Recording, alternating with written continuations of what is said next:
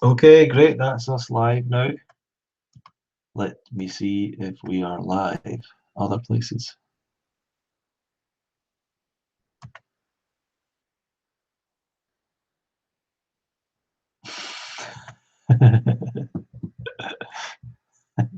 Yes, yes, we're going live. Yes. Ah, yes. It's all working out now, I think. Is it? Live stream is starting soon.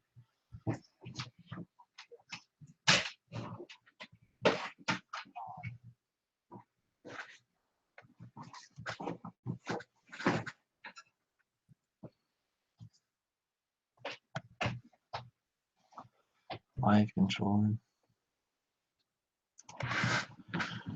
Okay, fantastic. This is the start of the live stream for the launch day of the UK Fruit Festival. Oh, we have 8 viewers already. That's quite a lot. That's great. So today is our launch day, and what we're going to do is have interviews all day long with various speakers and teachers in the raw vegan and 8-10-10 and fruitarian community. We're all going to play a part at the festival this year. Some of them have been before, some of them it's their first time, and they all have a different angle on things and different thing to bring. And joining me today in the background is Simon. I don't know if you staying in the background for the moment. Sorry? You're going to stay in the background right now? Let me go one sec. Let me watch your stream so I know what's going on. Yeah, you better. Yeah, that's a good idea. And the schedule today, just in case anyone's not. Oh, there you are. So this is Simon. How are you, Simon? I'm alright. I'm alright. You're all right. I'm coming all the way from Leicester. Yeah. From Leicester, England. Yeah. Yeah. This is so confusing. There's like a delay. So I'm not sure. Do I answer you now or do I answer this? No, you answered me now. Oh, okay. Yeah. Yeah, that's just the delay. Yeah, I just travelled up today. Fantastic to be part of it.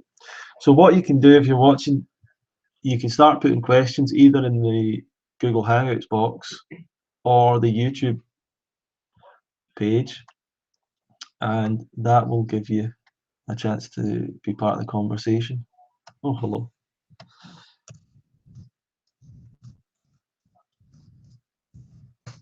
Just to let you know our schedule for today, in case you want to note this down. 12 p.m. So from now till 1 o'clock, I'll be kind of introducing things a bit, and we'll have, I think Doug Graham's going to join us in the second half of the hour. And then at 1 p.m, Professor Rosalind Graham is going to be speaking, and I'll be doing an interview and hosting that. Then at 2 p.m, Doug Graham will be speaking as well. Then at 3 p.m, our head chef, Marina Grubic.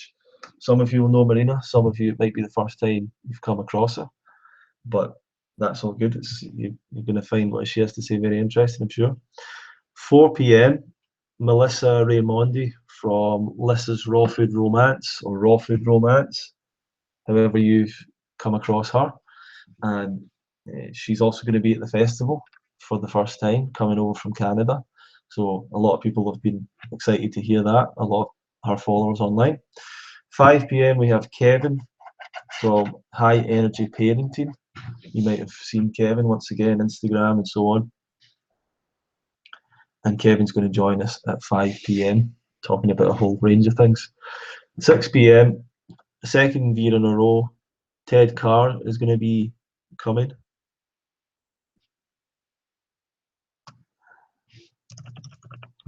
Hi guys, glad to see. Cherish every moment. Hello, I'm so excited. Angelica, good to see you as well. So Ted Carr is going to be speaking today a little later on, once again 6 p.m. So you might want to join us now, you might want to join us later. 7 p.m, we have Anne Osborne joining us from all the way from Australia. And 8 p.m, Grant Campbell, also from Australia, so that should be the last one.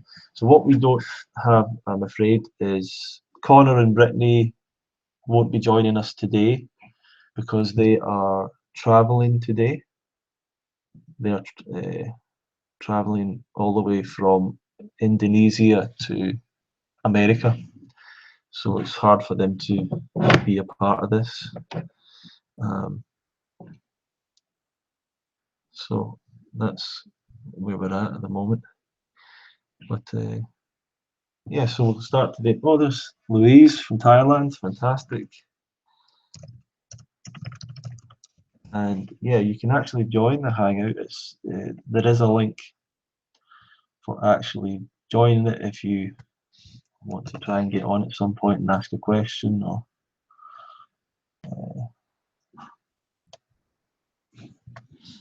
show your face, I suppose.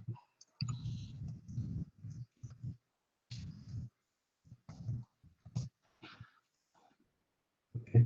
Great. So it seems like everything's working. It seems like people are joining us. And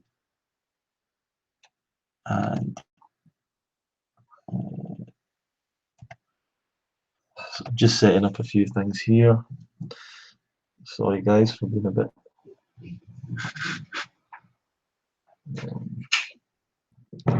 Fruitfest. Where do I go on?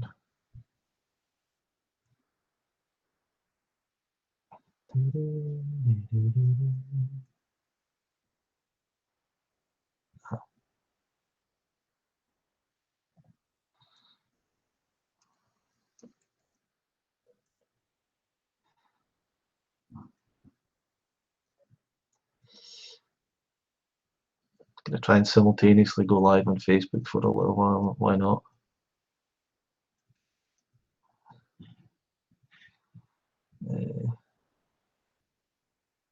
Go live. How do we do this? Go live. There we go.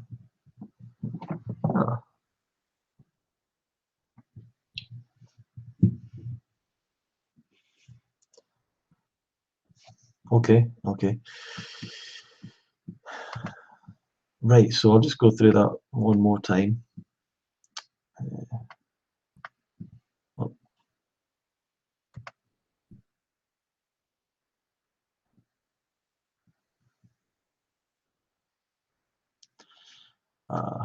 Simon's even added a thing. Mr. Databuzz, is there any way I can apply for volunteering online? Yes, we will be doing volunteering.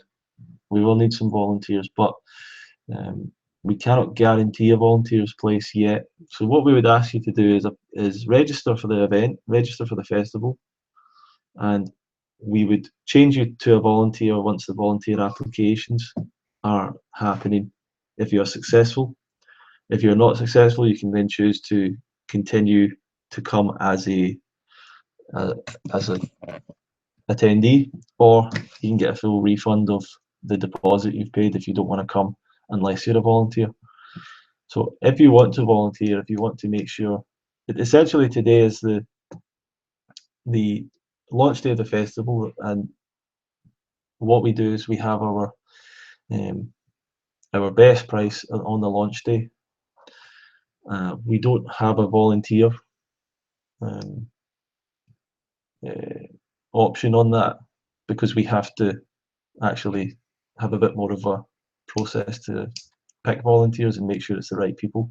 So we will have a volunteer page up that you can fill in, but before doing that, what you should do is register for the festival, so that at least that you have the option then, if you're not successful to be a volunteer, then you can still attend, or you can choose not to attend, and as I said, you'd get a full refund of your deposit. So that's the way that works. Hope that's pretty clear.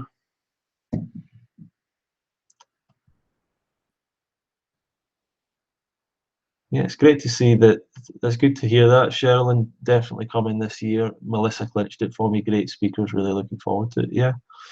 Mellisa was someone that I only came across maybe this year, the last 6 months, a year, I'm not sure. But it did seem that her story really was very inspirational for people, and it seemed like she would really add something special to the event, so that's why we got in touch with her. Thank you, I'll do that. Okay, Mrs. Databuzz, I thought it was, or Mr. S Databuzz. Yeah, there's no reason why you shouldn't be successful as to apply to be a volunteer. But that's just something we have to set up like that. Great, we have 14 people watching. So, a little bit of the history of the festival, a little bit of information about it for everyone who's interested. Fruit Festival started, first festivals in 2014. Yeah, but they made Fruit Camp, didn't we? Fruit Camp. So yeah, the first yeah. So there was Fruit Camp. Actually, the year before Fruit Camp, there was also the thing when I met you, which was in London. So there was a bit of a 80-10-10 gathering. That was the first time I met anyone from 80-10-10. Yeah. I turned up. I thought I'd check if I'd read the book 80-10-10 by Doug Graham. Yeah. And I thought I should probably meet some of these people to see if they're normal. And then I got there, and then I mean, if Ronnie's anything to judge by, then these are the sort of people that followed it. So I was kind of tempted to just give it up, but I pursued, and then I turned into a widow as well. So yeah. But I remember that day there was maybe like 50 people turned up at the party. Was a lot, yeah. Maybe on the Saturday, yeah, big party. It was huge.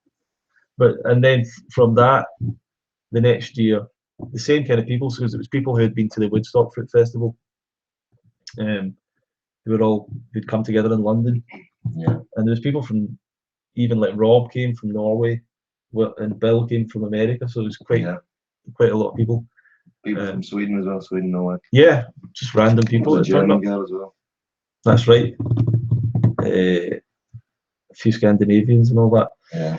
I don't really know how they heard about that, but there was obviously a real, at that time I suppose there was maybe, it was a strong network. It was becoming quite a big thing at that point, or it was quite. I think there wasn't many people doing it.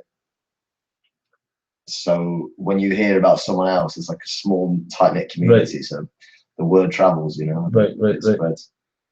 Yeah. And any excuse to meet up with other people that follow the same lifestyle as you and like want to do the same as you, and you can. Yeah. Like any chance to meet up with them, I think people will go for it.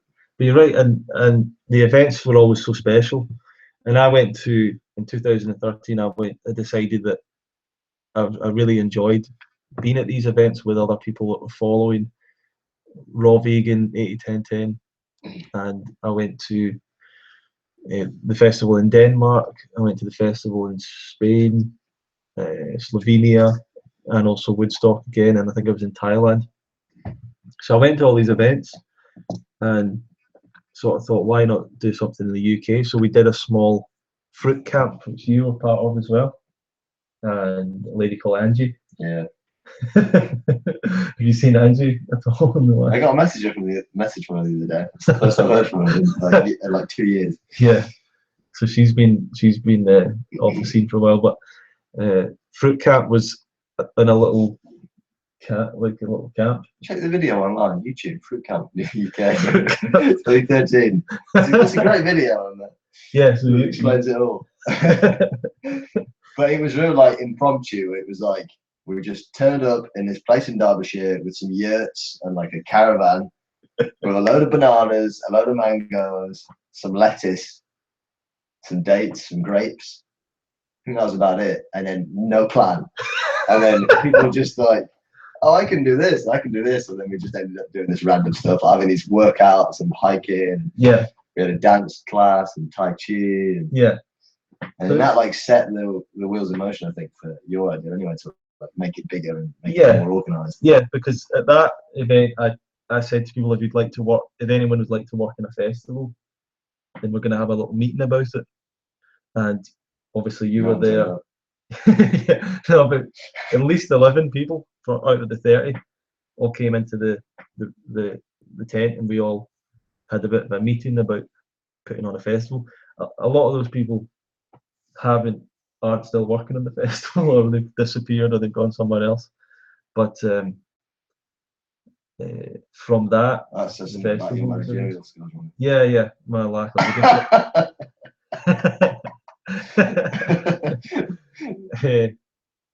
I think it just happens. People, you can commit to something at the time, but then in your life, so things just happen, and then before you know it, you can't give your time. So then people will drop out because they can't give their time, which is fair enough. Yeah, exactly. So that was the start of it. Really, that was the that was the beginning. The beginning, and we found a place down in Devon that year. Got in touch with Doug Graham, which is important to find out if he was interested, and he was happy to come. And it went from there. There's about 50, probably 35 people that year, really, but there was another 15 that turned up from London the last couple of days, so there's about 50 people all in. I think it was more than that, I'm sure. Yeah, well, probably. I think it was. I thought it was like 60 people in total. Okay, so maybe it was at the highest number of people. Okay, so maybe it was more like 50 to 60, yeah. And just kind of kept it going from there. The next year it was in Lodge Hill, and the year after that it was in Croft Farm, and that's where we are again now, Croft Farm. So that's a brief history of how things have went. The whole idea of the festival is to provide a place for people who are interested in the raw vegan and particularly fruit-based, low-fat raw vegan lifestyle, a place to learn about it, a place to have some community and meet others and support and education and the experience of it, and obviously just have a really enjoyable time together. And it tends to be the case that the people that get drawn towards this lifestyle often have a lot of things in common and are often how would you describe them? Quite high caliber. Yeah, like people who are quite. There's a big difference between. It's not always the same people. I mean, we've had people come that they've never eaten a fruit lifestyle before. They're not vegan. They're not even vegetarian, but they're just interested and they want to see what it's all about. And then a lot of them go over the positive. Yeah, absolutely. Image of it, but then you've got people who've been doing it 20 years, 30 years, people who are just a few years, people who are experimenting. Like, I think it's kind of a mix. It is a mix, and that's an important thing to point out, because people think, the only people that can. Not everyone's an athlete, it turns out. Not everyone's been doing it for years and years, It's just like, some people have got no experience eating fruit, some have got no experience in fitness or anything, but they come and they experience it, and they experience how nice people are, Everyone's like, there's no judgment, there's no like hierarchy or anything. It's just a load of people together, pretty much in a field, hanging out, like having exercise and listening to talks and eating fruit and just having a good time.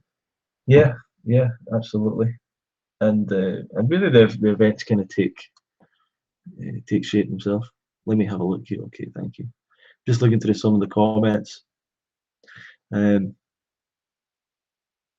Can't seem to enter the name on the card anyway. That's always required for credit card payments or something like that. Team Banana. James, is that James or Lydia? Is that one of them? One of them. Twosome. Switch to night mode in YouTube gaming. Hi, fruit people. Nice to see you. Great. Good to see people here. Hopefully.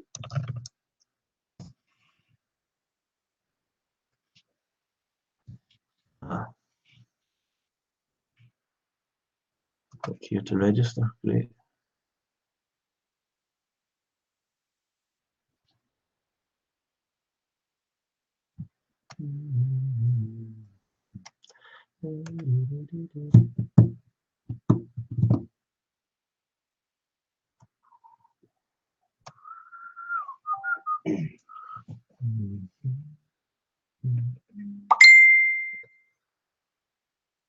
Here's a brief bio.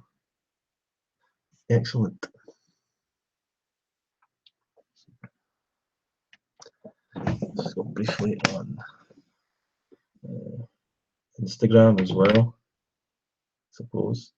You can go live on Instagram? I don't know. I'll just post the video, I think. Hello Instagram, this is Ronnie, and I'm here with Pitching to Health. Simon. We are live streaming today for launching the Fruit Festival in the UK, so you can go to fruitfest.co.uk and join the link, and that'll send you to be part of the live stream, be able to watch it and ask your questions and be part of it if you like. And so join us today, and we'll see you then.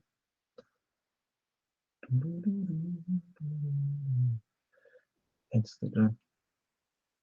I think you could probably talk about how the festival's grown since the first one. Yeah, well, the festival. It's so different now to what it was even like 3 years ago. Yeah. I feel. Yeah, I mean, I don't know. I don't know what's the best. Yeah, it's grown about 50% every year. It's always grown about another kind of quite a big section of people have joined every year, so it's getting bigger and bigger. There's clearly a lot of people out there who are interested in it that we've not even got to yet. We've got around to, in a sense. But the variety too, the variety of activities, the variety of speakers increases each year. There's more on offer. Yeah.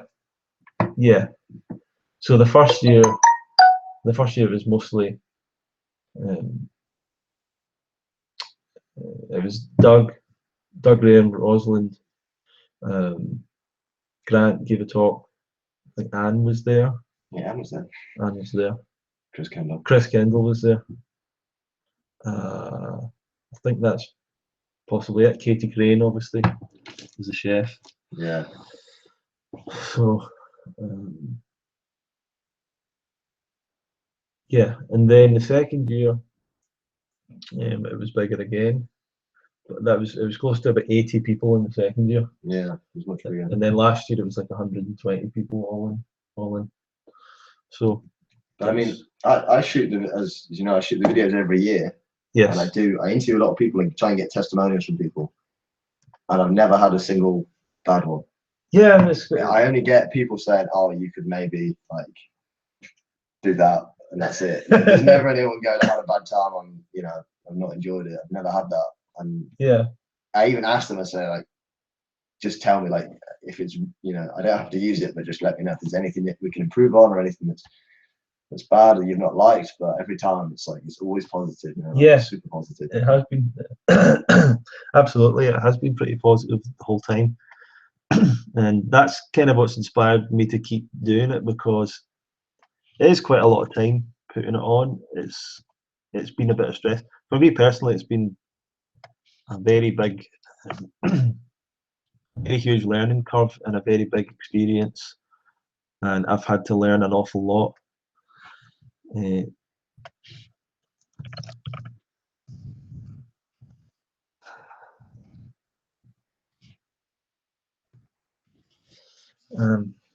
It's not easy, it's expected to. No, I've had a lot of stressful moments and a lot of fear and stuff like that, and a lot of anxiety. But you've grown as a person, Ronnie. Yeah.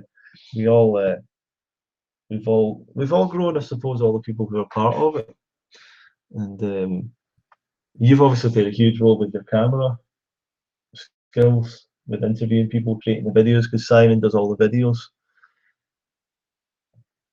You try, yeah. You do pretty well.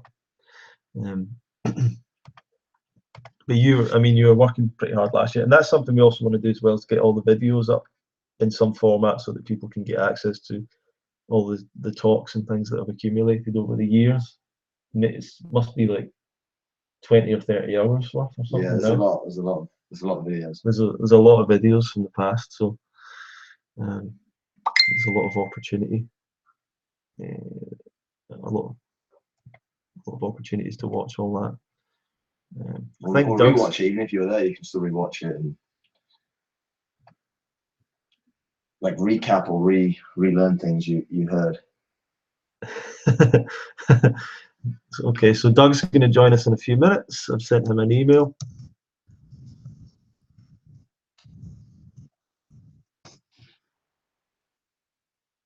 Keep losing sound. Erin Turner, you're asking if dogs are welcome. Dogs are welcome, but I would say, Erin, that um, you know, if you're in a cabin with other people you don't know, uh, I don't know if people might get on with dogs or not get on with dogs. So we'll have to kind of sort it out if you turn up. Maybe we'd have to move you into maybe we'd have to have a cabin just for people who have dogs. But then I don't know if then that becomes like a crazy, you know. What do you think? Because if you're camping or if you're in a cabin with your own family or with your own friends, then that's great.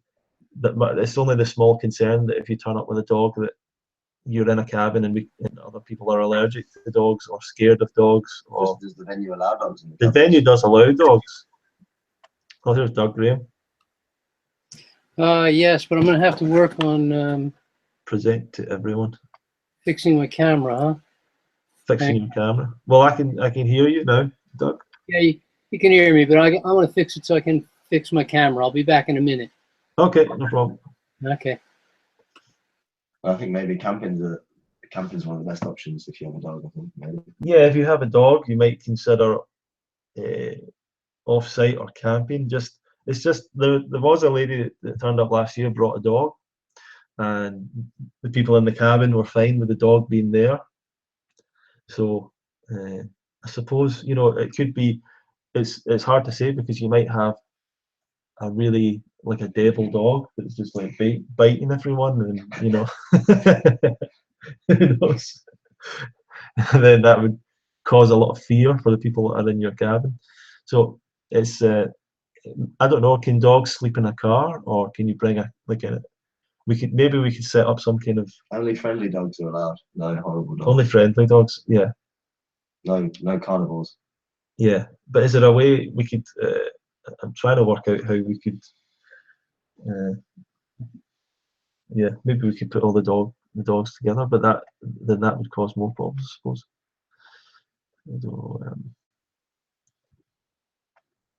Oh yeah, Erin, if you're camping, then it's not really an issue because I imagine your dog would be staying in your tent with you or in your camper van or however it works.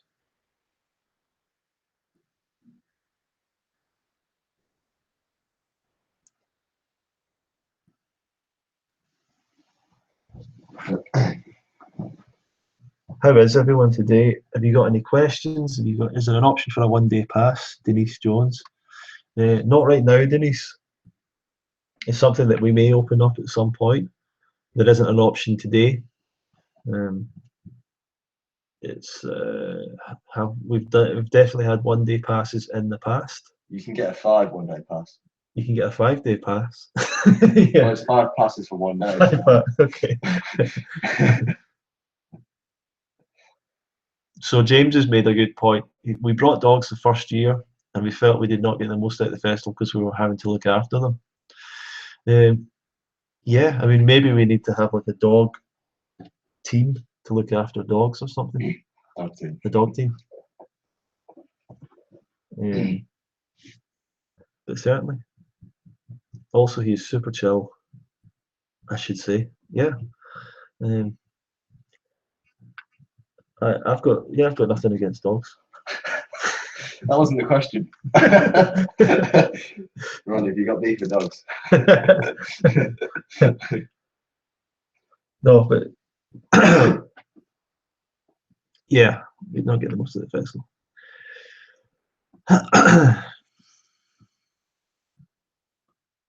Good perspective. Good, we've got a lot of good people online. Booked and excited camping in our VW. Brilliant, Kerry. Nice. What is a VW Volkswagen? Yeah.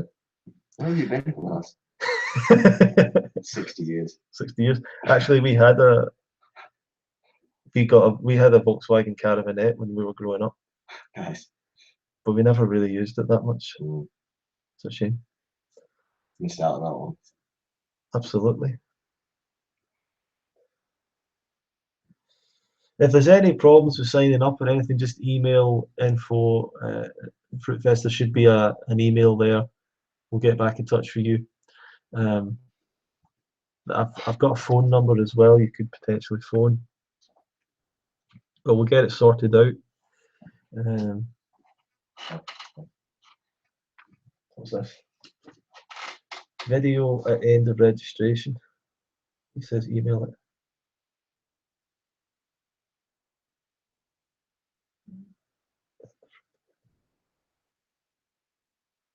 Okay, there's been an issue there.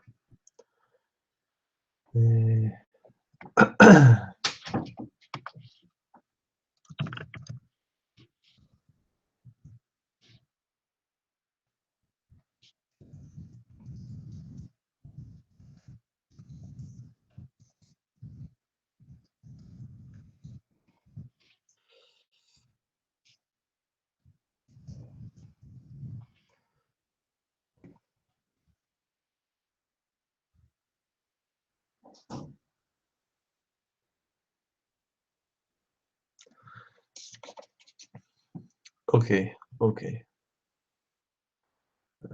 So that we need to see soon. Great.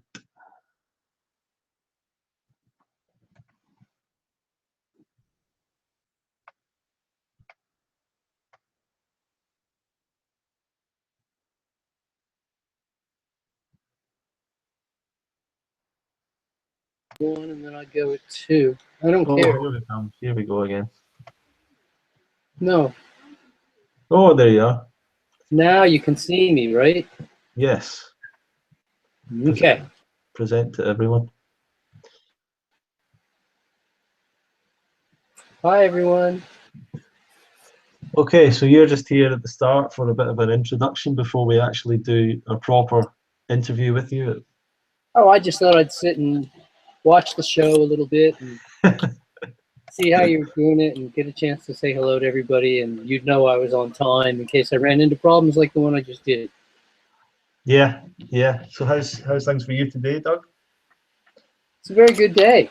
It's a very good day. I mean, I got a lot done already, and that's always a treat because sometimes, you know, you feel like you're mired in mud and just can't seem to get anything done. And today it's all just falling into place, and one thing after the next is clicking.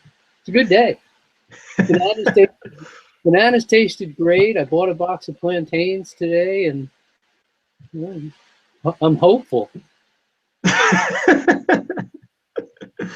So quite optimistic about the plantains, you're saying? But yeah, I don't remember trying in this country, except a long time ago, one or two plantains. But I found access to, I can buy them by the case. So I got a case, and you know, in 3 or 4 weeks they should ripen up enough so I could eat them. 3 or 4 weeks, indeed. You have to wait until they're basically black on the outside. Pretty much. Yeah. Pretty much. But then they're just some of the most delicious fruit on the planet.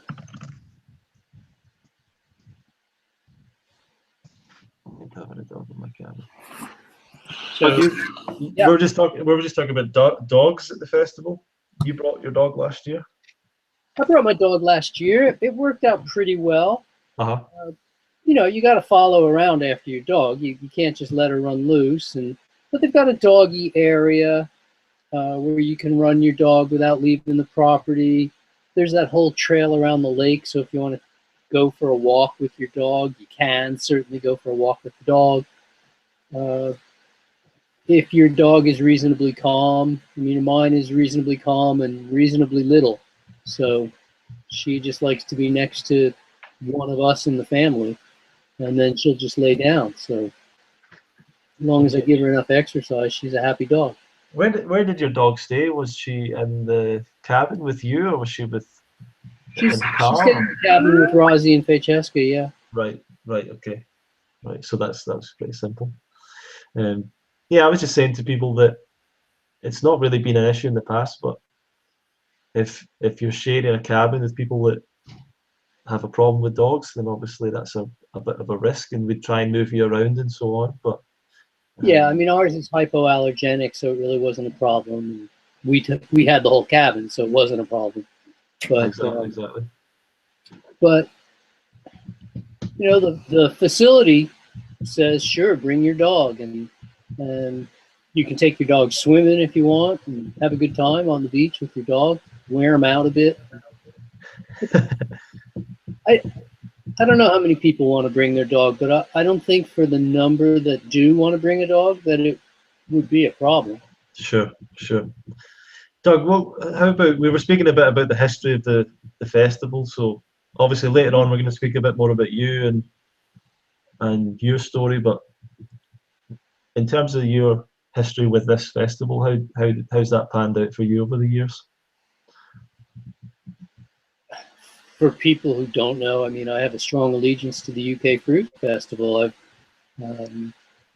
My first time coming over to the UK was back in '93, I believe, and I came for what was called a hygiene conference. And although it wasn't a fruit festival, it was a health festival. Certainly lots of fruit was served, and I enjoyed the heck out of the conference. But I was told back in several times in the '90s that fruit just wasn't going to catch on in the UK. It just wasn't possible, and people like their starchy food too much, and so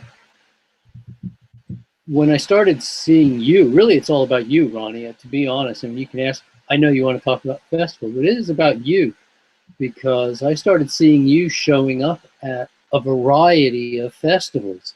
You know, by the time I'd seen you at, I don't even know how many, three or four different festivals. You know, obviously something was up, and you knew more than the average guy who's just attending a festival one time. You were coming for different reasons. So when we talked and you discussed the idea of a festival in the UK, I knew, because my book sales, you know, worldwide book sales, the UK is my, you know, second after the US. And so I knew there's a big following here. I knew there's plenty of people. I'd met so many people at other festivals from the UK that it seemed like a no-brainer. And when you put it on the very first time, even with the busload of people who couldn't make it because the bus broke down, we still had what I felt was one of the best festival experiences I'd ever had. I mean, the food was terrific. Things ran on time. The speakers were not only in alignment with each other, but very respectful of each other, and the timing, you know, so things just stayed on cue. And I think I met possibly like the happiest and friendliest bunch of people, not just appreciative that we'd come to them, but just a sincere group of people who were willing to try things. A lot of new stuff was introduced at that first fruit festival.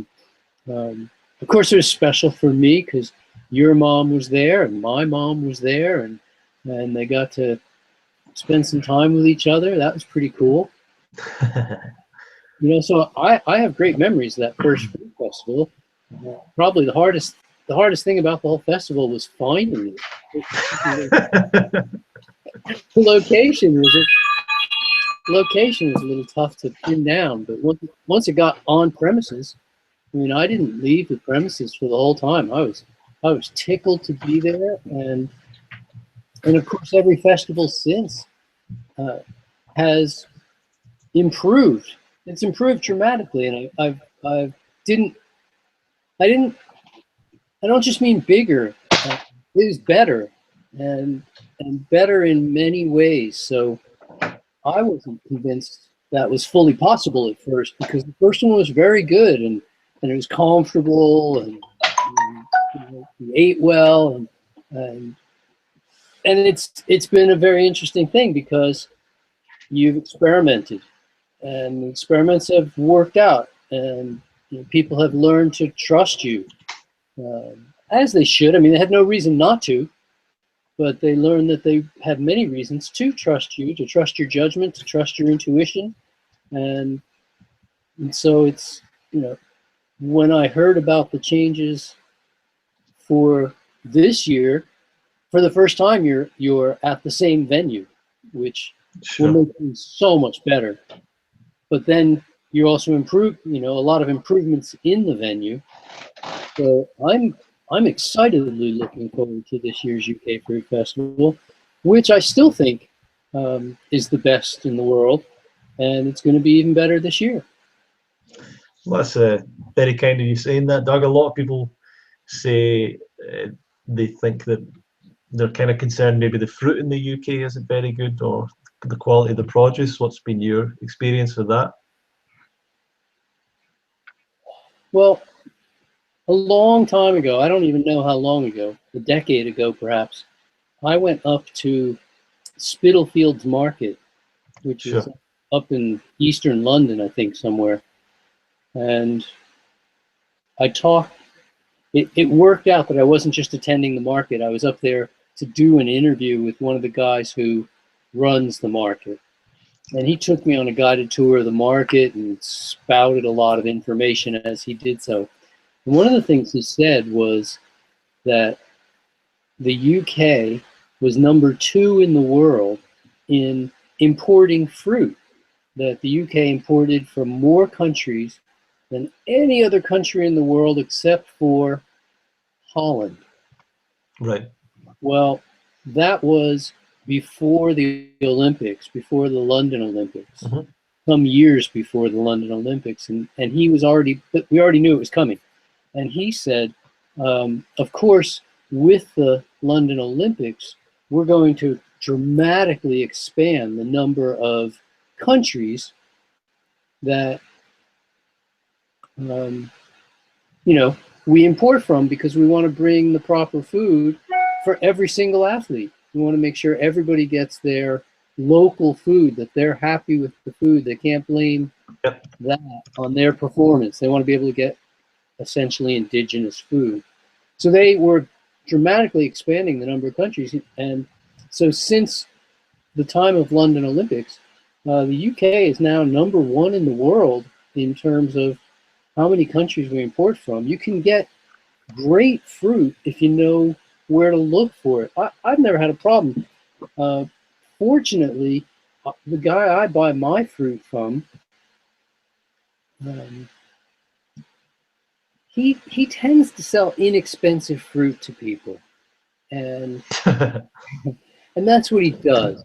And it's not really great fruit, but he's been in the business of fruits and vegetables. That's been his family business for 4 generations now.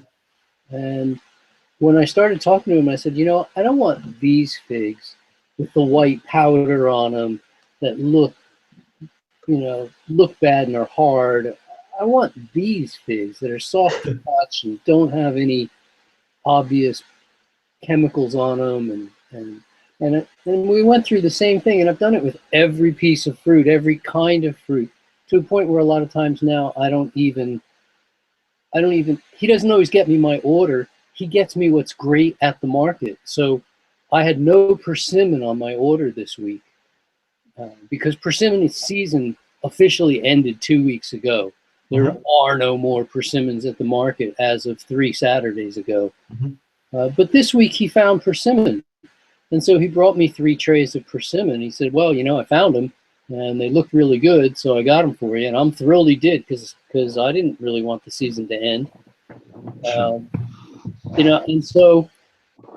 it turned out when I first approached him and asked him if he could supply the festival, he said, sure, I can get you anything. I can get you anything. Which has pretty much proven true. We could get anything. So, if we wanted to have amazing variety or whatever quality, we just tell him what we want. He brings it to the festival. I've been impressed 3 years in a row. I didn't think it could get better, and every year he's just done better. Last year's food I thought was superb. I remember stone fruit at the beginning of the festival that was just like everybody talking about it. And from there, the food just got better. So a lot of people think, British food, well, British food's nothing to write home about. And probably traditional British food isn't. But I don't know. I've never really eaten traditional British food. I don't think I don't think I've seen better fruit at any other festival that I've been to. I've been to pretty much all the fruit festivals in the world, and I've not seen better fruit. You know, every place has its local things. You go to Denmark, you can very often get amazing cherries if it's cherry season, and obviously that varies with the year, whether the festival happens during cherry season. And when you go to the States, certain things will come in from California that might be great, but you know, you never know for sure. California produce, they depend on the weather too, and they have not been having supportive weather for the last 4 or 5 years now. Their drought, you know, is crushing them. So really the food we're getting and the access we have makes it possible. I mean, there was, people probably know, the people listening locals certainly know that this winter has been a bit unpredictable and not the norm. And you know, they're rationing lettuce in the grocery store, which today I didn't That's know right. I saw that. Yeah. I didn't know they were rationing, and I bought 4 heads of lettuce instead of 3. And you're only allowed 3, so I bought the 4th head of lettuce, and when I went to check out, the woman said, "Oh, you're only allowed to buy 3. You'll have to give me 1 back."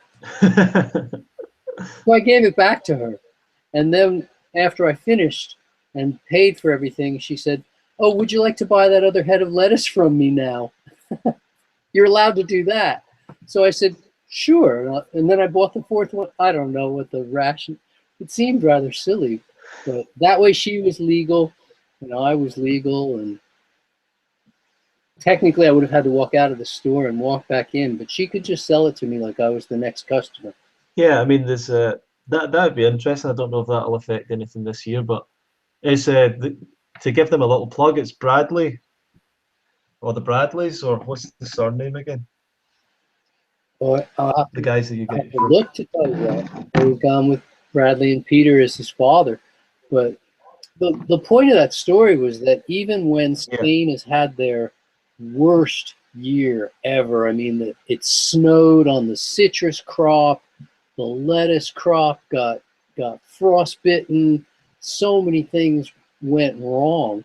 It hasn't affected access to food in the slightest, because England's got the worldwide market, and so we have the ability. I mean, I was told a month ago or 6 weeks ago, whenever the snow fell in Spain, when they said, "Well, that's going to be the end of citrus. You're just not even going to see citrus by February. There'll be no citrus." But that hasn't been true at all. I mean, I've had the best citrus. I'm just like, February is traditionally really good citrus, and it has been this year as well. I mean, it's just been superb citrus. So Yeah. you know, if You know, one part of the country had bad weather, another part of the world had good weather. yeah, I've never noticed, to, and I've been to a number of the festivals that are in different parts of the world, and to me, it's just the same. To me, there's good fruit everywhere, and I I agree. I constantly hear people say uh, they live in a place where they can't do this lifestyle because there's no good fruit, and I don't, and then it turns into where they'll say things like, "Oh, the global agribusiness, you know, they just make bad fruit and it's mass produced," and I totally disagree with that. I think um, the reality of business and these shops is they're looking to get the best fruit that they can. They're not looking to get bad fruit. That doesn't make any sense. You know, for sure they need to get it at the right price. So they can't just go to every organic farmer and collect it all up. They need to go to people that have mass distribution, but they're looking for good quality. They're not trying to sell bad fruit to people, you know. And the fact that it's not ripe on the shelf is just so that people can take it home and ripen it themselves. You know, I just think people make problems out of things that aren't problems. You know, if you're making solutions, if you're looking to solve a problem, Yeah. you know, and then you go, that's what you see. So I mean, when people have said to me like, "Well, how do you eat when you're on the road, or how do you eat when you're in the air, or how do you eat when you're this, that, or the next?" you know, and you find a way. Recently took a trip with my family. We were 8 days in it's called the high desert of Utah, and I did what I always said I would do. I just walked into a grocery store, and lo and behold, they had a big organic section, and I bought a bunch of fruit and took what was great and left what wasn't, and found some really good melons. And then a day or two later, when we were just driving, we were going through a town that isn't notorious for great food particularly, but it's near Arches National Park, and parked on the side of the road was a pickup truck with a cab on the back, and there was a sign out the back of the truck that said organic peaches. So I just pulled over to take a look, and it turned out it was the lady selling it. Said, "It's the end of the crop. It's the last of the year. I want to go home. I've got 2 cases left." I said, "I'll buy both cases." She was, "2 whole cases?" I said, "Yeah, I'll buy 2 whole cases." So I brought them into the car, and they were spectacular. I mean, it was, I'd be willing to say perhaps that was the best food I had in 2016 was those peaches. They were just amazing. So I started cutting. Rosie was driving. I started cutting, and that's not true. I was driving. I started cutting before I started driving. Yeah. And I just started cutting and handing out pieces of peach. And they were great big, oh man, just astonishing. I mean, it was the best fruit of 2016. And before we had finished lunch, between the 3 of us, we ate more than half a case of peaches. It was like 26 or 28 peaches that the 3 of us ate. Francesca has never eaten so much peach in her life. You know, usually she's good for a piece of fruit, 2, 3 pieces of fruit, maybe 4. And she sat down and ate 8 of these peaches. Nice. That each was like the size of a softball. And it was just, wow, I never saw her eat so much food. You know, but you just find it. It's there. It's there for the taking. We went into grocery stores. We went into Walmart and found organic produce there that was really good. You know, and you just go where you go. People say, "How do you eat on an airplane?" I go, "I bring a couple of cucumbers when I go on an airplane, or I bring some cucumbers and apples, and I'm more than happy, you know, or grapes. Bring whatever they usually put on an airplane anyway, which is." You know, you always see cucumbers, apples, and grapes, so I just bring my own. That way I can have as much as I want. It's never. Yeah. So the festival as well, or people say, "Oh, living in the UK, you can't find." Yes, you can, but you're probably not going to find it. And I'm not trying to pick on stores, you know, but if you go to Iceland or something, you're probably not going to find the world's best produce because that's not what they do. Yeah. Or if you go to, and I don't know how to name the stores. You know, I don't want to pick on any of the grocery stores because, in fact, you might find good stuff at any of them. It's more about developing a relationship with the people who get you your fruit. The people who bring you my fruit know my name. They know my phone number. If there's something good that they have questions about, while they're at the market, they'll send me a text and ask me, you know, you only ordered 2 trays of figs, but they're really good. You sure you don't want 4 or 6? Whatever. So it's developing relationships. I think like that is true probably with everything in every field. But certainly with my food, I want to know, you know, that people are really caring about what I'm getting, where it's coming from, you know, how much quality I'm getting. And so I agree with you completely. It's about finding these solutions and not just saying, "Oh, well, this is a problem, therefore I'm just going to eat potatoes." You've got a few questions here, but I know that Rosalind's coming on in about 5 minutes, so maybe we can make the answers pretty quick if we can. I can. In fact, I thought of that last night. That I want to do one of the things that I wanted to do with you after our phone call yesterday. I was thinking about some of the different things that would be great fun to do. And one of them is to have a Q&A session where I answer questions in depth. But another one would be a Q&A session where I give short answers. So here I go. I'll give short answers. You ask the question. The first one is from one of our attendees from last year, Araceli from Spain, and she was saying, how much weight are you lifting now? Hi, Araceli.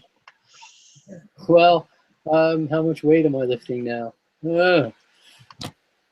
On a good day, I can squat 130 kilos these days. On a good day, I can deadlift 180 kilos.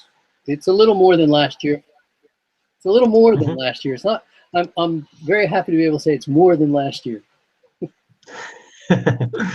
And the second question is, do you only buy organic? So that's from Natural Lean. Do you only buy organic? No, I don't only buy organic. I make some discretionary choices about what I'm going to buy organic and what I'm not going to buy organic and what I will only buy organic.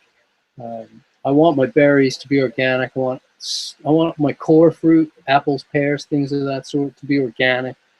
I want lettuce, cucumber, celery.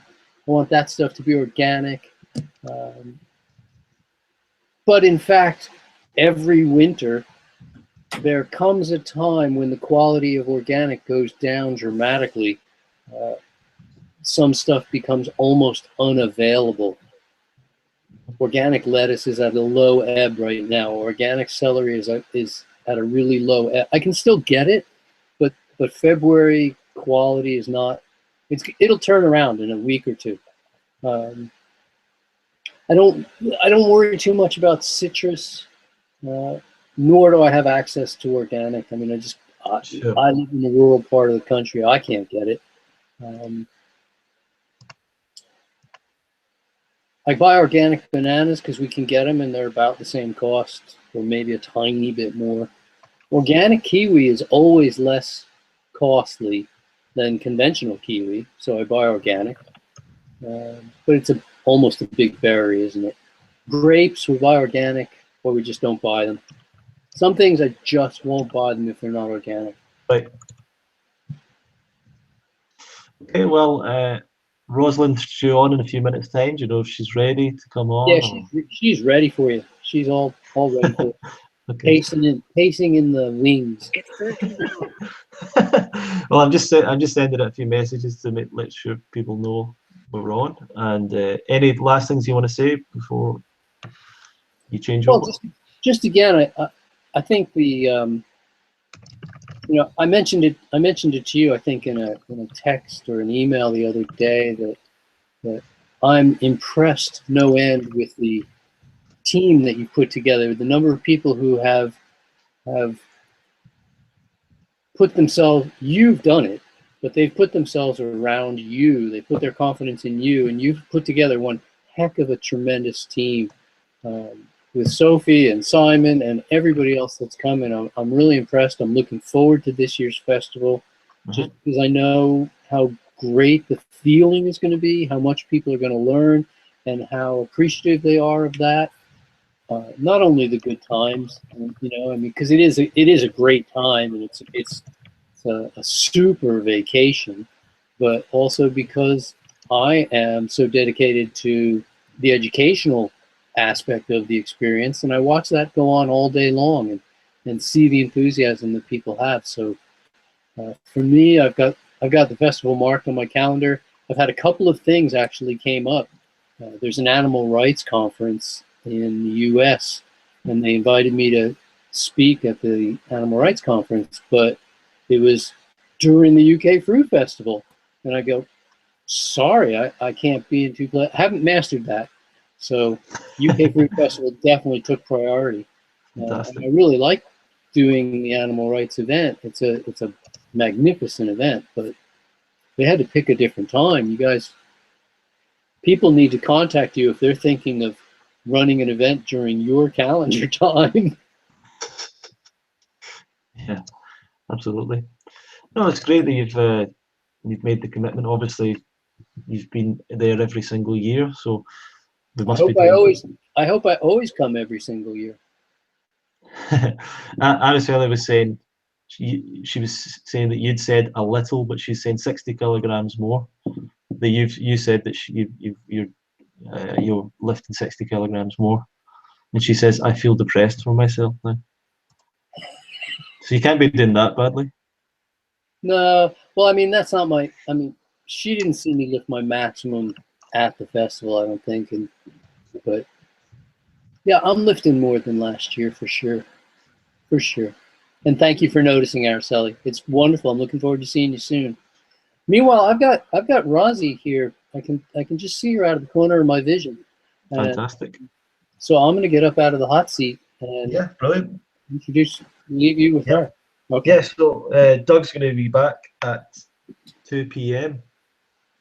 So if you have any further questions for him, then feel free to leave then.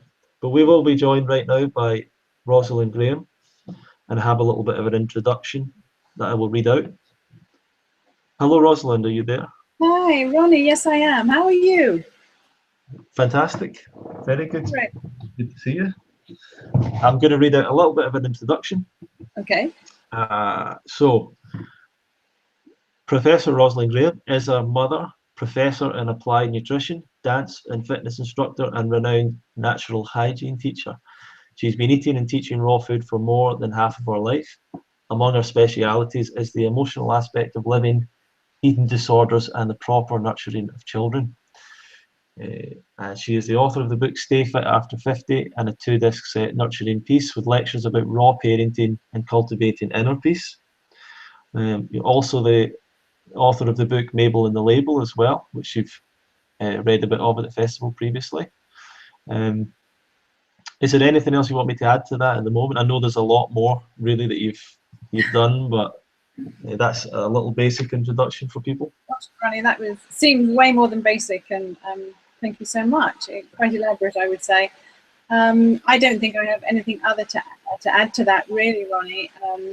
I must say that the quantity of people who are coming to me with eating disorders is probably never been higher, actually, to be honest, at the moment. Although I'm not working as such, word of mouth gets around, and somehow these dear spirits find me, and I must say it's just astonishing, and how many are finding recovery through pursuing a raw vegan diet. It's really inspiring. Yeah, that's something you're very passionate about, is the idea of natural hygiene and the raw vegan diet being really a solution to eating disorder problems. Would you say am I accurate in saying that? Yes, Ronnie, I'd say you would. You were. I mean, I think there is also, obviously, as there is in all conditions, I believe, a massive psychological, emotional, influence on the whole thing, and possibly none greater than in an eating disorder. But however, in my experience, which I have to say, unfortunately, at my age is quite considerable, that it doesn't matter how much work people do on themselves psychologically and emotionally, if they're consuming foods which are, by their very nature, addictive and causing them these incredible cravings and mood swings and blood sugar mountains and valleys, they can't ever really get out of the hole that they're in, regardless of the emotional work that they do. And the answer is putting the two together. Sure. Yeah.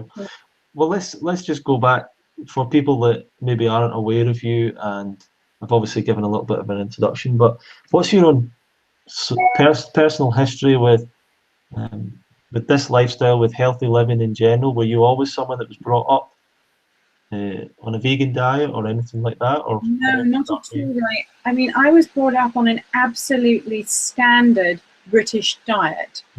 My mother was very much the cook at home. We didn't live on junk food and tinned food. Everything was homemade for the most part.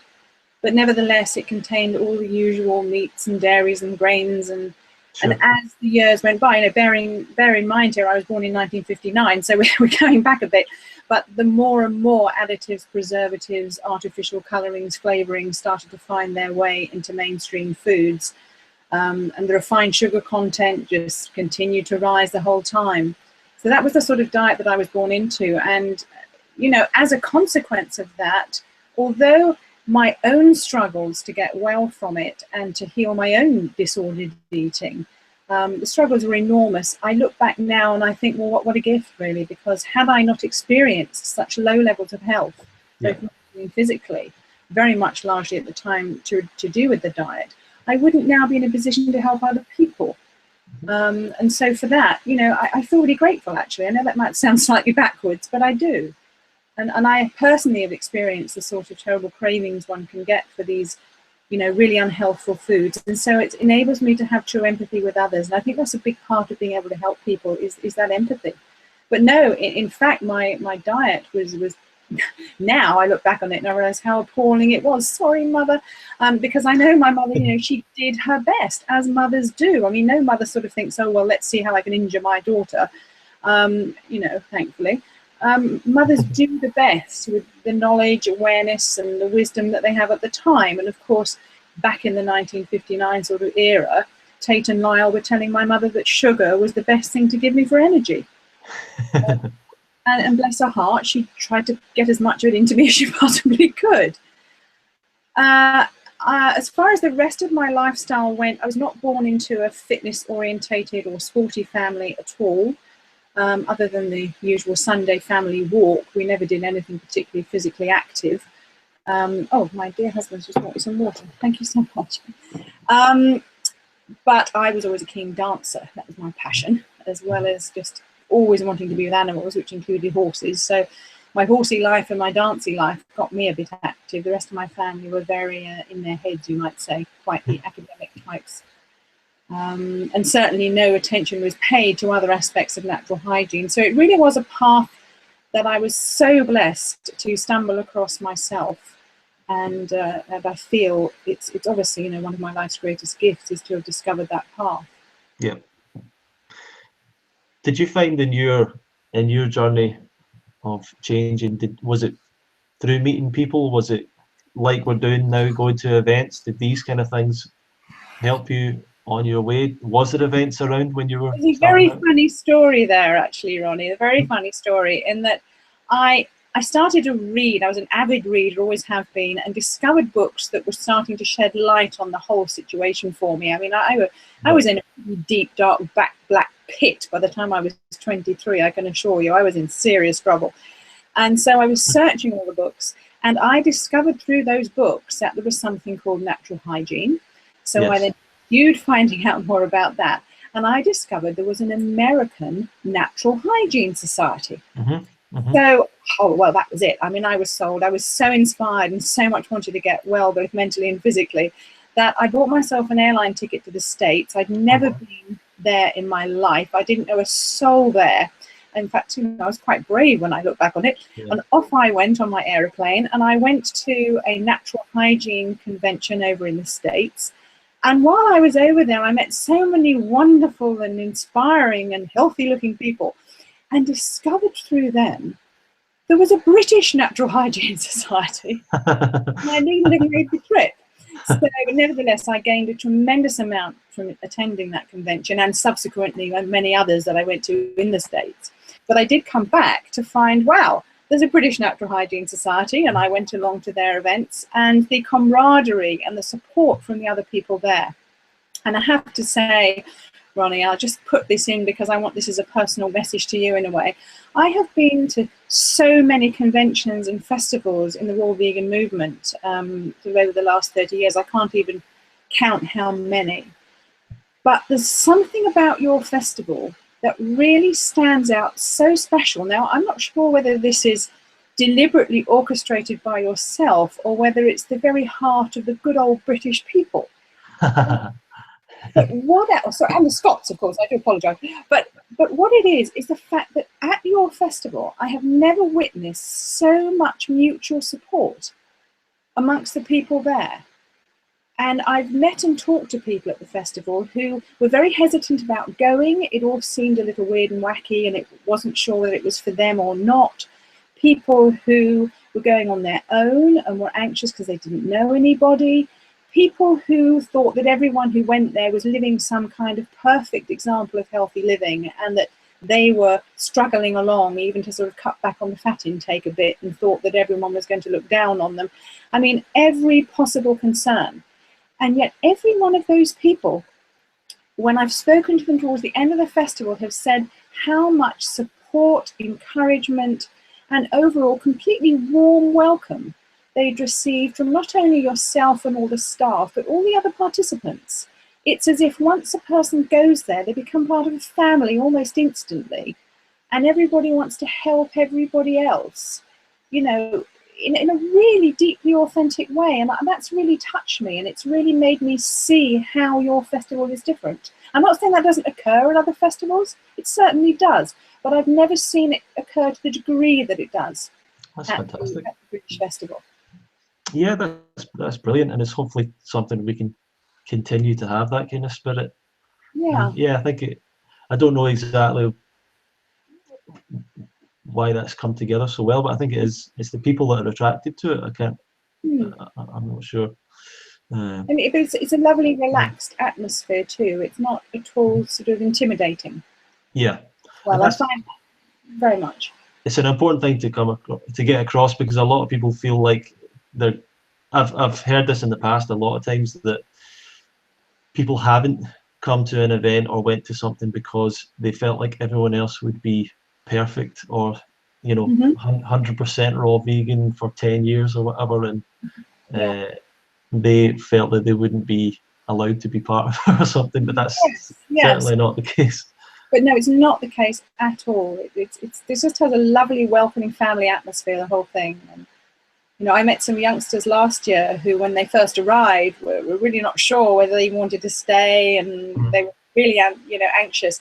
And yet by the end of it, you know, they didn't want to go. They'd made friends for life, you know. It was just charming. It really was. It was just lovely. You play a lot of different roles at the event over the years, and obviously you've always given at least a 3-part lecture program, which has been different every year. You often host, you often host a workshop of some kind on emotional eating, perhaps, or a women's group, or a young person's group, as you did last year. And also you help with the children in the games and those kind of things. Do you want to talk a bit about all the different roles that you've played? Sure. Oh my goodness me, and including the ambience fairy and that's right, the ambulance as well. Oh my goodness.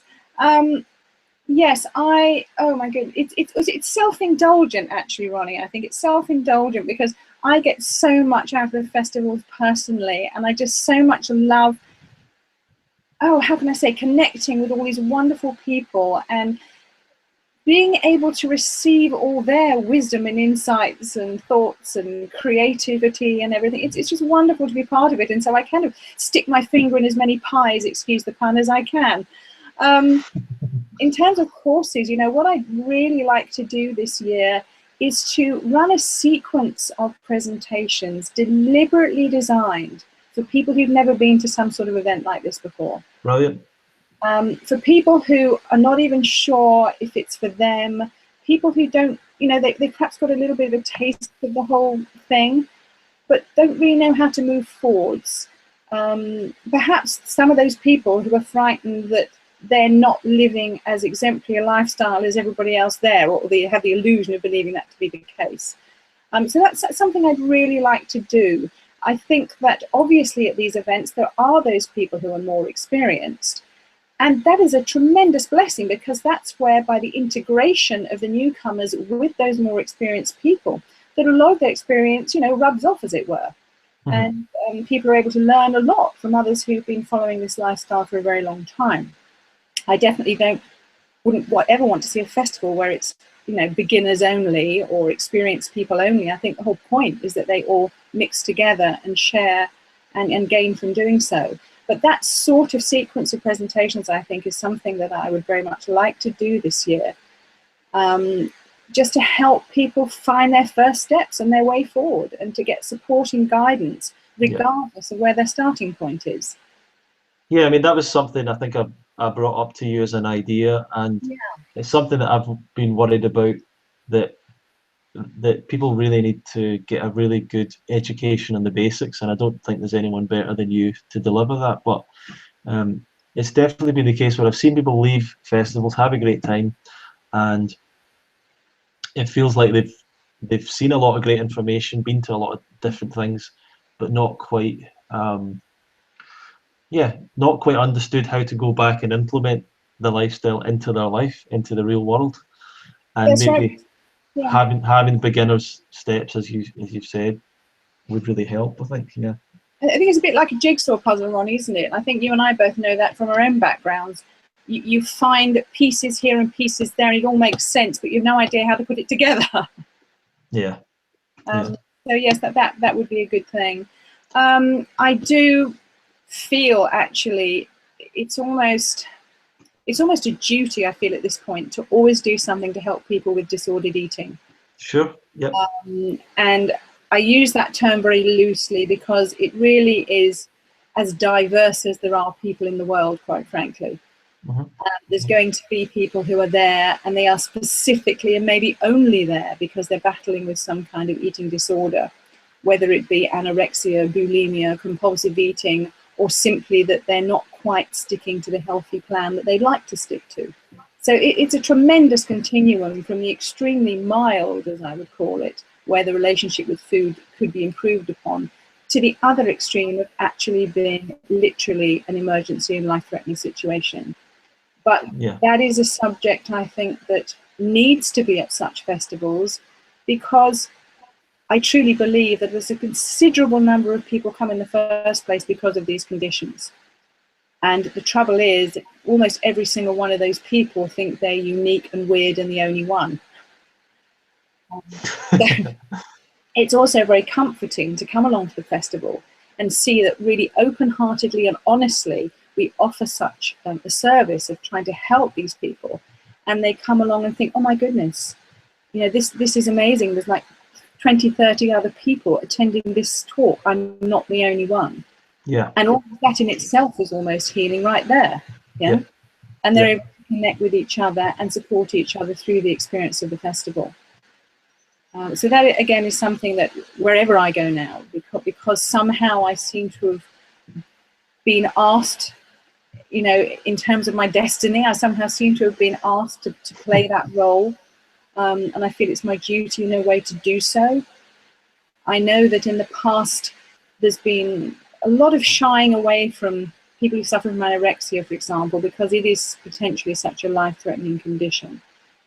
But I've been working with quite a few anorexics recently, and I'm so happy to say, and so glad to say, that progress really can be made, and progress is being made. And one of the most important things is to honour these individuals and their own journey and who they are, and not to categorise them, and not to intimate that essentially all they have to do is pull themselves together, because it really isn't as simple as that. No, not at all. I've developed some techniques in the last few years which really seem to be helping people, and it's a great gift in my life to be able to be of that help. So that's another subject. In terms of, sorry, you were saying about hats. I've sort of rattled on here. Yes, another hat is, well, I just adore children. I mean, I'm sorry, it's just how it is. So being with the children is always a delight and a thrill for me. It gives me an opportunity to be childlike instead of having to be an adult, which does carry such tremendous burdens of responsibility. So to have time when I can also be somewhat irresponsible and creative and playful is absolutely, yeah. So I hope that people bring their children along. I think perhaps if people knew how great the venue was for children, they would more readily bring them. It's the place where you've got the event, and this is something I like, Ronnie, actually, about where you're holding the event, is I have been to a lot of festivals where there's this kind of almost clinically pristine sort of arrangement, but it's all very, it drives you indoors. Everything's indoors. It's all very sort of concrete and structured, and there's something about it that almost takes people away from being in contact with nature, which is obviously what we're trying to do. Whereas where you're holding your festival, the amount of open space and greenness and the draw to be outside rather than inside, I think is very complementary to the whole festival. I really enjoy that. I remember the fantastic thing. I don't know if Roger's here, but the fantastic, wonderful dance thing that Roger did last year, the 5 rhythms, and it was done out on the grass. That's and right. At sunset. I mean, this is just magical. I mean, the energy, watching these people, and I'm gonna have to confess I was one of them, just completely feeling liberated, you know, outside, bare feet on the grass in this beautiful sunset with this astonishing music and this wonderful leader. And Roger, I totally take my hat off to you. You are one exceptional human being. It was just a tremendous, and still now people are talking to me about the dance that you're Yeah. it was fabulous. And that's a sort of venue where it feels right to do that. You don't feel out of place. The whole venue kind of is about being out of doors. And I think that actually goes a long way in helping people connect back with their natural instincts and back with nature. So, yeah, it's a great place. Yeah, it worked out really well. And as you're saying, there was the Dance for Life, and Roger will be part of the festival again this year, as far as I'm aware. I believe he's wants to do the Dance for Life again, which is what he calls it, his kind of dance workshop, Dance for Life. And he is, as you're saying, a really great leader in that, and got everyone dancing. But he will, and I imagine he has a lot of experience in counselling as well and helping people. And I believe that that him, possibly yourself as well, we're going to be trying to have a bit more support on a daily basis for anyone that does have issues coming up, whether it's eating disorders, whether it's just fears, you know, with changing diet, or they're feeling uncomfortable because, you know, they're eating fruit for the first time or whatever it is. Just because I think people probably need, or some people need, that kind of support to help them get through it, the first stages of making changes like that. Absolutely, Ronnie, and I would like to be available to people, you know, also on a one-to-one basis, because not everyone feels comfortable in saying what they need to say in front of a group. So I would like to be available in that way too, to help people, for sure. And I can't, you know, I think so highly of Roger, and I know that anyone who seeks his guidance will do nothing but gain. Absolutely. Okay, well, let's go back, because let's go back specifically to the American Natural Hygiene Conference that you went to. One of the first things you went to. Who was there kind of speaking, teaching at the time? What was the kind of audience like? Was it younger people? Was it older people? What was the... Wow, the audience was very mixed, I would say. In fact, you know, it really was. Maybe not quite so much of the, you know, there wouldn't be that many teenagers probably, or older teenagers. Most people would be at least in their 20s, I would say. But certainly a lot of people in their 20s, a lot in their 30s, and then right up to really much older people. The speakers in those days, Ron Cridland, Alec Burton, and David Engel, Frank Sabatino, Virginia Vetrano, who I've had the honour of sharing a stage with many times, who of course was worked for years with Herbert Shelton. Sure. Keki Sidwell would go over from England. I'm sure I'm forgetting lots of people. Robert Snydak. The list goes on. They were absolutely brilliant. Joy Gross and Susan Smith-Jones. So it was an amazing lady. So it was quite a big event, though. It was a big event. A big event. I mean, yes, it was, and it was very much natural hygiene as opposed to just a raw vegan diet. And so, that's what I was all about, and that's what I was interested in. So it suited me fine. But the talks did range tremendously from, I mean, Ron Cridland used to do these incredible talks about the importance of sleep. And, oh, wow. Yeah, I mean, the guy is so brilliant and knows so much and did these fantastic presentations. And the hilarious thing was that, you know, on the days when he did his talk on sleep, everyone was going to bed early. Because they'd all learned of the implications of, you know, depriving your body of sleep. and his research and his presentations were so convincing that yes, it became quite a thing. But also other things, like being sufficiently physically active was very much covered as well. So it was sleep, emotional poise, and I know Susan Smith-Jones did some really good presentations on that. Being able to create the food rather than just knowing what you should eat, how to do it, and Joy Gross had a lot to say there as well. There was a tremendous input from Michael Clapper and actually also Neil Barnard. Yep. And they, of course, both being medical doctors, Michael Clapper being actually an anesthesiologist, if I can say it, and Michael's written some brilliant vegan books, as you may or may not know. And again, Neil Barnard had also written tremendous books along with Colin Campbell and other people, and they would bring a tremendous amount of real deep science to the raw vegan diet, just showing without any question of a doubt that if you were seriously interested in longevity and good health, it was the diet for you. Yeah. They were very, very, very, very good presentations. Excellent. So, yeah, and there was a lot of outside activities, a lot of sport activities. In those days, I used to take people running and all sorts of things around the campus, and on one occasion got lost, but we won't focus too much on that one. Yeah, some of these university campuses are enormous and Sure. not quite signposted the same way we do it in Britain. So I would run off and sometimes not be seen for hours. Brilliant. No, yeah, so then I guess you came back to the UK. You've always lived here. I have, Ronnie, yes, indeed. I'm an English rose through and through.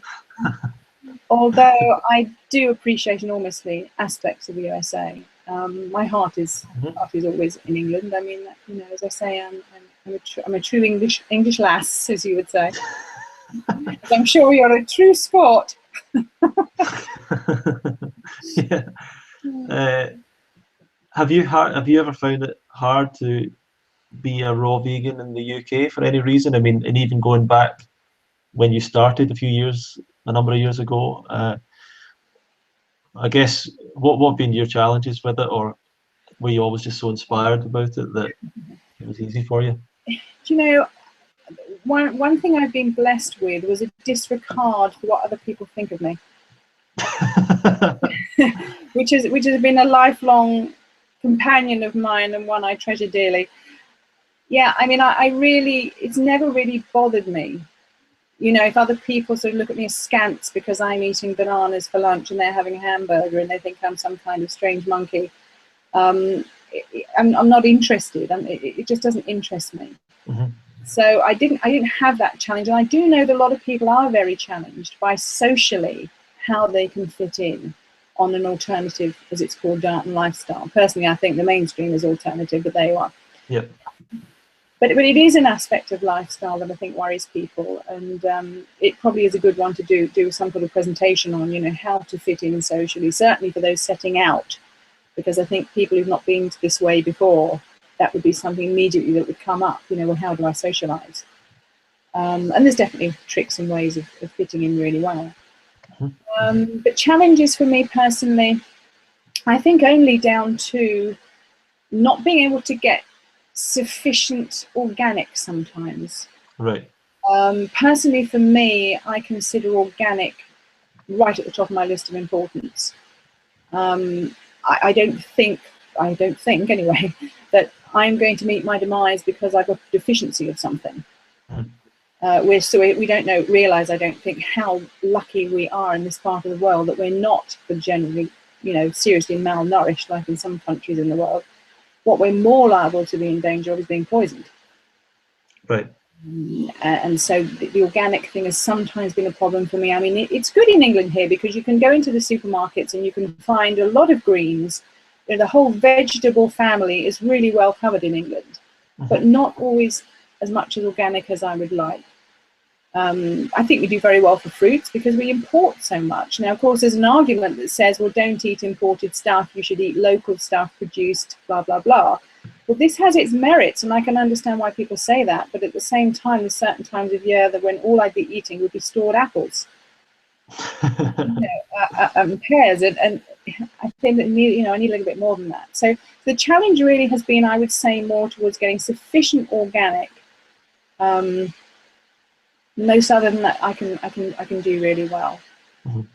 I did find that because of Francesca, that I was questioned a lot about her diet when she was younger, which didn't altogether surprise me. But I remember actually giving a talk once where I went to great length to explain how that it suited our biological design really, really well to consume a raw vegan diet, and how it didn't suit our biological design to consume, the flesh and the dairy and the grains and the whole thing. And I remember one woman putting up her hand and saying, look, I fully understand everything you're saying about our biological design and how this is good for us and how those other things aren't. She said, but obviously this wouldn't be suitable for a child. So at this point, apart from wanting to bang my head against the wall, I was a little lost for words. But I think it's the same in society. They see adults doing one thing and they're okay-ish with it. They just sort of label you as a bit of a dietary obsessive weirdo. But if a child is eating something different, comments are made.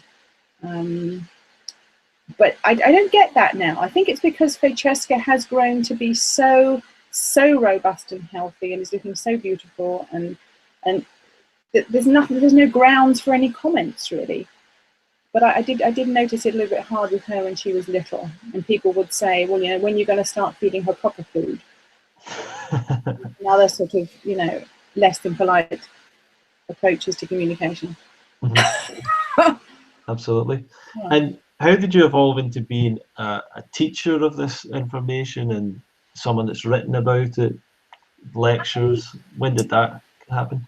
Well, it's an interesting thing, actually, Ronnie. And in my heart, I think I'm sort of, teaching's my thing, if you know what I mean. I think we all have a thing, don't we? And I think teaching's my thing. I've always somehow been drawn towards it.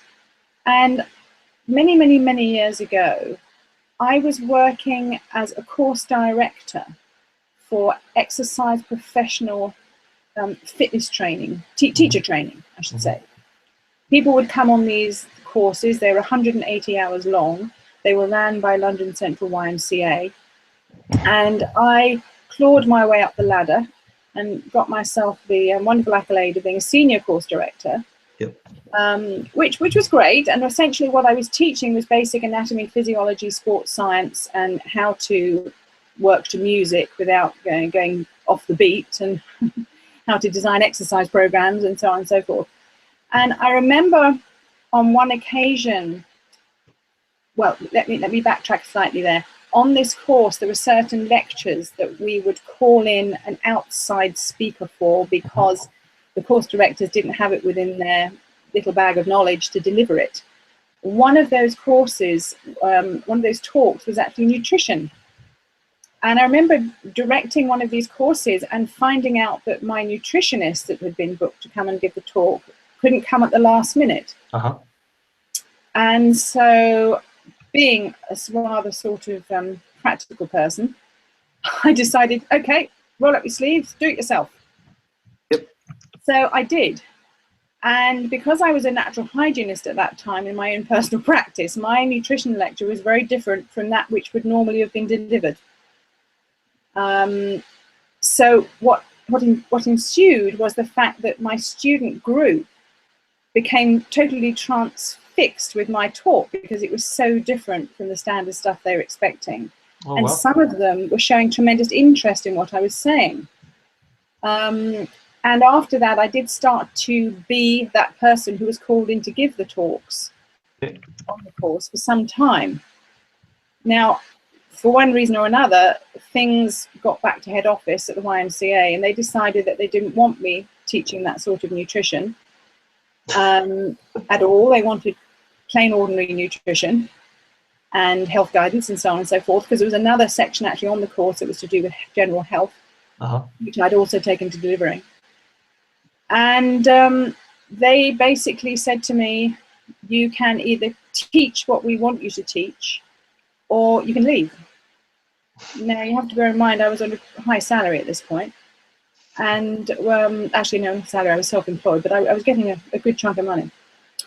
And that's where I'm at a turning point, because I thought I can either be authentic and teach what I believe to be the truth and be poor, or I can stay wealthy and tell people a pack of lies. So I left. Oh, well. So there you go. And then I found myself in pursuit of wanting to continue teaching the subject because I felt so passionate about it. And I had a whole teaching background from my work with the YMCA, and because I'd done qualifications in teaching regardless of subject. There are, teaching as a skill. Mm-hmm. So I had the teaching skill. I had the teaching experience. I didn't want to deliver what I was being asked to teach. So then I just went out there and I pursued the various avenues that were open to me for bringing my teaching to people, and eventually ended up on the raw vegan, whatever you would choose to call it, bandwagon. Circus, yeah. And then I was teaching natural hygiene mm-hmm. across the world for years. I mean, I've taught it everywhere from Australia to Switzerland to England to Slovenia to New Zealand to America, all over, and yeah.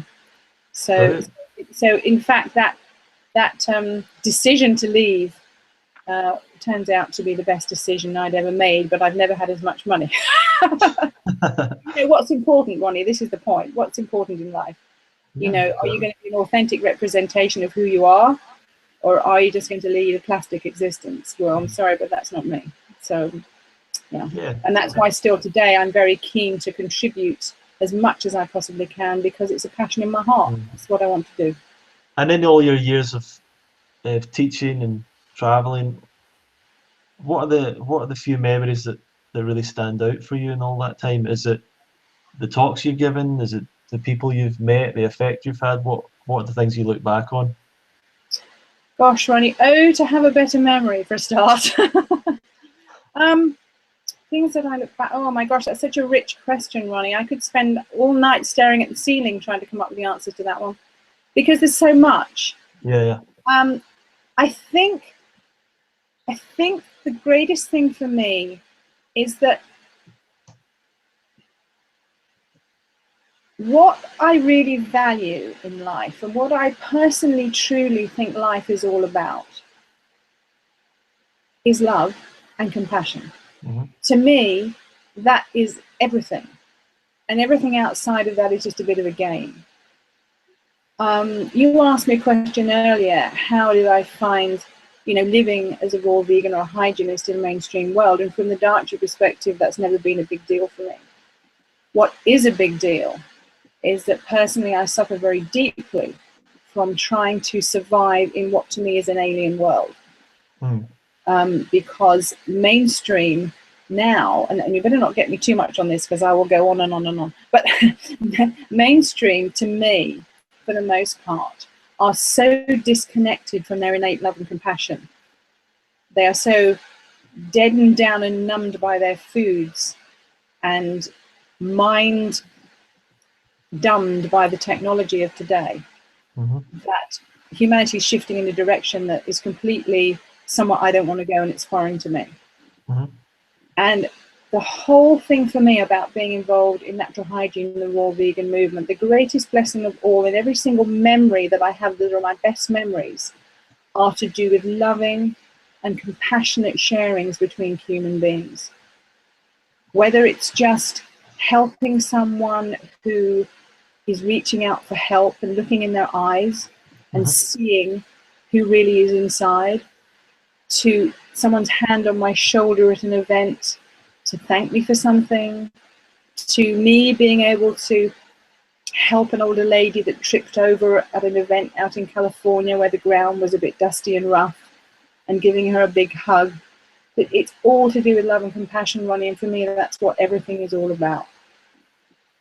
So every memory you would ask me, I would say it was those. It certainly wasn't sitting on a podium in a panel trying to play the peace fairy between leaders that disagreed with each other. It somehow seemed to be my role in life for many years.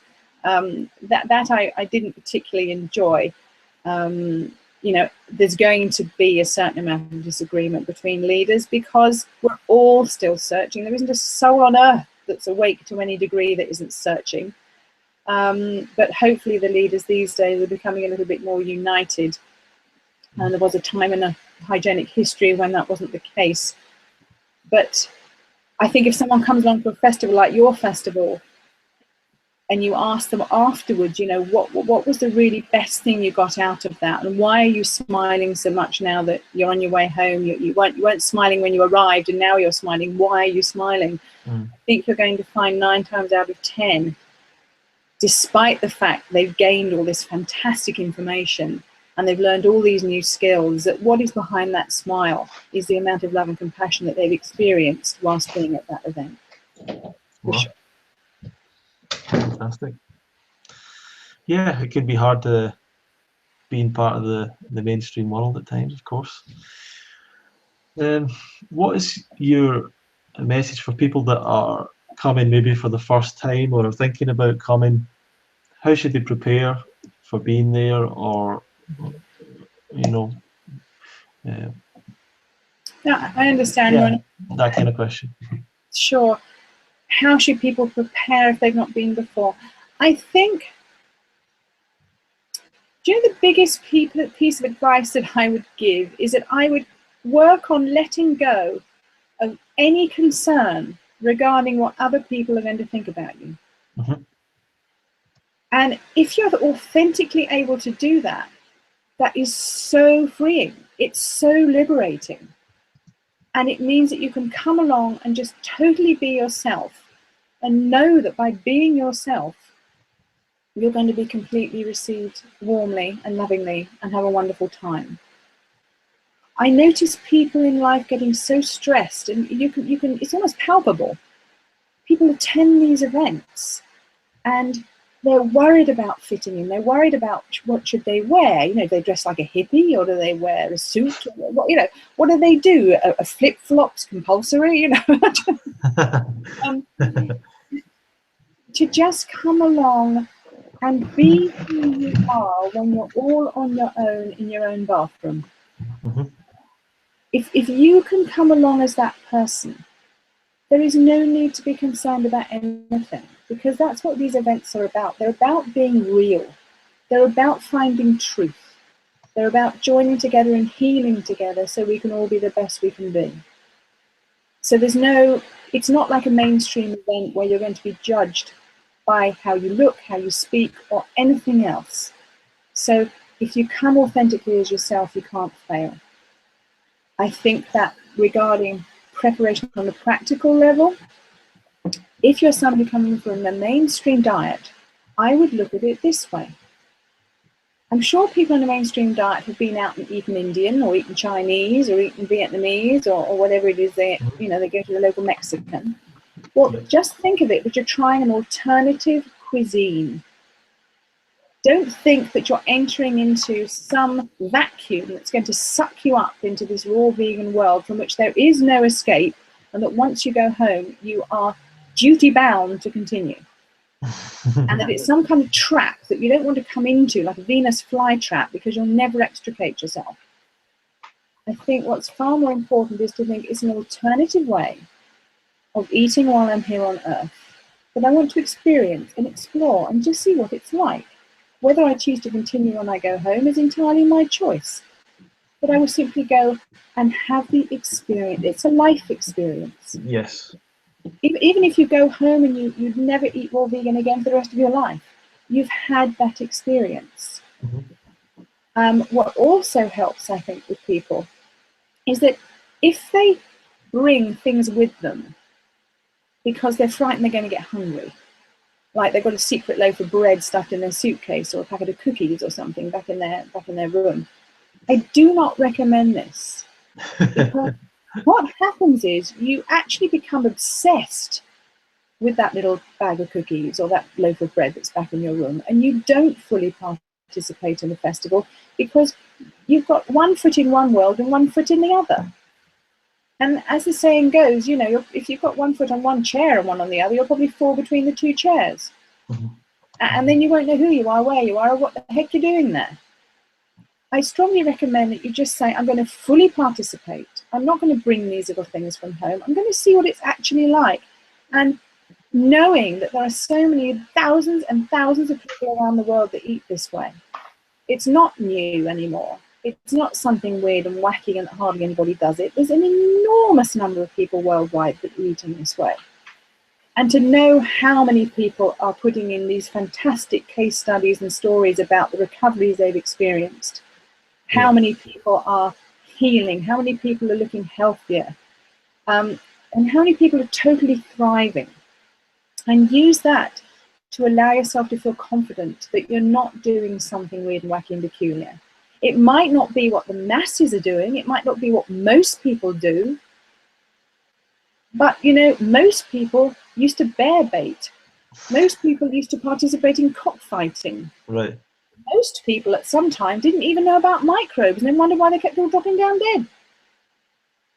Doing what most people do is not necessarily a safe place to be. A safe place to be is where there is growth and improvement, and that becomes visible and obvious. That's the boat you want to get on.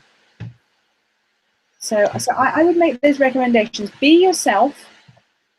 Access the wonderful case studies if you want to. Talk to people who have had this wonderful gift of discovering raw veganism and experiencing the positive outcome, so you've got confidence to know you're not doing something extraordinarily weird and peculiar and unpredictable. And don't bring along your other world with you. Let's immerse yourself in this world, in this wonderful, loving, raw vegan world, just for a very short number of days. Nothing horrendous could possibly happen. You're not going to keel over because you've suddenly got a terrible meat deficiency in 48 hours. It's not going to happen. No. You know, and the food there is so wonderful and so plentiful.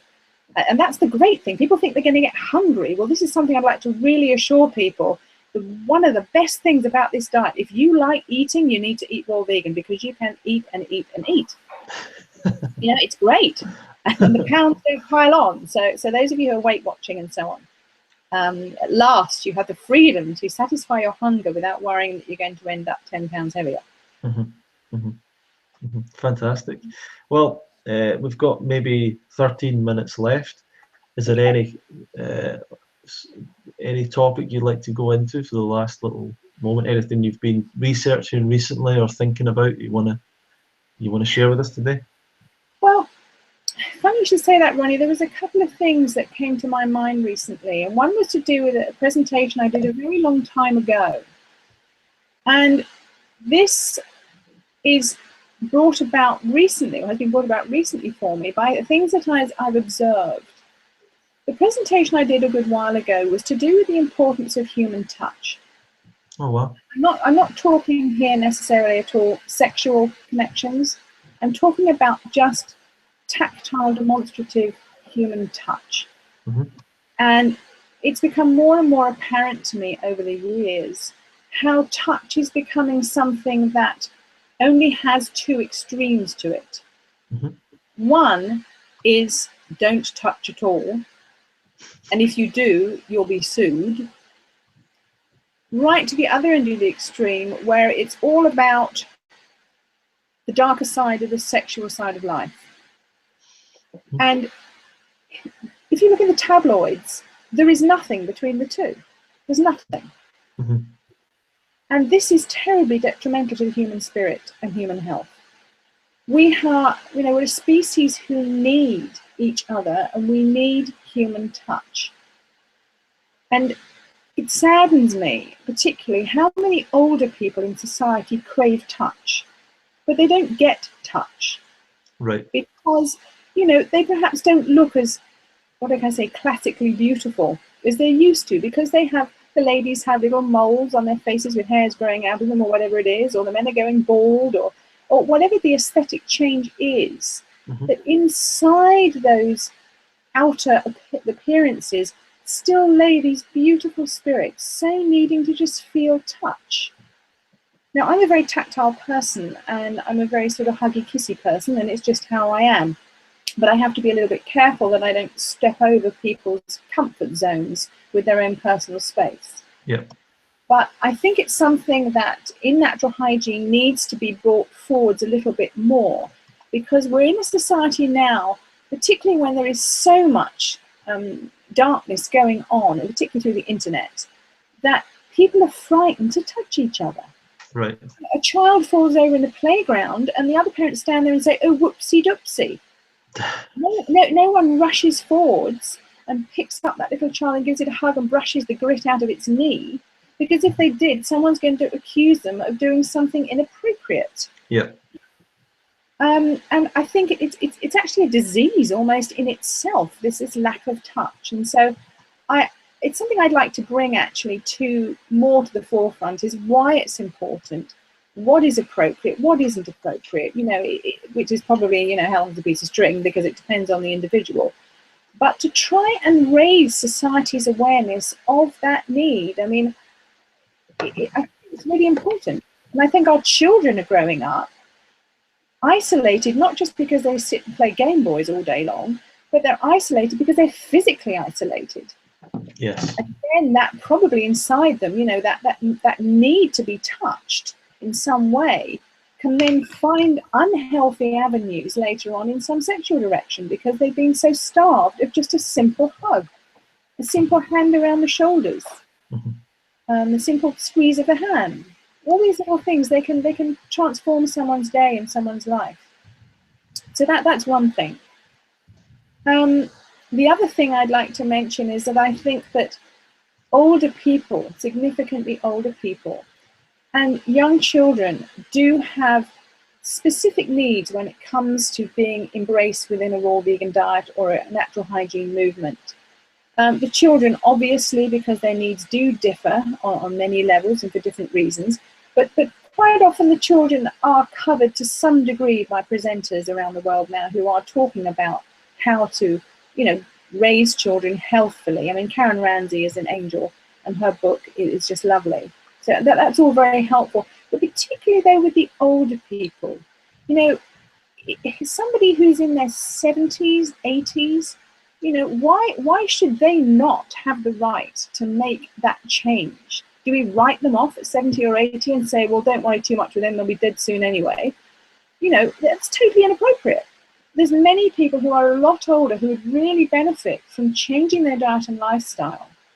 But there's certainly physical reasons why they perhaps couldn't do so rapidly, so suddenly, or maybe not to quite the full extreme, but still could get massive results out of making changes. And I think in the movement generally, it would be really good to start embracing our elders, because let's face it, we do have a lot more older people in the population than we used to.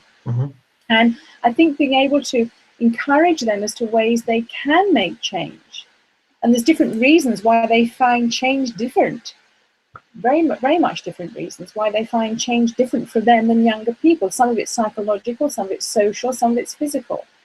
But I feel at the moment they're somewhat cut off, not ostracized deliberately, but there isn't really a place for much older people in their 70s and 80s and 90s and so on, who want to make healthful changes. So I'd like to see something platform where that could be addressed in some way.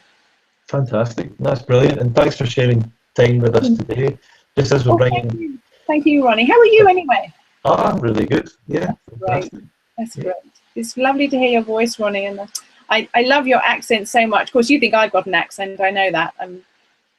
I spent so much time in America with people telling me I had accents. And Francesca's still trying to teach Doug to speak English. I mean, it's... So you can definitely hear a little bit of American in your accent for sure. Oh, you think so? I think a little bit, yeah. Oh, gee. But yeah, just to let everyone know, this is the launch day for the UK Fruit Festival, which is taking place from the 2nd to the 6th of August 2017. This is the very first day to register. This is the best time to register because you get the best price today. And there's, if you go to fruitfest.co.uk/registration, there's a number of different options, accommodation options, camping, and the cabins and chalets. So all sorts of options and prices for children as well, for younger people, to make that more affordable for families as well. So that's what we're doing today. We're hopefully giving you all some great information about this lifestyle, but we're also promoting the event at the same time, and you're very welcome. We do have a limited amount of spaces, so please sign up today and as soon as possible to make sure you save your space, because we do have, now we have, over the years we've accumulated thousands of people who are interested, so there's a very big interest in the event this year. So sign up at fruitfest.co.uk/registration. If you have any problems, you can email us about it. There's some details on the website again. But thanks again, Rosalind. Any last moment thoughts about the people who are maybe thinking of coming and aren't sure? What's your comment to them? Last thoughts for people who are thinking of coming, those who haven't been before, I would say that if you go, the very worst that can happen is that you will have had a life experience that will have been a lovely one, even if you never pursued it past that point. It will be, I'm sure, a lovely experience. I don't see how it cannot be, knowing the festival and knowing what it's like to be there. On the plus side, think of the potential. You know, this could be literally a whole world opening up in front of you, a world which suddenly turns your life full color instead of black and white. Fantastic. I really think that could happen for some people.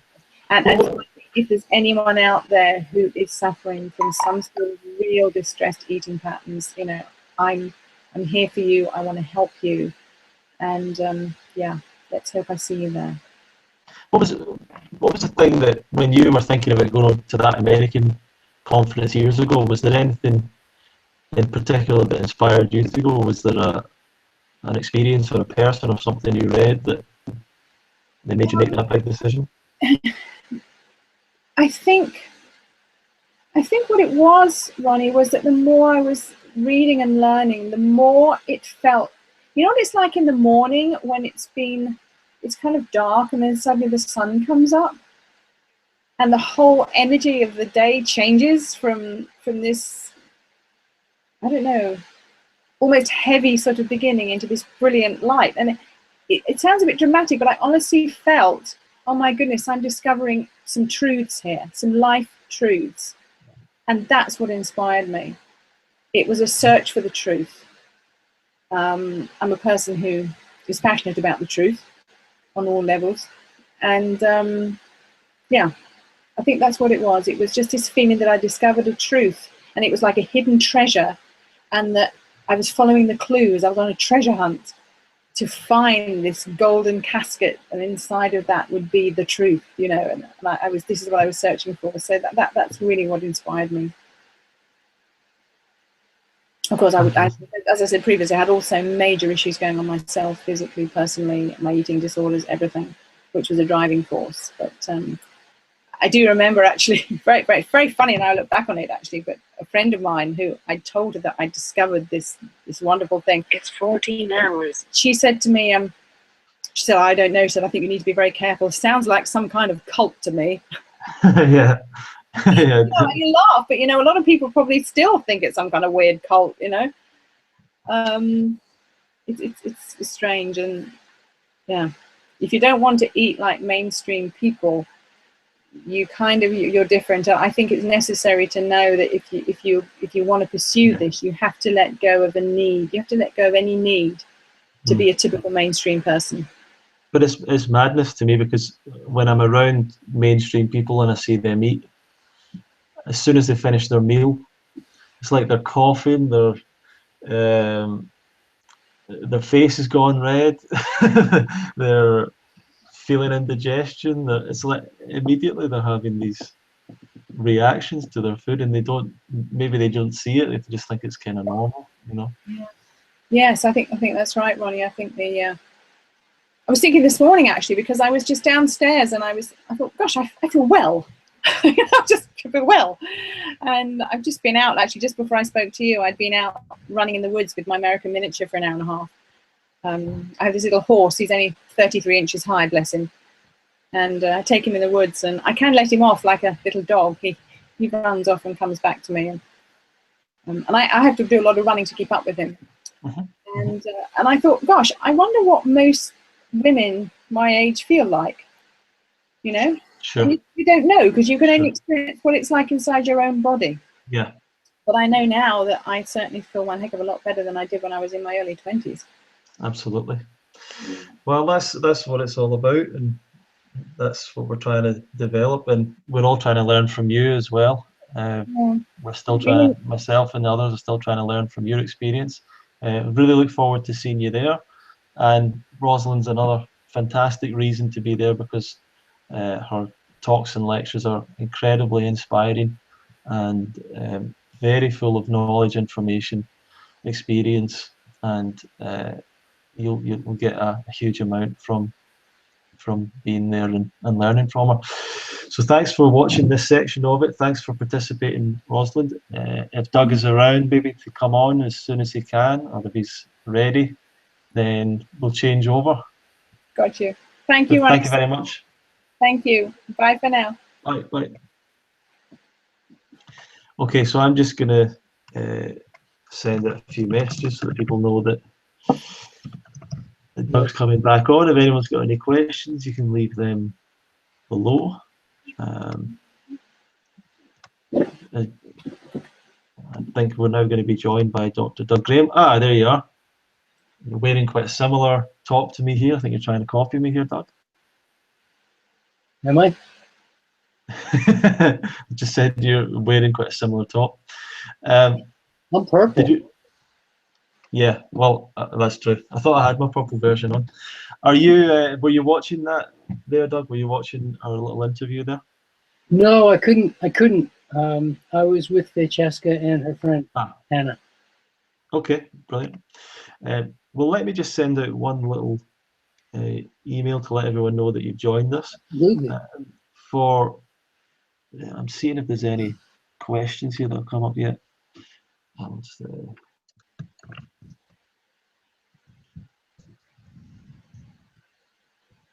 Okay, but how about you give a little introduction of yourself for people who have maybe never come across you before, and then I'll fill in people as well with my introduction in just about a minute's time as well.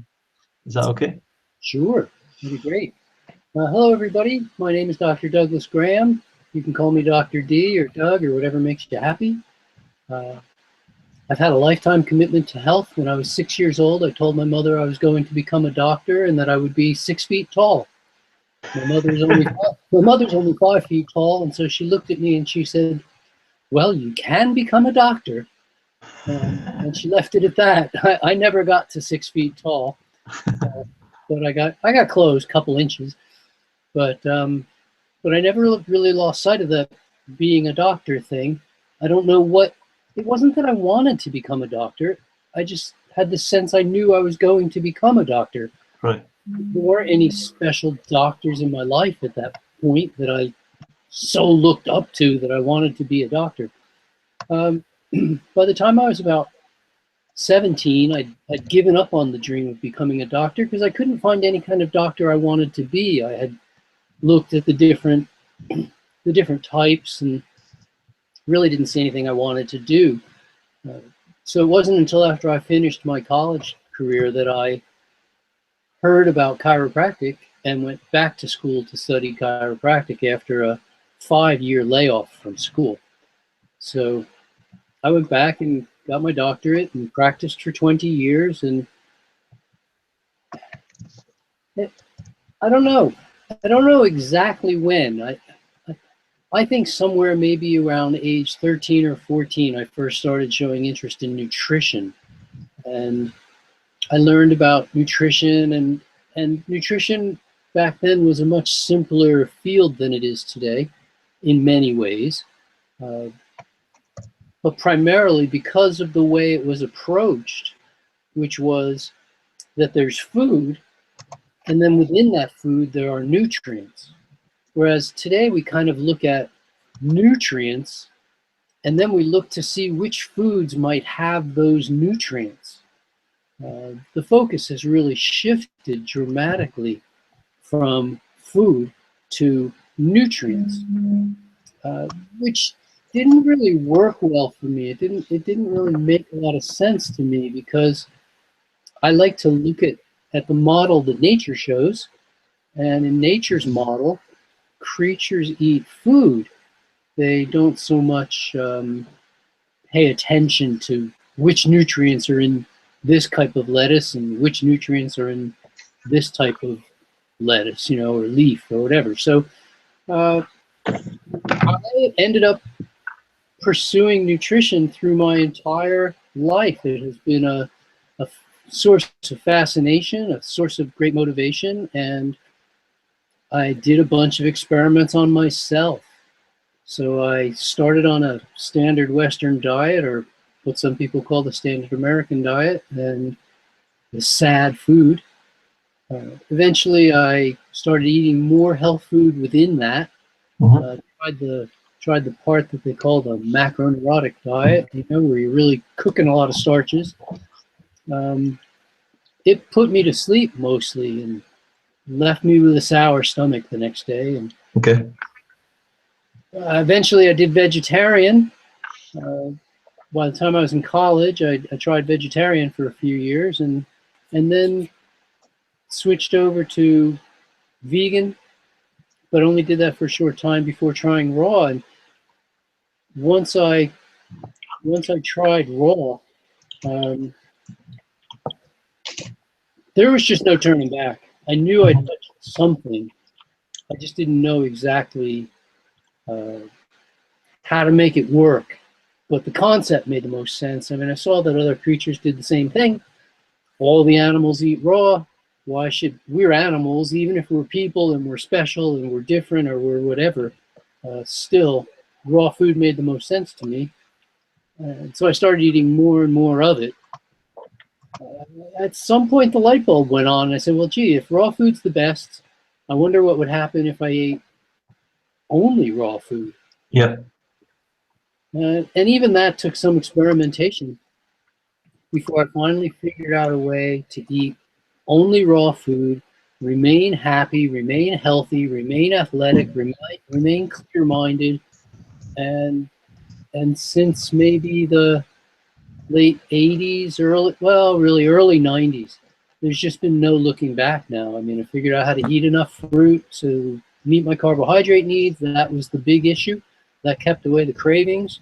Eat enough vegetables so that I'm always satisfied in terms of saltiness, crunch and volume.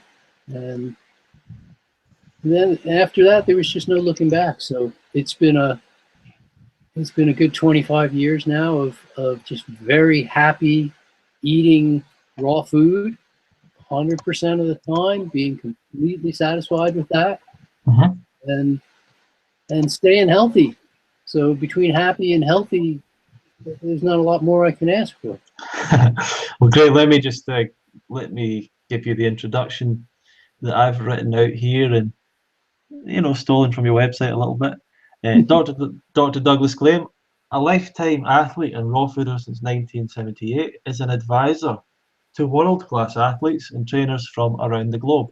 He has worked professionally with top performers from almost every sport and every field of entertainment, including tennis legend Martina Navratilova, NBA pro basketball player Ronnie Grandison, track Olympic sprinter Doug Dickinson, women's soccer player Callie Withers, championship bodybuilder Kenneth G. Williams, and Chicken Soup for the Soul author Mark Victor Hansen, and also actress Demi Moore.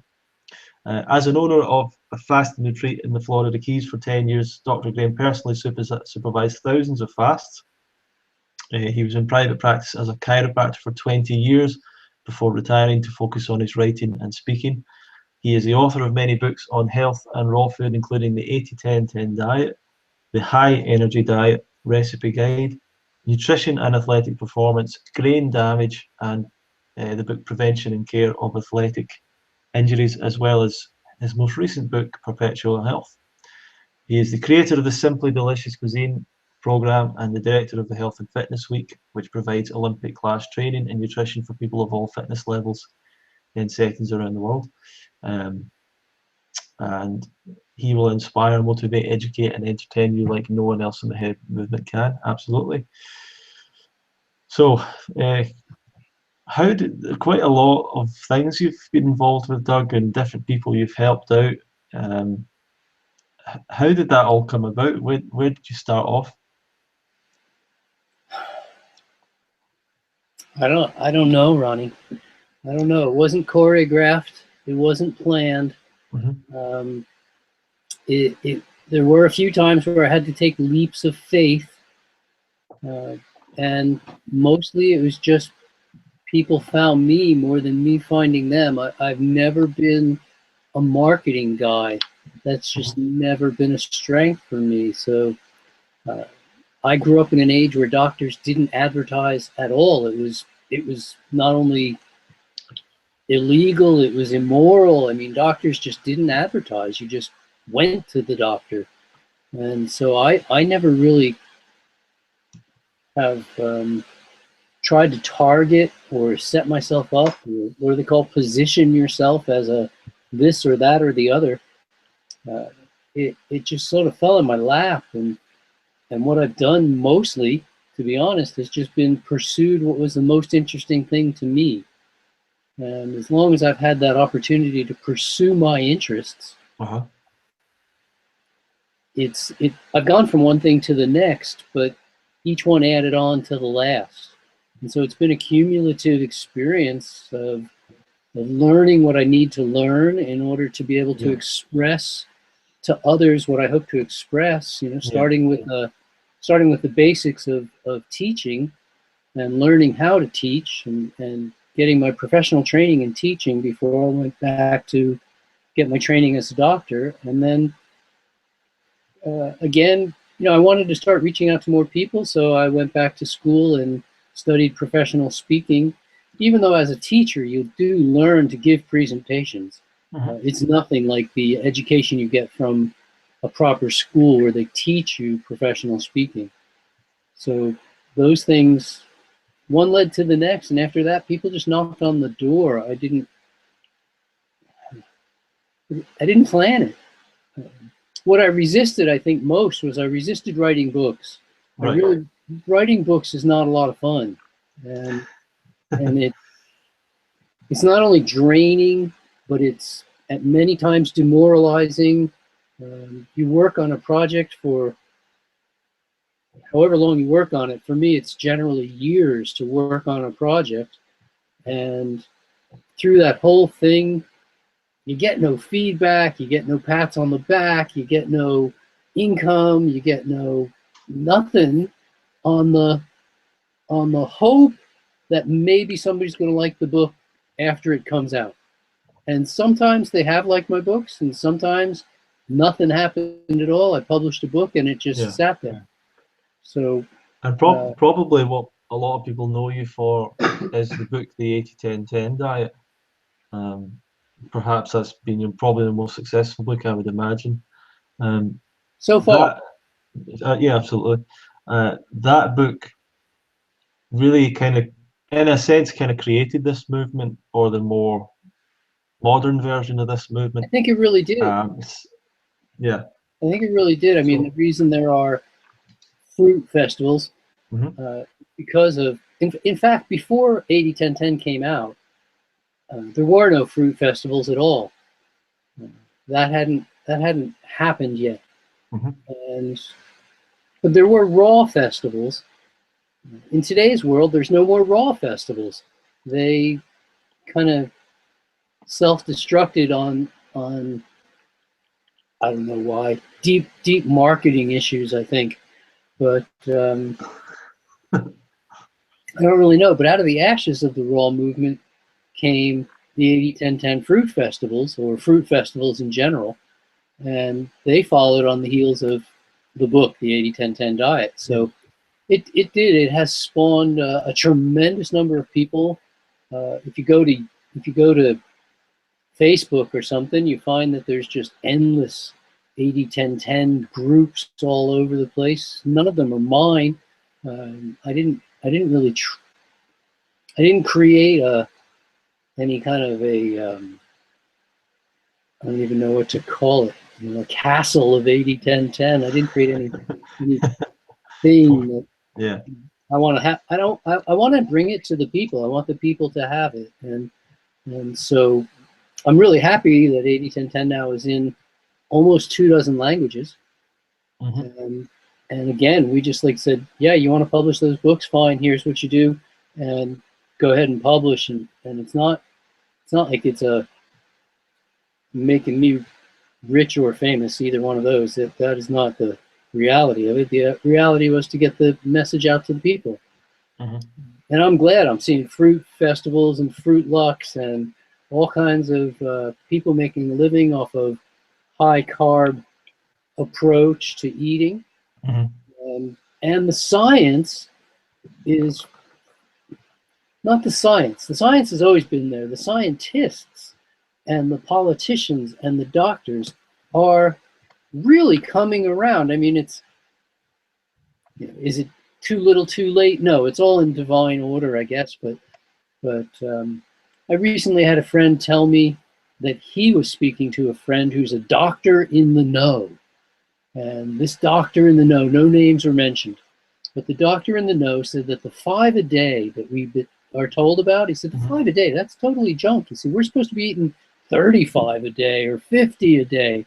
That would be more realistic. And in fact, when the studies were done, those were the results that were suggested. But when it got to actually making legal recommendations, people thought, well, 5 a day might be reachable. Maybe we should only tell people 3 a day. We don't want to scare them away. But he said 5 a day is nothing. He said 50 a day is the real deal. So people know. The other day I was reading something where the same thing was said yet again, and they're saying, oh, 5 a day, that's not the deal. You need to be eating 30, 40, 50 servings of fruit and veg every day if you want to be healthy. And apparently Dr. Oz recently said something. I didn't see the clip, but somebody sent me a message about it saying, even Dr. Oz is promoting, eat all the fruit you possibly can. So the people are coming around, and for various reasons. Some of those are political, mostly I think they're financial. Fruit and vegetables, it's a lot easier to sustain fruits and vegetables than it is meat and other animal products. We sometimes have this perception that this is a new thing, raw food or this kind of thing.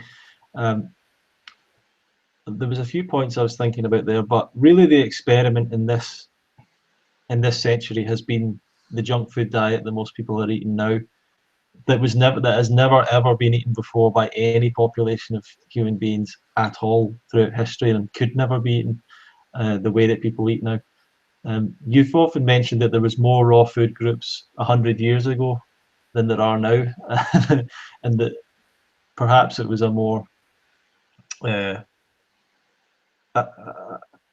don't know if there wouldn't have been the same kind of the resistance then to the idea of eating fruit or eating vegetables, perhaps. Could you maybe talk a bit about that, about some of those thoughts, especially the idea that 100 years ago it was more popular?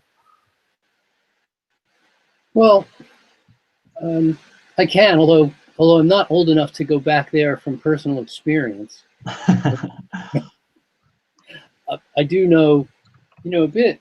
Basically, what happened is that until microbes and germs and that whole idea, bacteria, caught on, people ate food without really too many hygienic considerations. We learned in Europe that if you just drank the water out of the moat, you'd get very sick. If you drank water out of lakes and ponds, you'd very often get very ill. And so we started boiling the water or fermenting the water to create enough alcohol in it, and discovered that if you make tea or if you make beer, that you can then consume the water that is in those two products without getting immediately ill.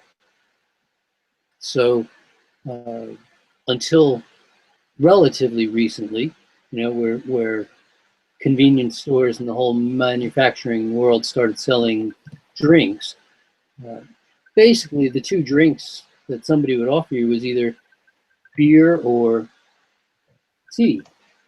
And occasionally, if you were wealthy enough, you could drink wine as well, but basically it was beer and tea.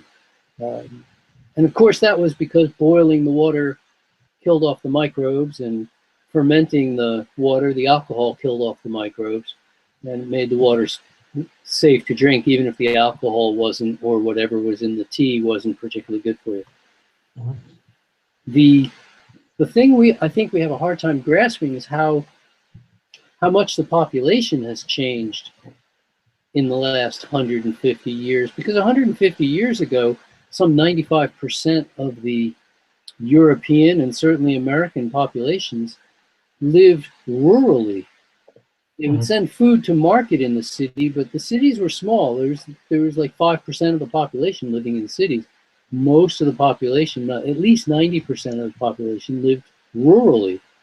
But with the Industrial Revolution, with manufacturing, with all the things that it brought, the potential to make more money in the city boomed, with internal combustion engines and electric lights and the various things that allowed us to be more productive and work longer hours, because you could work into the night.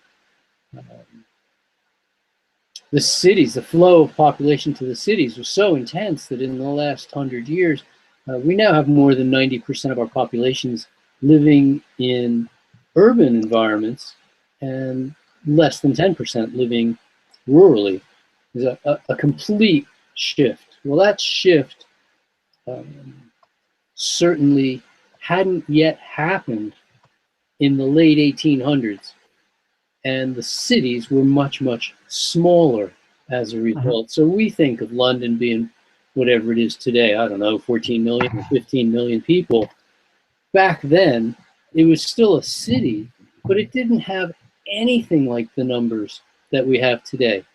Sure. And I don't know the exact numbers in Chicago, but I believe Chicago these days is at least several million, maybe even approaching 5 million people, where it was something like 50,000 people 150 years ago. And out of those 50,000, the Chicago Raw Food Group had more than 1,000 members. So, I mean, that's a lot, 1 in 50 people doing raw food. If we had 1 in 50 people doing raw food today, it would just, I mean, that would be amazing. Yeah, absolutely. So that would just be an amazing shift. So the numbers were huge, but then Pasteur and his whole thing with microbes being the cause of disease, which he even reneged on that idea. But the idea came forward, and the way to fight the microbes in raw food was to cook the food. Pasteurization certainly started the idea, but then they started cooking everything. I mean, people tried cooking lettuce. They tried cooking everything. And of course, nowadays we don't tend to cook lettuce. But as far as I know, that might be the only vegetable that we don't cook. Yeah, well, let's go back to some basics. So the raw food thing just totally died out. Sure. And what you said, I think, is the most critical, is that people today don't have a great sense of history, don't have a great sense of what went before. They think everything that either it's always been this way or it's brand new, and they don't understand that a lot of the issues that we're having today, we've had for a long time. And certainly this raw food one has been bounced around. I mean, the philosophers of ancient Greece, almost 2,500 years ago, were also discussing the pros and cons of raw food. Yeah, certainly eating a lot of fruit back then. They were eating raw food. In fact, most of them were raw food vegans. But they were having the conversation from that standpoint, as raw food vegans, they were still having the conversation: should we cook food? Should we be vegan? You know, is that really a way to go? And of course, when we look back and we realize that from a population, again, of some 50,000 people who lived 2,500 years ago, if you open up a Wikipedia page, you can name more than 1,000 people who lived back then because of the influence that they've had on our modern day life. Yeah. Which we can't say that about any group of 50,000 people today. You're not going to get 1,000 of them who are going to be remembered 2,000 years from now. Sure. No, that's a great point. They were but they were switched on for sure. Yeah, that's right. Well, let's go to that, and that is one of the benefits. Obviously, is mental clarity. You always talk about as being a major advantage of eating healthfully. Now, if we just go back to the super basics for people who are just beginning, why is raw food superior to cooked food? I think raw food has superior qualities in so many areas that it depends which area you want to focus in on. I mean, do you want to talk about the environment? Do you want to talk about personal health? Do we want to talk about athletic performance? Do we want to talk about the economics? From all of these reasons, let alone nutrition alone. I mean, the big thing I tend to talk to people about is nutrition, because they don't know, that when you cook food, certain factors are born into the food. Even though, in a sense, we do know. In many of the states, and certainly many European countries, laws have been passed saying that we can't cook with certain types of fats. They call them trans fats. That's been made illegal because the cooking process generates so much toxic matter, so much carcinogenic matter, that it's been made illegal. We know that when we heat complex carbs, that again, various carcinogens are formed. And this made worldwide headlines 16 years ago, and again recently went global with headlines. We know when we cook meat, as you saw in the headlines maybe 4 or 5 months ago, where there was this whole thing about grilling meat and how it produces carcinogens. Well, that was also news in the 1960s. So we're just being retold, and people are still grilling. But nutritionally, we know there's a lot of damage. And in fact, I don't know what the European equivalent of the Environmental Protection Agency is called, but I'm sure there's some environmental protection groups that control what comes out of the smokestacks from various industries. And the reason they do that is because the various industries are partially combusting, they're partially cooking organic matter. In this case, by organic, I mean it's got either animal or plant life in it. It's got something that's a carbon-based life form. And when you partially combust carbon-based life forms, what you end up with is a bunch of debris that's harmful for human health. And so the Environmental Protection Agency set up rules of how clean does the air have to be if you're going to emit it from the smokestack or from the exhaust pipe of your car, which is also, petrol is just organic matter that we partially combust, and then what comes out the exhaust, as we know, is lethal if you just breathe it. But it's also gone through a bunch of filters, and the petrol had to go through a bunch of pre-filters so that it controlled what comes out of your exhaust pipe. Well, they don't control the fumes that come out of your kitchen.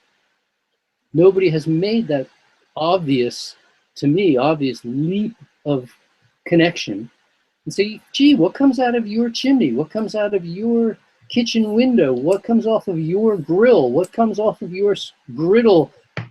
What are those fumes that are coming off your frying pan when you know, or out of your oven when you're baking food? You're partially combusting organic matter, and you produce carcinogens. So we know not only are carcinogens formed, a bunch of other gens, mutagens and teratogens and tumorigens and tremorogens, and then we also produce what are called anti-nutrients.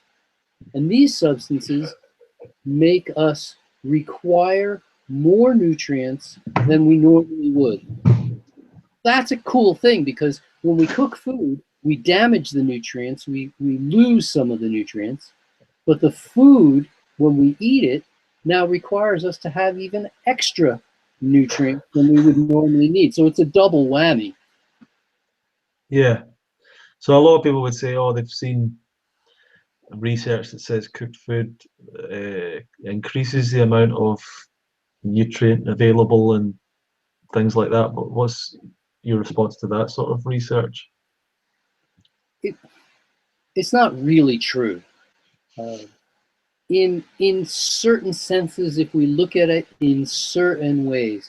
For instance, if you take a cherry and swallow the cherry, it's going to come out of you cherry. It's going to pop out just the way it went in. You can't digest that cherry. But when you chew the cherry, yep, you can access the nutrients inside that cherry. Or if you blend the cherry. And so it's not that the nutrients necessarily come more available when you cook the food.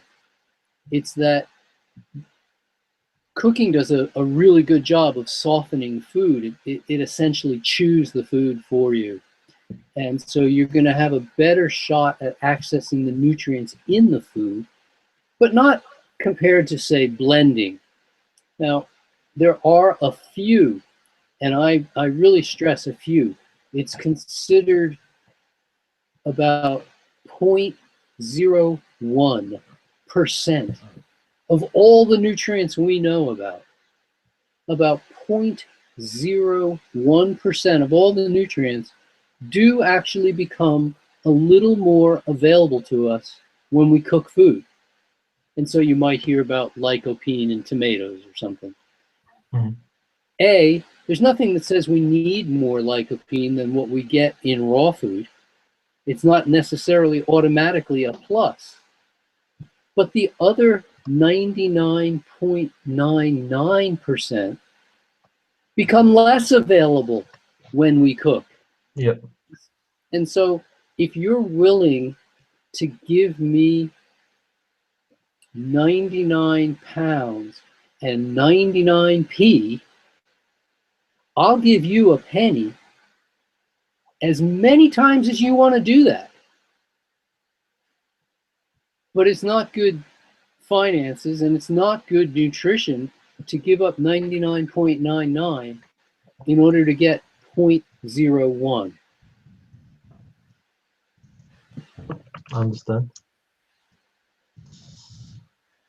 And why is fruit the preferred raw food to be the staple of your diet rather than the other higher fat options that are available, like nuts, seeds, even fattier fruits, greens, things like that, oils? Sure. There's lots of options of things to eat, and some are just more satisfying than others. Some are more satiating than others. Human beings, at least most of us, have what we call a sweet tooth. We enjoy things that taste sweet. We look for things to taste sweet. We sense sweet on the tip of our tongue, and if it tastes sweet, we tend to think of it as food. So one of the first indicators of is fruit really our preferred food is the tip of your tongue tells you fruit's food. Anything else, well, it might be edible, but I don't know if I'm really as interested in it. The problem with vegetables as a preferred food or as a dominant food source is that there's just not many calories in vegetables. You'd have to eat mountains. You'd actually have to eat more volume in lettuce than your own size every day in order to get the nutrients you need, to get the calories that you need out of lettuce. I mean, for me, I'd have to be eating about 80 heads of lettuce a day. And I mean, I can't do it. I just can't fit. There's no place physically to do it. Whereas I can eat a much smaller quantity of fruit, a doable quantity of fruit. And so the calorie concern is one thing. Of course, with nuts and seeds, I could eat even a smaller quantity. But it's not satiating, meaning, as almost all of us have been told when we were young, don't eat sweets before the meal, it will spoil your appetite. Fruit is so satiating because it is sweet, and that's a good thing. It's satisfying. It does, in fact, spoil your appetite, which is the whole reason we eat, which is to satisfy ourselves so that we can then go on and do other things that are possibly even more interesting than eating food. So fruit provides us with the volume, the sweetness, and basically all the textures and flavors that we're looking for to satisfy us as the dominant calorie source. And so for me, I'm gonna get most of my calories from fruit. I'm gonna get some from vegetables, but no matter how many vegetables I eat, it's hard to get more than a few hundred calories from vegetables. It's just really hard to do. Nuts and seeds have some issues. Nuts and seeds and even the fatty fruits. There are reasons to minimize that consumption somewhat. But basically the answer is because it's just not that satisfying. It's nice to eat some, and I'm certainly happy to eat some nuts or seeds or avocados or other fatty fruits. I'm not against them. But what we see is primarily two big issues crop up, and those have to do with getting sugar to your cells, which is the fuel your cells need, and getting oxygen to your cells, which they need in order for respiration to happen. And all of the science has shown us that when we increase the fat in our diet, it gets increasingly difficult for your body to deliver oxygen to the cells. It gets increasingly difficult to deliver glucose to the cells. If you can't get oxygen to the cells, A, your thinking gets cloudy, B, you become cancer prone, C, you become lethargic. And if you can't get glucose to your cells, well, A, you become lethargic, and B, you become prone to sugar metabolic disorders such as diabetes. And C, you end up with more fat in your bloodstream than you want, and so you start leaning towards heart disease as well. Just because it's harder for your heart to pump fat, and it's less effective for your heart to pump fat than it is to pump oxygen and glucose in the water mixture that we call blood. So, I mean, that's the big three, right? Cancer, heart disease, and diabetes. Basically, when your fat levels go into 30s and 40s and beyond, you're asking to develop those conditions. So I like to keep my fat intake lower. I use 10% as the number that I recommend, just so that people have some guideline, but I don't really care. I mean, if you want to eat 6% fat or you want to eat 16% fat, I mean, that's not really the issue. The idea is, though, that for instance, in a standard British diet, most people are eating about 44% of their calories from fat, and they consider low fat, at least the medical community considers low fat to be in the 30s. 30s is still too high and will adversely affect performance, mental acuity. The parameters that we're looking at for diabetes, heart disease, and cancer are all still there in the 30s. Somewhere in the 20s, we break free of those issues. And as we get down into the teens, we just get safer and safer about it. if your diet is predominated by fruits and vegetables and you want to eat some nuts and seeds, be my guest. It's not going to drive your fat intake all that high. Yeah, and that's essentially that's the 80-10-10 diet is a low-fat raw vegan diet, below 10% of your calories coming from fats, coming from fat. I find it works really well for me. I'm perfectly happy. I'm perfectly happy to eat some fats. I found it worked well for thousands and thousands of people, and pretty much anybody who really works the program spot on.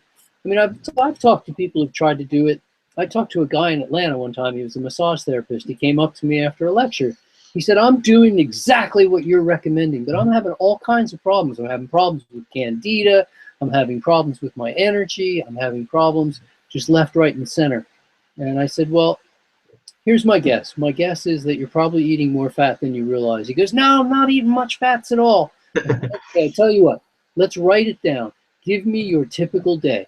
So he wrote it down. He said, he came back to me 10 minutes later. He goes, "Here's my diet on a typical day." And we looked at it, and I said, "Okay, this has this much fat, this has this much fat, this has this many calories, let's do the math." We did the math, and his fat intake was 50% of calories. Yeah. But he didn't realize that it was so high. And he goes, "Oh my gosh, when you do the math and you show me that I'm actually eating 50% of my calories, I'm shocked." I just talked to a chef in Dubai who wants to start presenting healthy raw food to the people of Dubai, and I'm patting him on the back for that. I think it's fantastic. I'm going to do all I can to support his efforts. But we started looking at his recipes.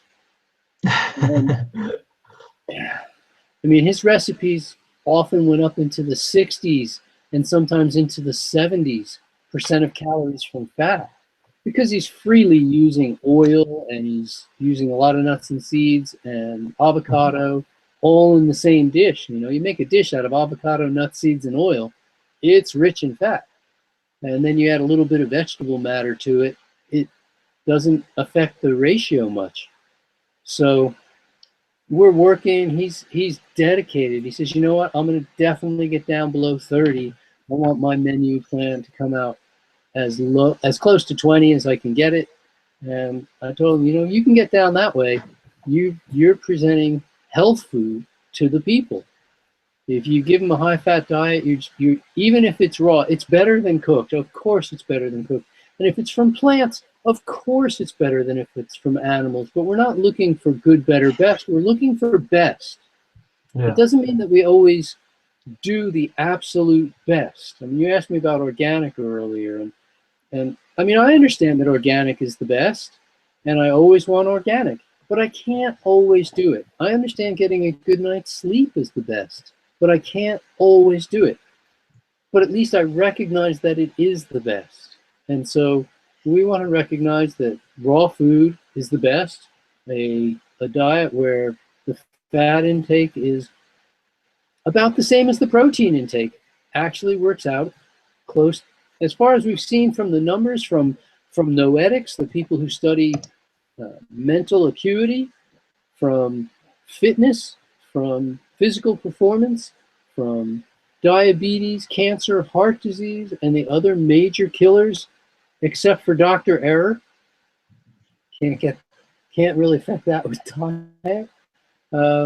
But from all of the major killers and the major diseases, what we're seeing is keep the fat intake low, get it down close to single digits if possible, and health skyrockets. For people where this is a new idea, I'm not telling you to do it. I'm just throwing the information out there and saying, maybe you might want to do an experiment. And at the UK Fruit Festival, not only will we teach you how to do it and why to do it, but we'll make it easy for you, because the chefs will be presenting exactly the food that you want to be eating. Yeah, it's definitely a new experience. What would you say would be your tips for people who are transitioning to a raw diet for the first time? What's the best way of doing that? Well, My response is overnight. In fact, overnight is easier than any other way. Overnight is more successful than any other way. And overnight has the lowest, what's called recidivism. The least number of people who go, okay, I tried that, but now I'm going back to my old way. Mhm. Overnight works best, and there's reasons why it does, and we know it does. If we think about any habit that you wish to change, you want to take up running, or some kind of an exercise program. You don't say, well, I think what I'll do is I'll exercise 1 day a week this month, and then 2 days a week next month, and then 3 days a week the following month. You're going to start exercising. You're going to start exercising on a daily basis.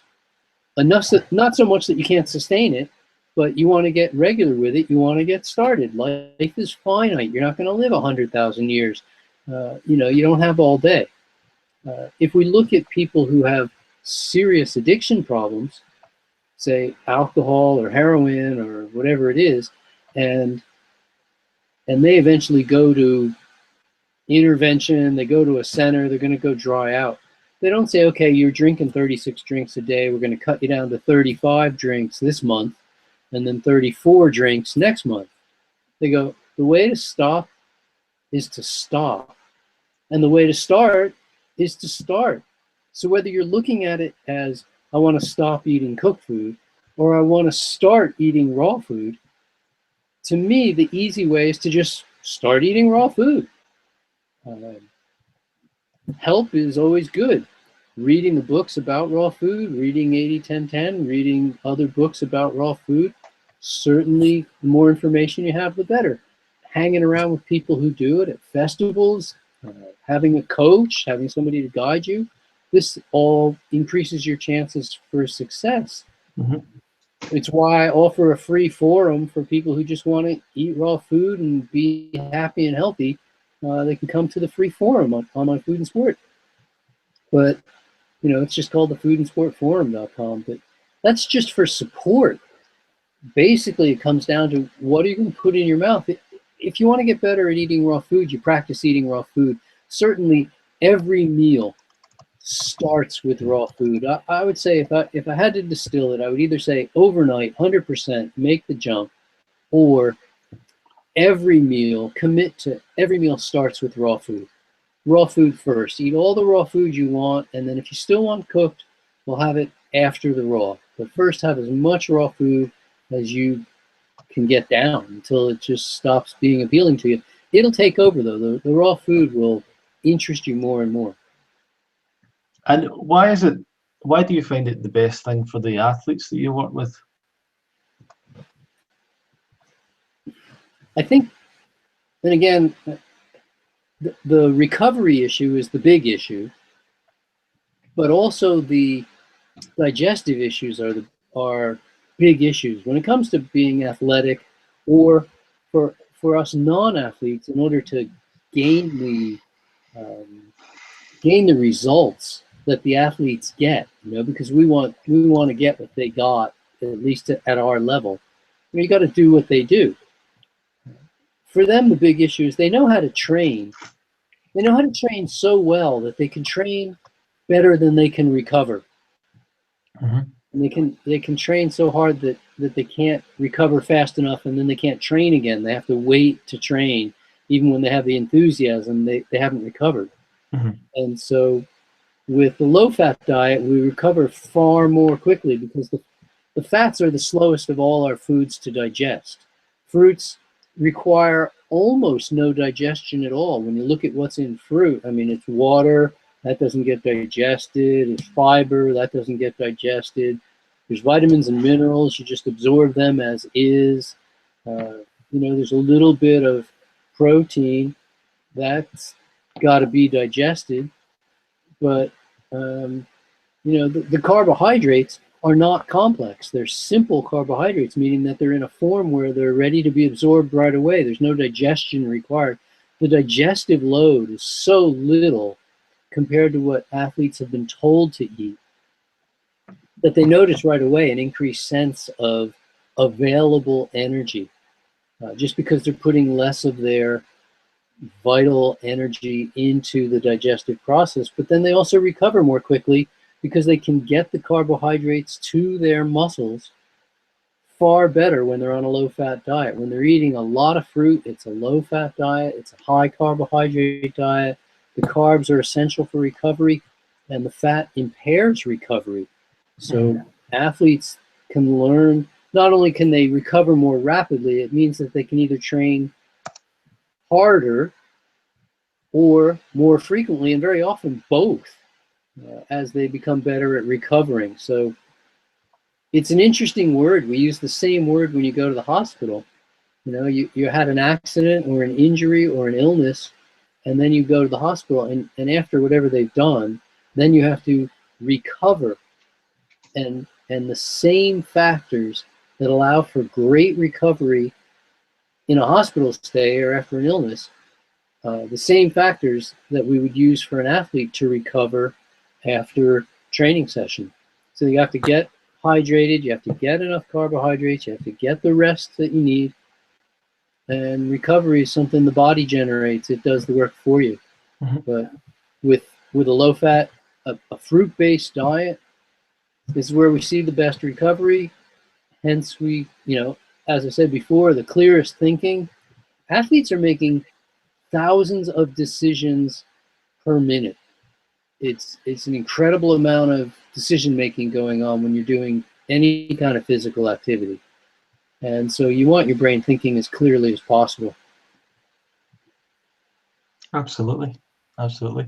Well, we've got about 9 minutes with you, Doug, and I just want to mention to everyone today, we're here talking about raw food, the raw vegan diet, and helping people. Hopefully we're giving you some insights into that.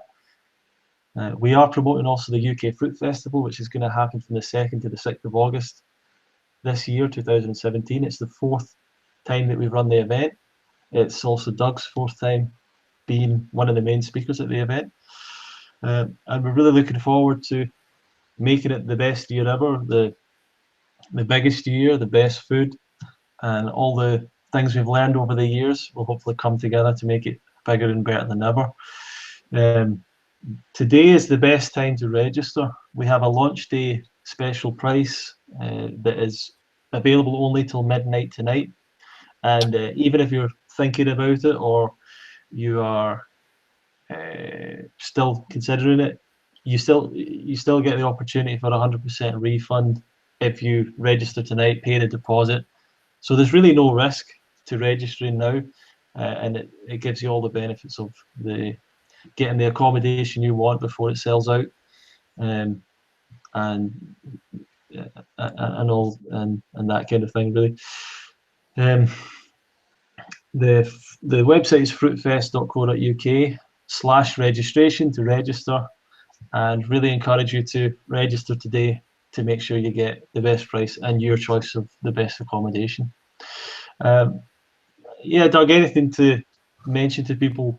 Obviously, I was speaking to Rosalind. She said that one of the turning points for her was an event that she attended years ago, the American, and she came all the way from Britain to America, similar to myself, going to an event in America. For yourself, have you, was it events, was it people that transformed you, that made you make those changes, or was it books or other things?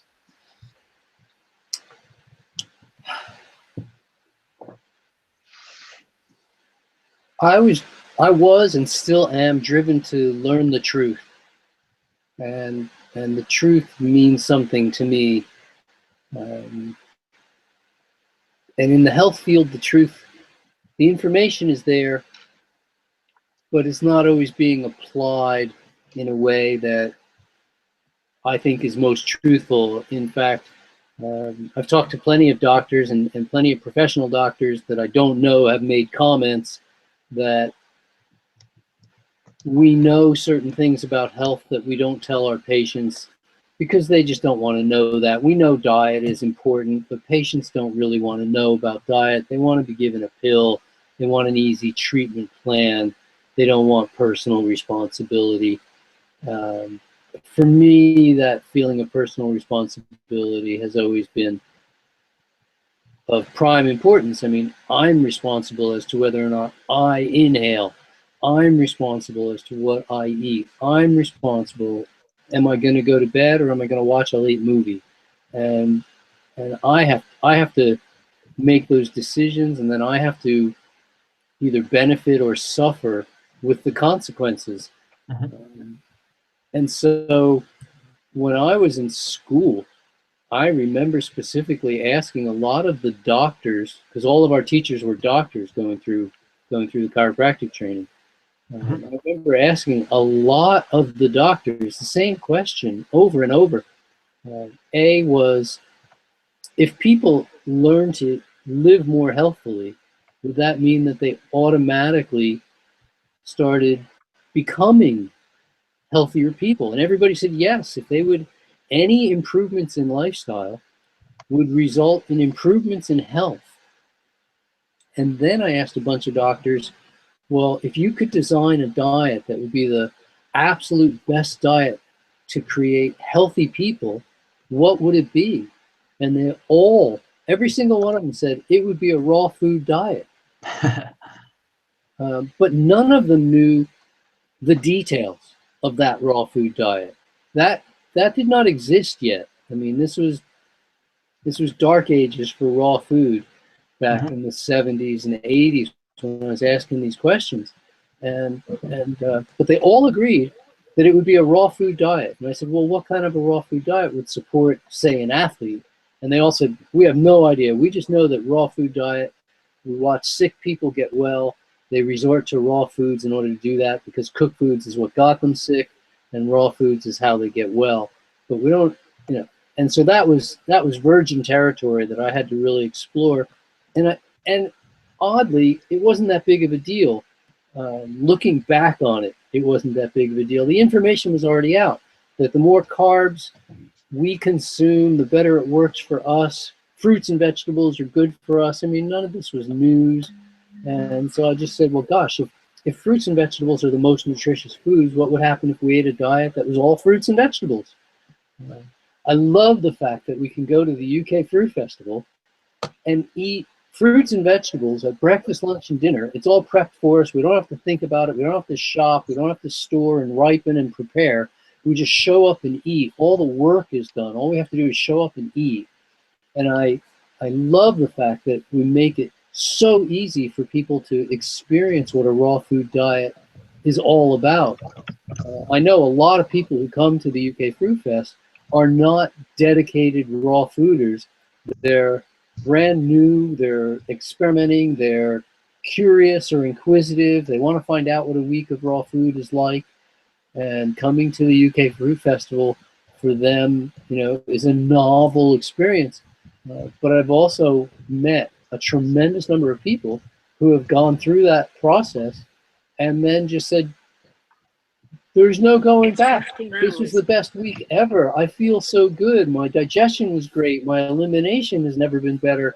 I have more energy. I didn't have any energy to do classes when I got here, and now after 5 days of eating raw food, I'm just bursting with energy. And, there's no going back. Once you experience it, how good it can be and how good you can feel, there's no going back. Nobody wants to go back to feeling crappy. Nobody wants that. Well, fantastic. Yeah, so the UK Fruit Festival for me is I watch people just go through this tremendous eye-opening learning experience, and I encourage people who are, just thinking about it to give it the experiment. Come and see what raw food is all about, done at its absolute finest, presented beautifully, delicious food, really satisfying and satiating. The teachers are all, very experienced people with raw food. You can't ask for more. Absolutely. And you're going to bring your guitar, right? Yeah. Why not? Then you can't ask for more. Yeah. Well, that's our hour hour done. We've got Marina who's coming on, who'll be the chef this year. Great, so she'll be here for a second. But last minute encouragement for anyone who's on the borderline of signing up. Well, I think you said it perfectly, Ronnie. There's no risk involved at this point. You're willing to offer people money back. Mm-hmm. So reserve a space, give us an idea of who's coming. The event will fill. I'm very confident the event will completely fill up. And I wouldn't be surprised if it fills up right now, to be honest. I know the power that this day provides, and having seen what it did in years gone by, when you spend a day like this just explaining what the festival can be like, how much it can benefit people, who's going to be there, all the wonderful things about it, you're offering people to put their name on a list at no risk at this point. Just make a deposit and it's fully refundable. The event's going to fill up. It's going to fill up quickly. I don't know what you've set as the absolute cap, but I think you're going to hit that cap very quickly, and I'd encourage people to register right away. Fantastic. And if they have questions, to send them in. I'll answer questions. You'll answer questions. Yeah, does anyone have a question right now? We're still waiting for Marina to join us, so we might as well continue until she comes on, if you're okay with that. Yeah, sure.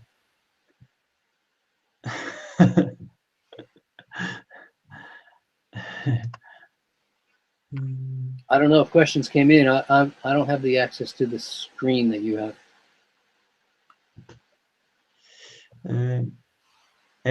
So my friend Ennis was asking, have you eaten raw moringa, Doug? It's a great salad herb. Have you eaten raw moringa? Moringa? Yeah. Not by that name. Mm-hmm. I don't recognize the name, but where would one find moringa? I think it's possibly Australia. I've eaten a bunch of salad vegetables that are typically local vegetables, in that they have this name in one country, a different name in another country. I think perhaps I'm really fond of cos lettuce. I like growing my own cos lettuce, but I think perhaps my favorite as a whole vegetable, because sometimes I want the tops of the lettuce and sometimes I want the bottom, and the celery, I just want the heart of the celery. But perhaps the vegetable I like best is katuk. And I don't know if you've ever eaten katuk. No. But those leaves are just exquisite leaves. You tend to only find it in the tropics, but katuk is just, it's definitely high on my list. There used to be an old expression, you'd walk a mile for a camel, but I'd walk a mile for katuk in a heartbeat. But I'll look for moringa. But I have to know, that's something I don't know how to access here. What is katuk? Katuk is a relatively small leaf. It's a dark green leaf, grows on a bush, basically. Mm-hmm. And you strip the branch of its leaves. And some people say it's a very strong nutty flavor. Mm-hmm. It's a unique flavor all to its own. I mean, when you eat katuk, you know you're eating katuk. And like with all vegetable matter, I mean, there are things in it that are fantastic for you, and there are things in it that some people react adversely to. I get no negative reaction to katuk. I don't get constipated. My teeth don't go black. I don't have heart issues or whatever else maybe happens. Some people have said if you overeat on katuk, it can start to work against you. But I would say that's probably true of just about anything. If you overeat on it, it's going to work against you. The people who've had katuk, I think will all verify for you that katuk is You need to come to Costa Rica, Ronnie, with me and have some katook. Yeah, for sure. Sounds great. What's your, it's a kind of an old question that I suppose a lot of people ask, but what's your favourite fruit? I have probably 10 fruits that I would call my top 3, which I don't exactly know how to make that work mathematically, but persimmon's very high on my list. Banana is very high on my list. I would agree with you there, for sure. Mango's very high on my list. Papaya? Depends on the papaya, but papaya certainly very high on my list. I'm really happy when I'm eating papaya. How different was your diet when you lived in Florida to living in the UK? Was there any staples that were different? Or? I get more mangoes here in the UK than I did in Florida, because I think I got better mangoes in Florida, but I get more of them here because here I can get mango all year round if I wish. I can't always get great mango, but I can get mango all year round. When I lived in Florida, I could only get mango in June, July, and August. But for those 3 months, we lived on some spectacular mango. How different? Not hugely different. I can get more things here, more variety here. But I could pick things off the tree that here I have to buy from somewhere. So for instance, it's been lychee season for the last couple of months, right? Every year, we can get lychee during the midwinter and midsummer. So it's been lychee season, whereas in Florida, it was nice to just go pick lychee and eat it. So it was a bit more fresh. It wasn't necessarily that it was better lychee, but it was just more fresh, obviously coming straight off the tree as compared to the stuff that was picked maybe 4 or 5 days or a week ago and finally made its way to the market. So that was different. Papaya doesn't ship well. It's not as bad as some things, but papaya doesn't ship really well. And it was nice to grow my own papaya and just go out and pick it and eat it. But really, my diet isn't hugely different. It's just a matter of sourcing. I mean, I would eat local grown citrus, whereas here the citrus comes from Morocco or Spain or someplace a little Israel. But I mean, it doesn't make a huge difference, I don't think, because even when I was eating local grown citrus, I would buy it and then I'd buy at least a week or 10 days worth of citrus at a time, 2 weeks sometimes worth of citrus at a time. And so, it's not as fresh after that amount of time anyway. So now I just buy my citrus as needed. It's as fresh as possible. Not a huge difference. Little things. I mean, I would go to a tree to pick what are called sapodilla in Florida.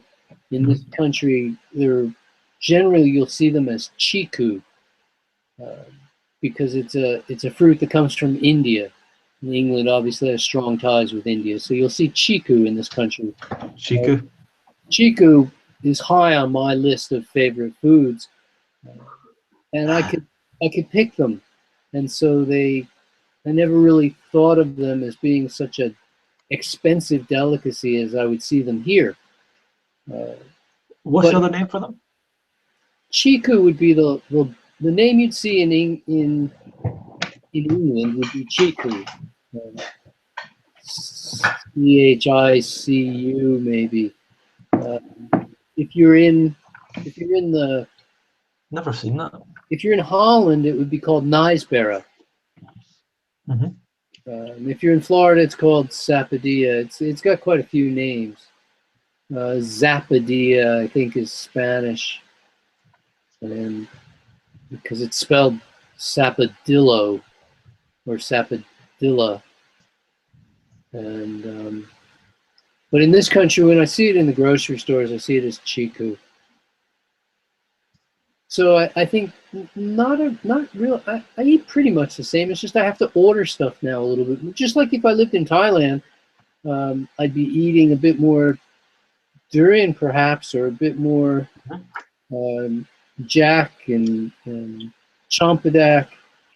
I can get all those things here though, so it's just if I'm willing to pay for them, which is a rare thing. You know, I think of them more as a treat, but I still eat plenty of them.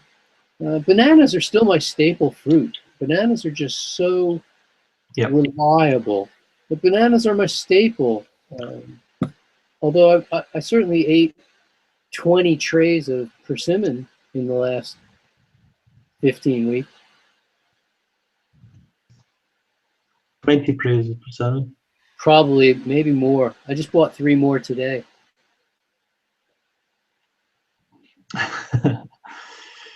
Yeah, so you don't have any problems getting enough fruit? Not at all. Not at all. Mm. And I've been trying to, I think, even more, and perhaps some people get a misunderstanding there too, is cost. Cost is certainly a factor worthy of consideration. Sure. And I've run the numbers a bunch of times, and yes, if you're willing to eat deep fried crap, you can do it very inexpensively. I mean, deep fried junk food is really inexpensive. I can't argue with that, but when I compare what most people spend on food to what I spend on food, calorie for calorie, it comes out really close. I'm not spending like massive amounts of money more than other people just so that I can get, you know, my basics. Let's even say if it was more expensive, how could someone argue that it was better to pay less for a less healthy diet? It wouldn't. You still couldn't really. Well, if you look at magazine commercials or television or computer commercials, look at the commercials for cologne. Do you see any sick people in those ads? No. See any fat people?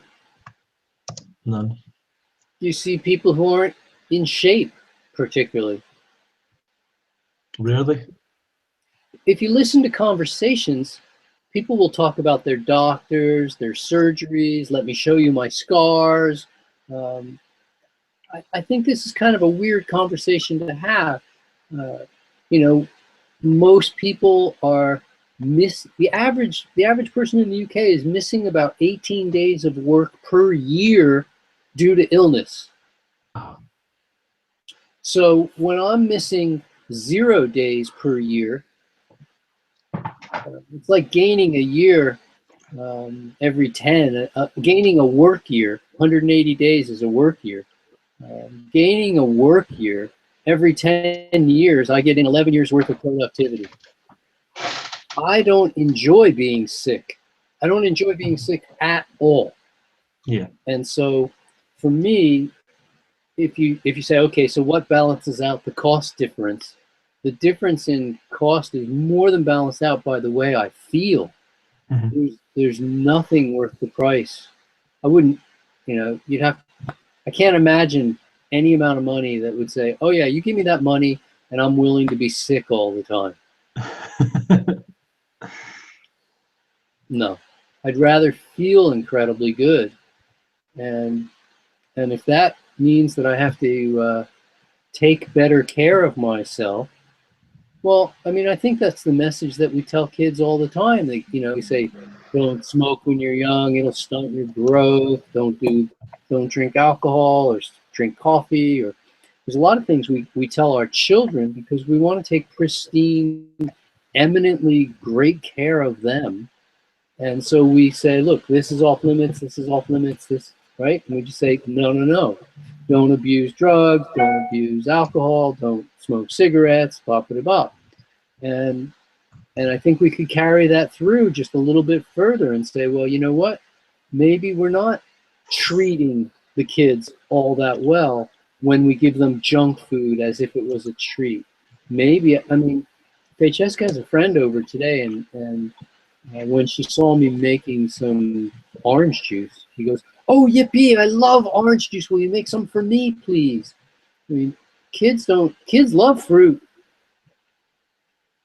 And I think every time, you know, if you give them a choice of healthy food or junk food, kids will go for healthy food. They like fruit. And we can pervert their tastes over time. But everybody loves sweet and juicy. I mean, we all love sweet and juicy. We've just changed it from fruit to coffee and cake or milk and cookies. But sweet and juicy is where it's at. And so I'm perfectly happy to eat sweet and juicy fruit. I just feel like I'm like the luckiest guy in the world. I get to eat sweet and juicy breakfast and sweet and juicy lunch and sweet and juicy again. And when I don't want any more sweet and juicy, I can have all the vegetables I want and eat till I'm full. So it's exactly how I feel now, and maybe it wasn't always the case, but eating fruit is just the easiest and simplest thing. It's delicious. There's no side effects. There's no negative. There's really no negatives at all. And when you're in that position, it just healthy diet just becomes so easy because there's no alternative. It just takes a little practice. And I think most people understand what I mean when I say, like, if you're driving a car that's just a royal pain because it's falling apart and the springs are broken and the steering wheel isn't comfortable to hold and the heat doesn't work or the air doesn't work or the windshield wipers don't work anymore or whatever it is, right? And then by some fashion, you get a new car. And it doesn't have to be brand new, but it's just much, much, much better than the old car. I mean, the day you start driving that much better car, you stop thinking about the old car. Oh man, I miss my old car.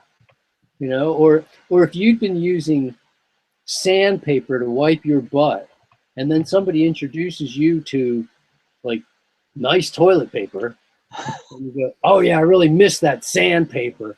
Well, no, anytime you can exchange something for something better, you always go for the better. And so, I mean, when I switched to raw food, when I switched to high carbohydrates, when I started eating lots of fruits and vegetables, the results were so profoundly better with mental clarity and physical. I mean, I used to be the most accident-prone person I knew. And I switched to raw food, and accident proneness just went away. It just went away. It was really weird. I mean, and I think of that coordination, whether it's coordination in my thoughts or coordination in physical performance or coordination in social understanding. And I'm still growing and I'm still improving, of course, and I'm learning all the time. But I was getting in my own way with my food just because I didn't know better. But once the light goes on and you go, well, I'm not going to go back to something that didn't work as well. And yes, many people with raw food have to learn that lesson more than once. They might have to learn it 5, 10, 15, 20 times and go back to cook food again and again. And you'll see it happen to people who've been eating raw for even 2 or 3 years or 5 years. And then they go, gee, I feel so good. I bet you a little cooked food wouldn't, well, I mean, what's the big deal? And if they go back to cooked food and really, really start digging into cooked food, they go downhill quickly. They can see it. I've had several raw food leaders this year contact me to tell me that although they had They had gone back to eating cooked, and they'd been reasonably public about it, but they'd gone back to eating cooked. They realized that they didn't feel as good, and now they just wanted me to know that they're back on raw foods. And I think it's fantastic. I applaud them for that.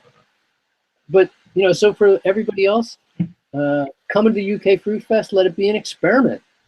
If you like the experiment, you can continue it and keep working it as long as it keeps working for you. Just to update everyone, I'm waiting for Marina to join us. I'm in touch with her. She's having some problems, it seems, with trying to join the chat at the moment. I don't know if you mind staying on for a few more minutes, Doug. Are you heading off? No, I'm okay. This I allowed for this. Some familiar face. Hey, hey. You haven't started driving down yet, huh? So I can't hear anything. I can just see. yeah, Simon can't hear you. I don't know if we can take this off.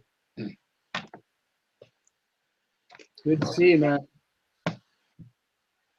How are you? Back in the UK. Glad you came back. I'm good. How are you? Bit delayed. Well, I'm looking forward to spending some time with you, Simon, both here at my house, but also at the festival. It's going to be just superb. Yeah, for sure. For sure, this year will be better than before. I'm sure. You can already see it forming up as a better event than it's ever been. Yeah. Well, every year it gets better. So you know, in 5 years, who knows where it's going to be. I asked a woman one time who was a mentor of mine because she used to run events. This is back when I was still in school, but she was running an event, and she said, you know, every year it's better. And I went and asked her, why is it better this year than it was 3 years ago or 5 years ago? And she said, the attendees are better.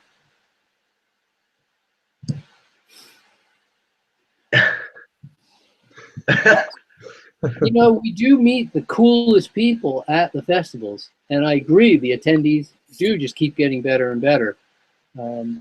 But the presenters get better. We learn from our experience. This is part of what people do. You know, we improve things, and it's not much that needs improving, but the things that do will be. Sure.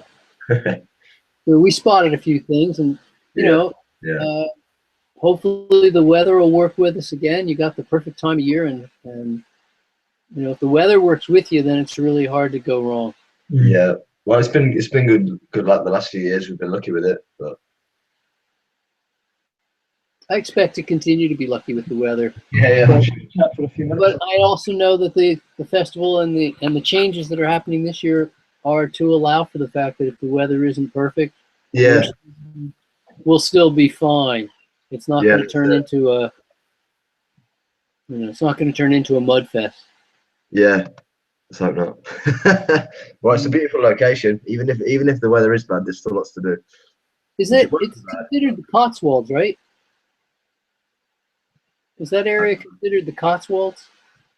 Sorry? Is that area considered the Cotswolds? I've no idea, to be honest. I'm not sure. Ah. I'm not really well versed down in the south area. It's like not really my area. I thought you'd know better. Oh, I'm not that well versed way up north where that is. Well, right now I'm in Glasgow, so I have no idea where I am right now. It's just like as far north as you can get. Well, I'm at the other end of the country. It's probably warmer down there for you than it is here. Yeah, it's as far south as we can go. We're in the sunniest part of the country, so you'll come down. We'll have beautiful sunny weather for you. And I hope so. yeah, it'll be good. I'm missing it. We haven't started mowing the lawn yet, but the daffodils are coming and the crocuses are already up. You guys have crocuses up yet? I've not seen any. No. But our crocuses are up. It's warm down here, and but the festival is not dependent on the weather. It's a beautiful thing that no matter what the weather, it's going to be a really good time. And I mean, the food will be great, the education will be great, the activities will be great. You know, we're going to have a good time. It's so much fun for the people who've been before. it's so much fun to see your friends. Yeah, of course. And to meet new people. For the people who've never been, to get their questions answered and to have access to all the information that they want, to have that experience of really getting food in perspective. Like Yeah. food's important, but you know, so is sleep, and so is activity, and so is socialization, and nobody's really talking about all that stuff. We want to have a healthy life, and the fact that we eat well, you know, I mean, that's an important part, and it will be clean. It'll be made just so self-evident at the festival that, yeah, you just go, you eat, it's easy to do, and then you can get on with all the other things. But you meet that the whole community as well. I mean, last year we had people that they were saying, "Oh, I don't know anyone in my area doing it," and then I was like, "Oh, actually, there's somebody else in your town," and then people become friends, and then like they create this network, and then before you know it, there's like networks of people everywhere who are following the same lifestyle, and you know, builds friendships and community and everything. So. I've had, so far in my life, I've had 8 people come to me who said this line. 8 different people said, "I'm the only raw fooder in Belgium." Yeah. And I go, "No, you're not. I know other raw fooders in Belgium. Yeah. You need to meet them." You know, and that happens a lot. That happens a lot. I mean, when I feel like I'm the only raw fooder in town, you know, or the Grahams are the only raw fooders in town, but we're not. When we do raw food stuff, when we offer raw food events down here, people show up from all around the local area that say, "Yeah, we do raw foods too. We're supportive of that." Yeah. So it's great to have them all come together. The energy when that many people interested in raw food comes together, it's really spectacular, and it's different than any other kind of festival I've ever been to. I've been to lots of festivals, both as a speaker and as an attendee, and the fruit festivals, it's a whole nother experience. The energy is profound. Well, it's real energy because people, they're not on any stimulants. It's just we're just living on fruits and vegetables and community, and like that's what it's like. Real energy. It's not, you know, like if you go to most festivals other than fruit festivals, the energy's it's like totally different, you know. But the energy is just totally positive at these fruit festivals. It's all good. Oh, he's back. The compo's back. Excellent. So who's interviewing you today, Ronnie? Who's interviewed me? Yeah. How come you started doing this whole fruit festival thing? What made you? What put you over the edge? I think that when I saw a number of videos from the first Woodstock Fruit Festival, and it just, what actually struck me was that it appeared that it was a different kind of community. I think it wasn't just about the diet and the health, and I did think there was something probably magical about the diet as well, but it seemed like people were really happier, were more satisfied, were better people as a result of the diet, and that's what made me want to go along. I think was to experience that environment and experience that that group, and yeah,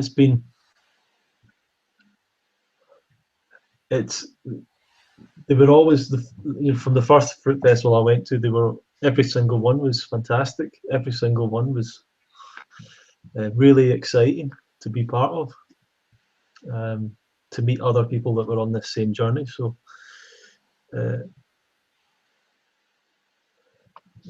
sorry, just contact Marina there. But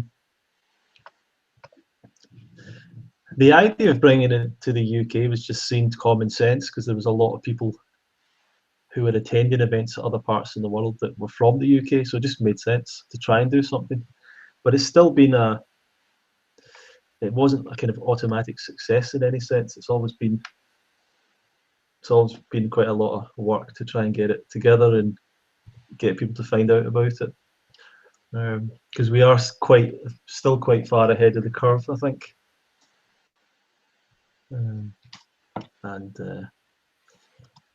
Yeah. Yeah, I don't know if we're as far ahead as we'd like to think. Okay. I think because we would be if we weren't telling anybody. But as soon as we start telling people what we're doing, then they just start out from where we are and they jump forward even more. So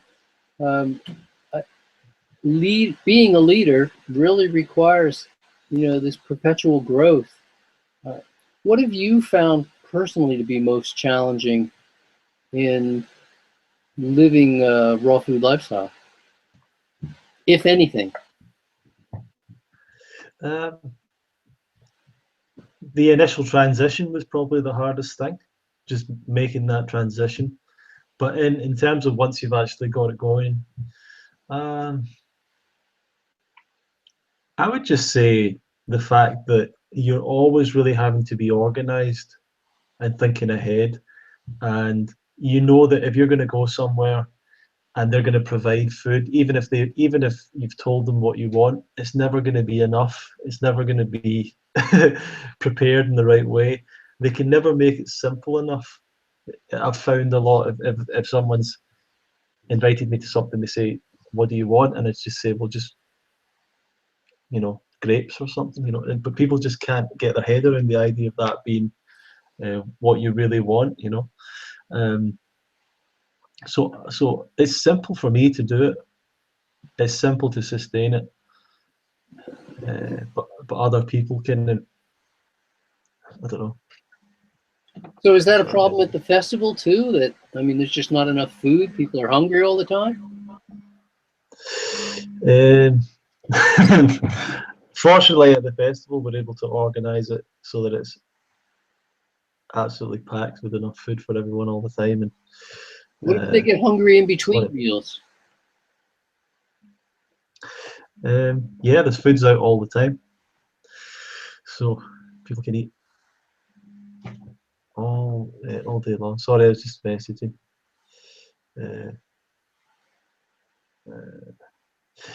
Yeah, so but the whole point of the festival is to make it very, very easy to people to experience a raw food diet for 5 days, and generally people turn up and have absolutely no problems at all at the festival with doing the diet. Of course, when people go home, they maybe don't have the support there or the encouragement or whatever it is that they require.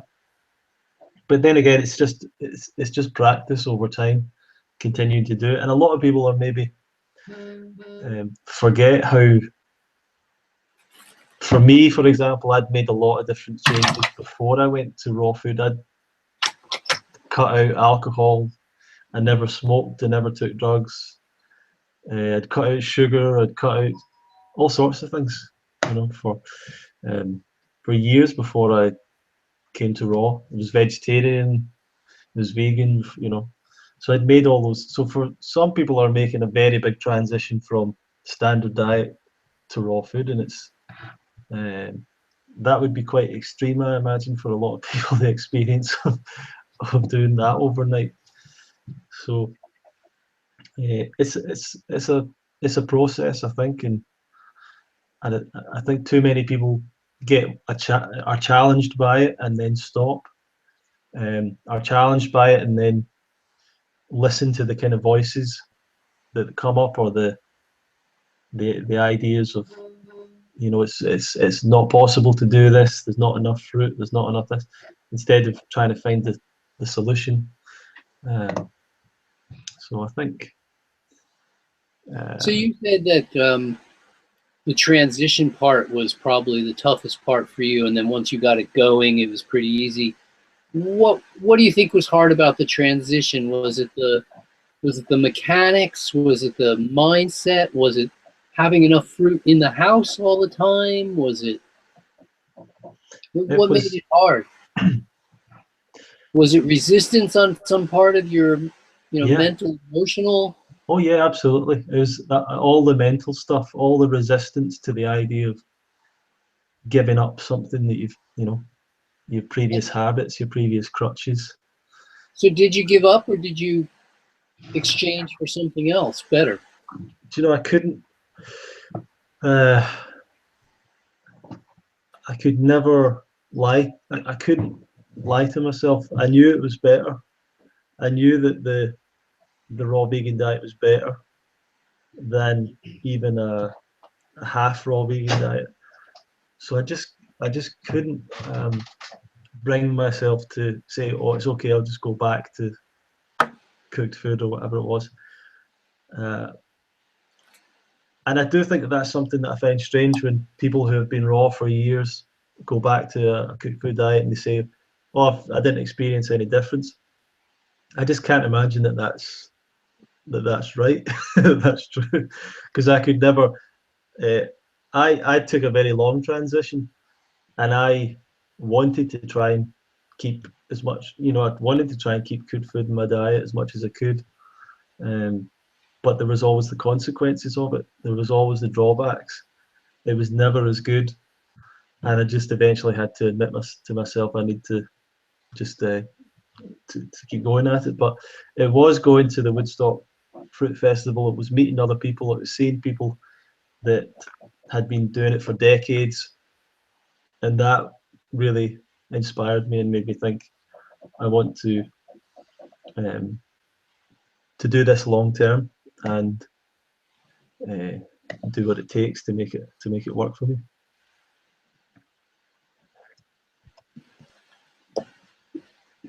I don't know if that was clear or made sense. Yeah, well, it leaves me wondering about temptation.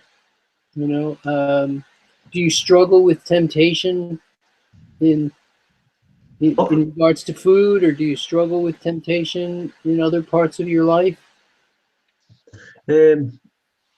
Not as much now. I mean, Are you tempted to write a 10 million pound check and just buy a helicopter and then deal with the consequences later? I've never thought about doing that. Or to jump off the roof of a building and then figure like you'll deal with it when you get to the bottom? Yeah, it's because you're a pretty realistic guy, it sounds like. So does the smell of cooked food still tempt you? I think it sometimes still smells good. It doesn't grip me as much. I think eventually what happens is when you say you give up salt and you give up salty food, and you might walk past something salty that you would have eaten before, and your body reacts. The saliva starts going and whatever else, because that connection's still there. And then gradually, as you avoid it or don't eat salt, gradually that connection is less and less and less. So there's less of a kind of visceral connection to the food. So I just don't think about it so much anymore. I don't have all those emotions attached to it as well. And I think all sorts of funny things. When I was the first 6 months or so, what I found was I had to be quite organized for the first 6 months or so that I was doing it. I wanted to always have enough fruit so I didn't feel tempted in the evening.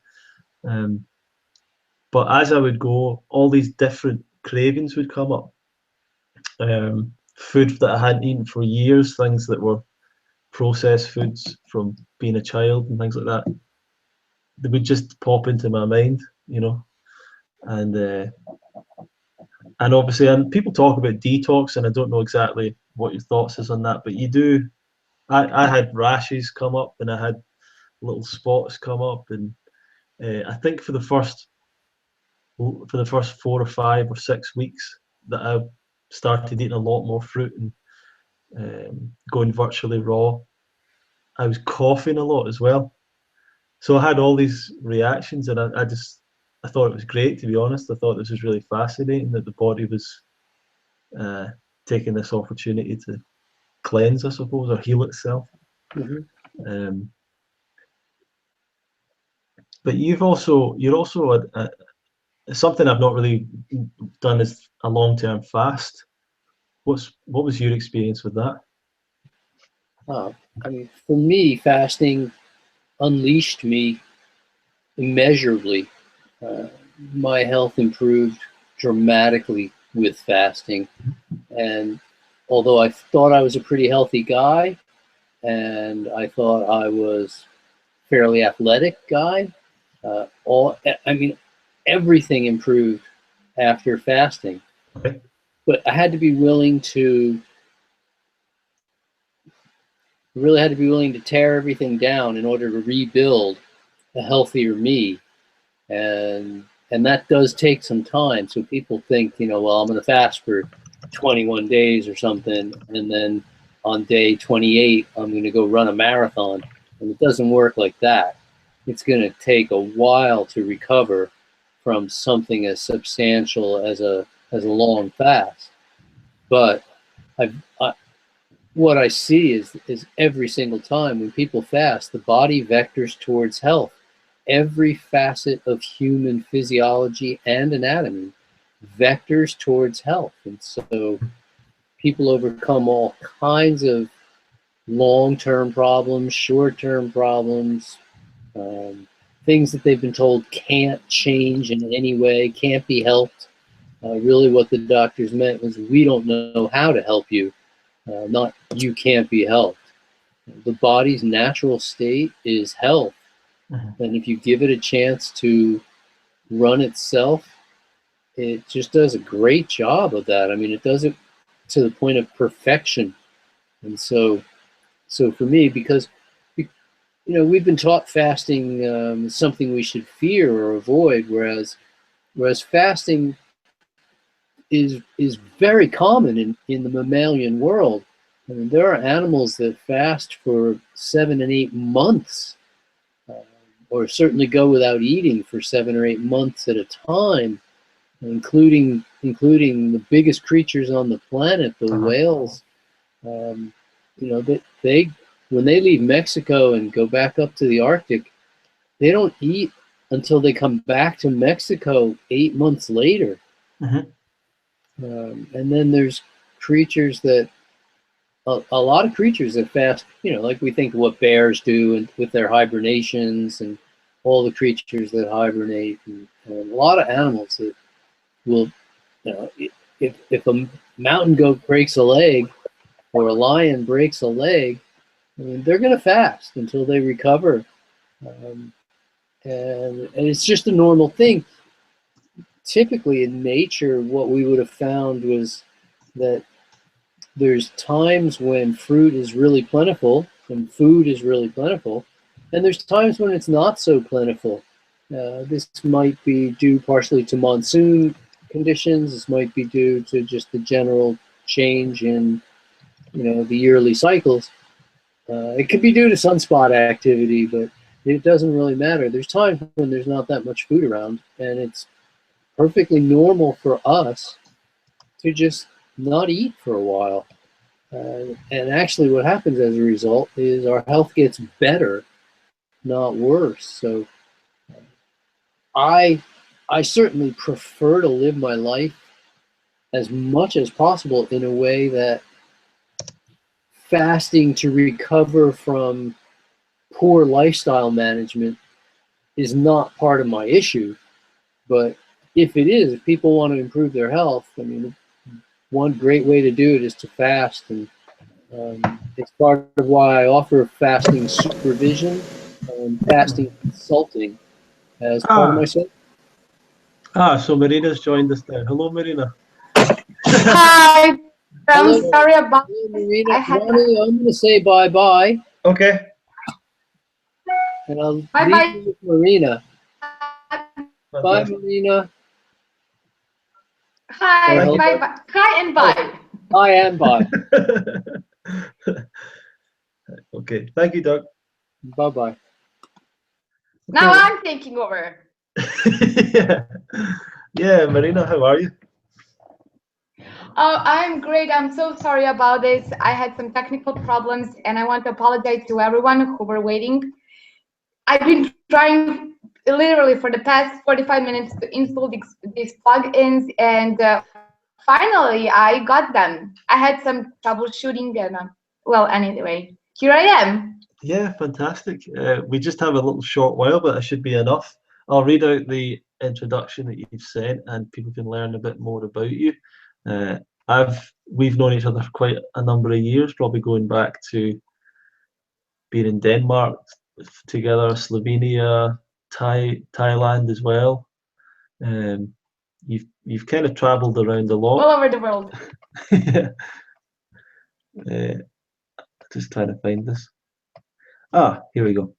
So Marina has been on a vegetarian diet since 2004, vegan diet since 2005, and a low-fat raw vegan diet since February 2012.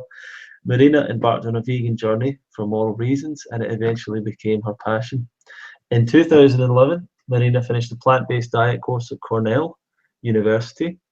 In 2013, she interned with Dr. Doug Graham in Costa Rica, and she also translated the 80-10-10 diet into Serbian. She is currently studying at the Vibrant Health and Wealth Academy with Dr. David Klein. Marina's running her website and YouTube channel Health Glows, and she teaches low-fat raw vegan diet, fitness and healthy living.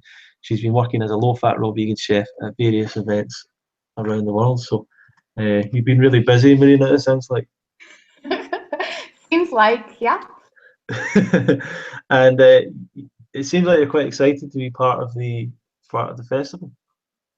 Yeah, thank you for having me at your festival. I'm honored to be invited. Yeah, no, we're really looking forward to having you here. And so I was listening to some of your story recently, and you were mentioning that when you were being brought up in Serbia, that your pet rabbit got served for lunch or something like that. Is that right?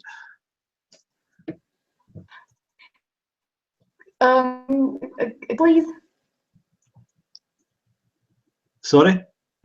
Can you please repeat that? Yeah, sorry. When you were growing up, you had a pet rabbit, and it yes. ended up getting, your family ate it for dinner. Yeah, well, yeah, it's not so funny, but maybe now after many years. But at the time, it wasn't funny. No. But now when I look back, I was actually blessed to have that experience. Mm-hmm. I guess that my rabbit was sacrificed so that I could, at the age of 5, could realize that there was something really, really wrong with that picture. Yeah. So my parents didn't want me to see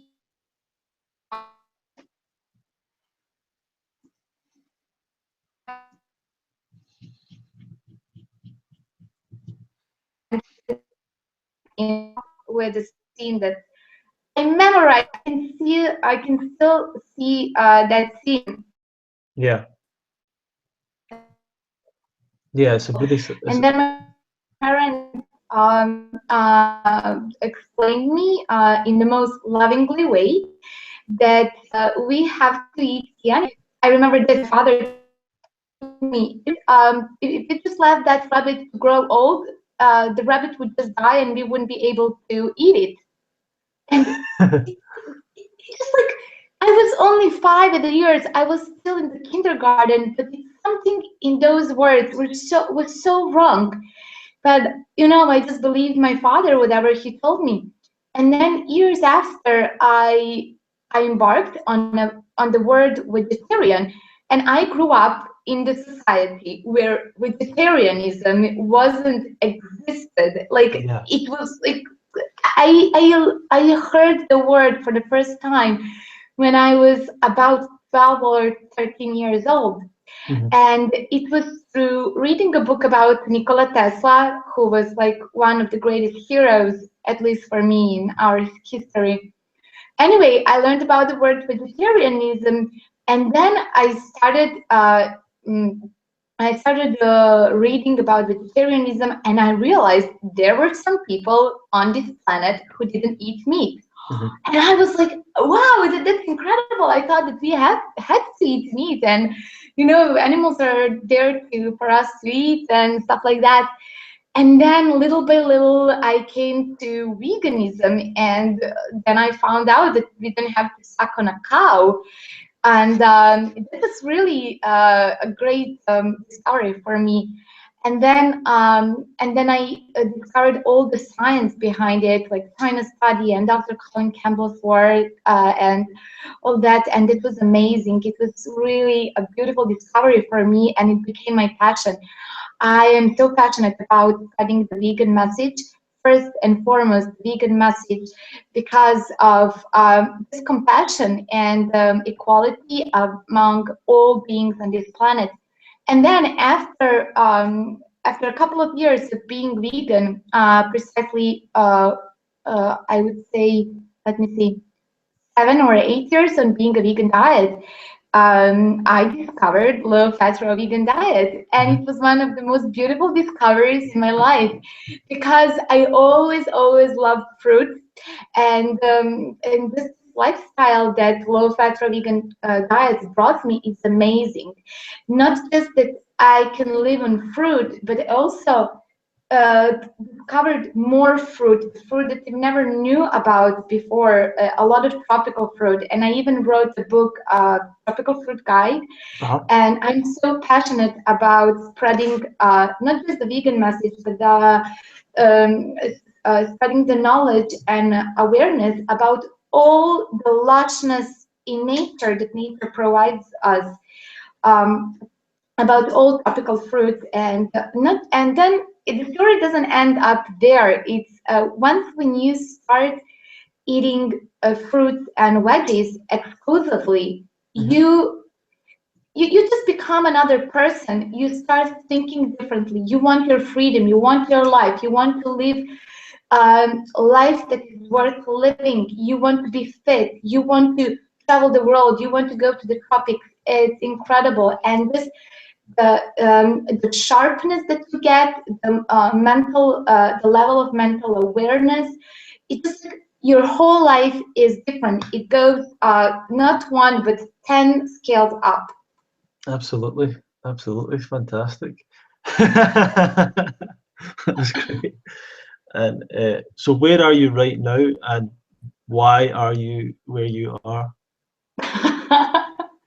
Okay, so I'm on a Thai island called Pangan, and since 2013, I've been spending every winter in the tropics, and it just became part of my lifestyle.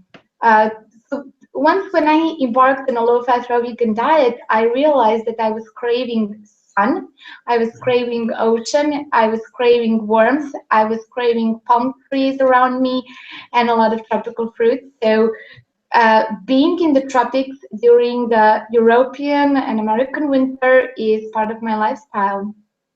Fantastic. And you run your own retreats in Serbia, is that right? Yes, thank you for mentioning that.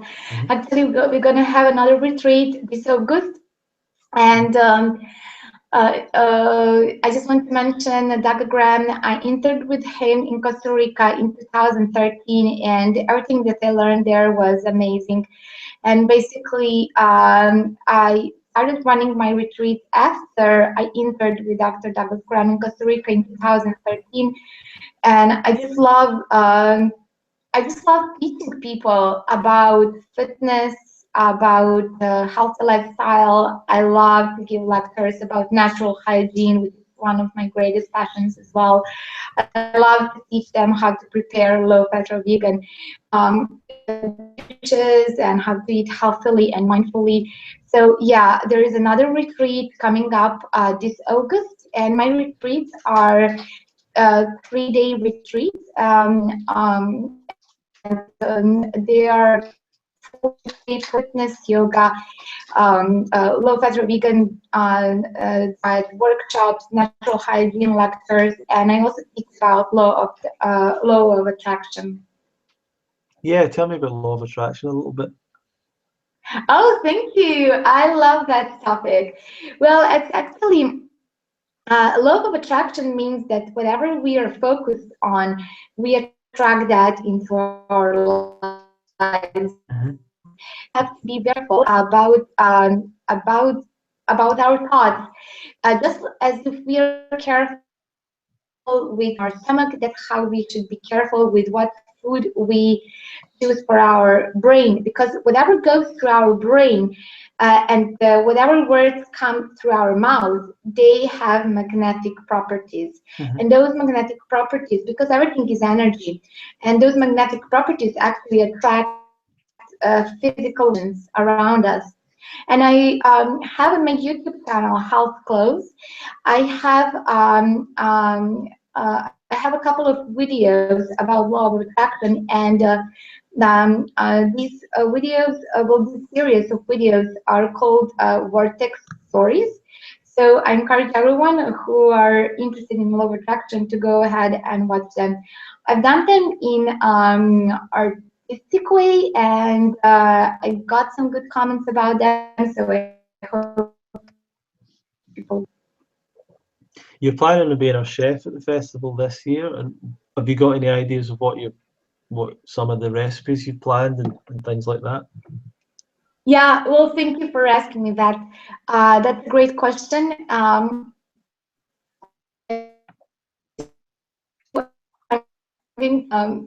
Low-fat raw vegan dishes, and basically what I have in mind is that breakfast and dinners are going to be fairly simple.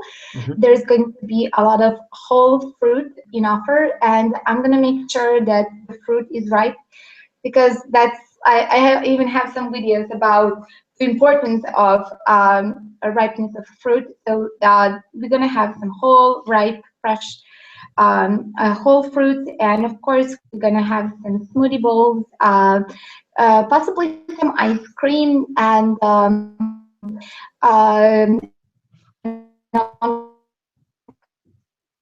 we're going to have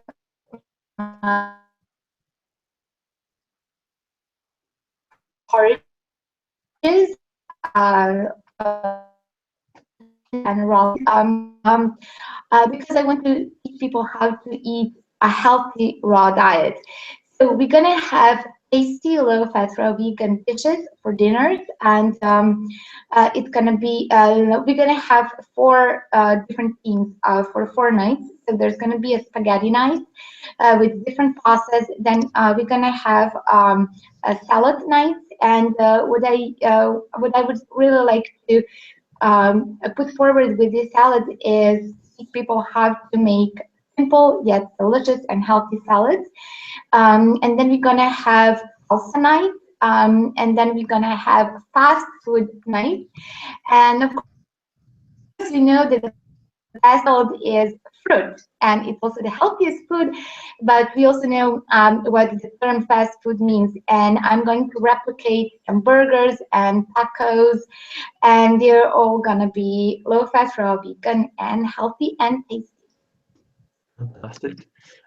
What's your experience been of events in general, coming to fruit festivals and things like that, Marina? What's been your experience? Oh, great question. And well, in general, my experience with these festivals, the energy is at the highest frequency, and it is amazing what happens when people who vibrate with such high energy come together. It's beautiful.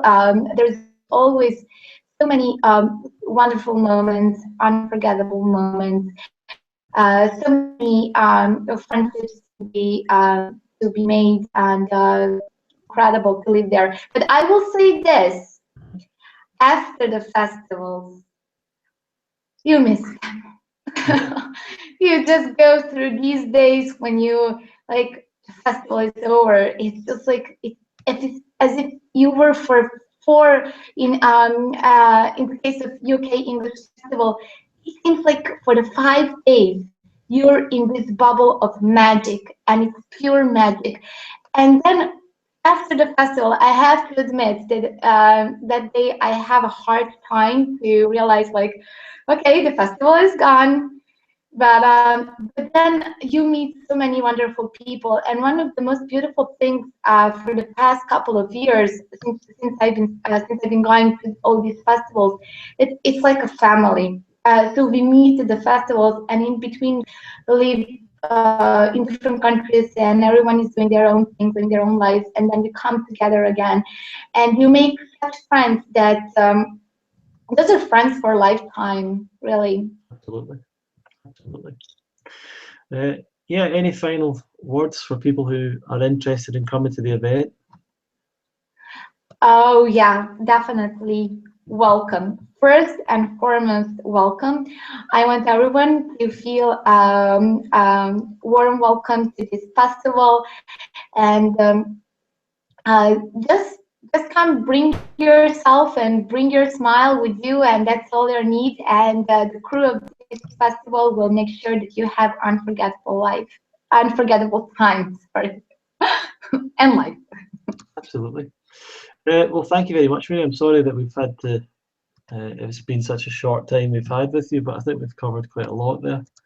And it's, I think your passion and inspiration comes across very, very strongly to all of us. Thank you. Thank you for everything that you are doing. You are a great advocate. Thank you. Absolutely. Right. Well, as Marina is going to be our head chef at the event, and she will hopefully also have time to teach a little bit of yoga, perhaps, and also maybe take workshops and other things. Fantastic. I would love to. I would love to. I just love to give. On these festivals, I like to give the best of me. So, yep, I'll be there. Absolutely. Absolutely. Yeah, that's why I'm excited for you to be part of it. And today we're promoting the UK Fruitfest 2017. It's the launch day. It's the time to get the best price. Go to the UK fruitfest.co.uk/registration and register for the event to secure your launch day offer price. So that's out of the way. But thank you very much, Marina, and we'll see you soon. Yeah, you're welcome. Bye-bye, everyone. Bye. Bye. Present to everyone.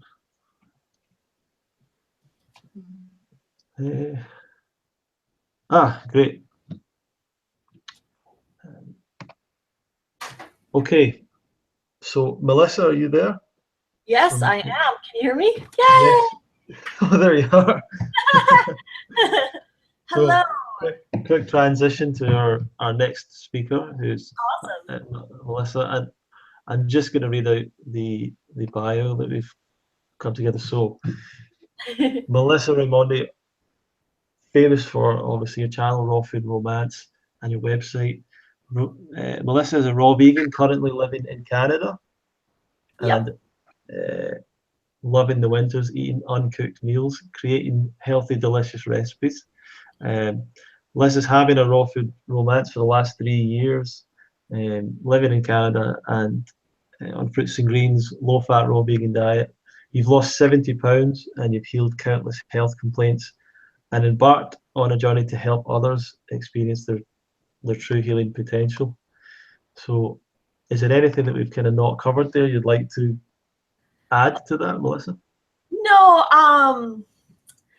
I mean, I've written, so this is one of my books. Oh, fantastic. Yeah, this is one of them. Wow. I have a winter one for people living in the north, like Canada. It uses a lot of like seasonal stuff, like cranberries and squashes and stuff like that you can do.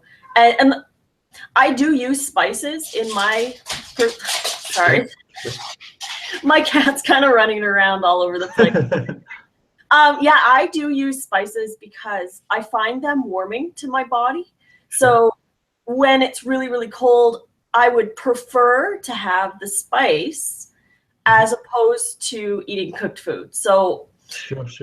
Yeah, so I do include, so the winter one is more on that kind of level, like foods that are going to warm your body, like using ginger and a little cayenne and stuff like that. So yeah, and then I have my 52 to a New You, which is just ebook right now, but pretty soon it will be available in print as well. But it's a 52-week kind of guide on transitioning over to raw vegan. And that one was really, really popular when I first released it. But so I want to do a print version as well and kind of expand on some of the steps in there. You could do it all at once, or you could take a whole year to do it. Fantastic. But yeah, those are my books. And then, yeah, my YouTube channel, Lissa's Raw Food Romance, is doing so well compared to where I was last year. I mean, I think I was only at maybe like 8,000 subscribers last year at this time. And now I'm almost 25,000. So, Oh, wow. it's grown quite a bit in the last year, and I'm really happy about that. So, Have you always been a writer? Have you written other books, or are these the first? These are the first ones. These are the first ones I've ever written. But I am a photographer, as you can see. Oh, yeah. Yeah. Oh, wow. Yeah, I am a photographer, so that's kind of my day job, and I will do photography during the day. So that's why, I mean, the picture on the cover and all the pictures in my book are all my photos that I took. Oh, wow. And I also have digital design background, so I published it myself. I wrote it myself. I mean, I edited it myself. There's a few little mistakes in there, but otherwise everything is me in that book. So it's like my little baby. I love it so much. And I'm coming out with Meal Plan Part 2. Probably, I'm hoping before the festival, so I can launch it around the time that I come down there. And yeah. Okay, so all living in Canada right now, how did you come across veganism, raw veganism? What was your journey towards this lifestyle? Oh, I started probably, well, when I was about 20 years old, I had gained a lot of weight. I was, this is actually a picture of me. It's on my desk, but this was me when I was 20, and I was about 200 pounds. And I was dealing with a lot of candida issues. So my mom took me to my her naturopath, and we discovered that I was like full of candida, like totally full of candida, and I had to go on an anti-candida diet. So basically, we know what that is. Low carb, lots of healthy fats and lean proteins. So, and I was on the psyllium bentonite caprylic acid kind of combo, that yeast busters mix that was pretty popular in the 2000s or even before that. Anyways, I did that for 9 months, and I was calorie restricting because I really couldn't eat much. So I did end up losing a lot of weight in that time. But as soon as I stopped the diet, I ballooned right back up. But it only took a couple months because I was back to my regular foods, and the regular foods weren't helping. And you're eating fruits and vegetables here and there, and you're trying to be healthy, and you're not eating out and all that kind of stuff. But candida just came back like crazy because as soon as I started adding, fruit and vegetables into my diet, the high fat was causing the sugar to stay in my bloodstream, and I couldn't deal with the candida. And I was dealing with candida until I became a raw vegan now. So it was a good 15 years that I dealt with. Oh, really? Sometimes it was severe candida. Sometimes it was manageable. It just totally depended on what I was eating and not really what I was taking. So I had lost the weight because of the candida diet. And I was working at a donut store when I was about 23.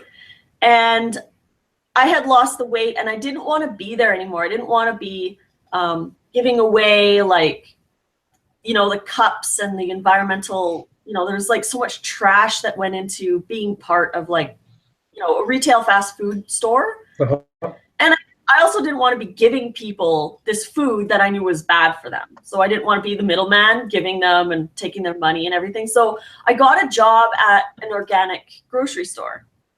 And when I got that job, I was gaining weight slowly as well when I started working there. But eventually there was this woman when I was about 24 years old who came in, and she told me about the mucusless diet Mhm. and Arnold Ehret. So I read that book a little bit. Like, I couldn't really read it at the time because I felt it was way too extreme, and I was like, I don't know. We need our healthy fats. We need our protein, blah, blah, blah. 'Cause I was really indoctrinated being in the health industry. So I kind of put it aside, and I did resonate with it, though. I thought, it sounds like beautiful and amazing, but not everyone can do it or whatever. And then in 2004 or 2005-ish area, I got, the health food store brought in a whole bunch of books. They brought in Giuliano's Raw. Yeah. They brought that one in, and it was expensive. It was like $50 or $60 for me to buy. But I bought it because I was like, this is a beautiful cookbook, blah, blah, or recipe book. And David Wolf's Sun Food Diet Success System, which was, I mean, his version of Raw is a little higher fat. Mhm. And that was what never kept me on Raw, was I was always eating too much fat. I was eating nuts as snacks, lots of avocados, way too many coconut meat and everything. And I had too many desserts, and I did not eat enough greens and fruit. Mhm. So every time, so I started to try Raw because I was like, this is a beautiful way of living and I want to eat this way. So I would try Raw, and I think the longest I went was a couple months before I got married in the past. And I did lose weight doing it, but I was also still calorie restricting because, you know, you're in the mindset that you need to calorie restrict to lose weight. So I did lose the weight, a little bit of weight, before I got married. And then after I got married, it was like, we can like have fun, we could eat whatever. Just went on a honeymoon, I was just eating whatever. And then when we got back, I was just, you know, we fall into those habits. And then every time I would gain too much weight, I would be like, okay, I'm trying Raw now. And I would do Raw for maybe a week, 3 days to a week. And then I'd kind of forget that I was doing it. Or I'd go to a family event and they would be eating whatever. And then they would try to give me the food, right? I'd be like, no, I'm trying to be raw. And they'd be like, you're going to get sick. You're going to get sick. And I would always eat before I went to the family events to try and prevent that. But they'd always try to push the food on me. And then I'd feel bad, and then I'd eat it, and then I'd fall off. And then it would be like 2 or 3 months before I'd try it again, or I'd try another diet. And eventually, after 10 years of doing that, I don't know why I never watched like Earthlings or, you know, the movies. I never really watched. And I was in the health industry, so I was exposed to vegans and different diets, and I tried all the diets that they had, like that were popular in the day. And I don't understand why I didn't watch those movies, but I hadn't.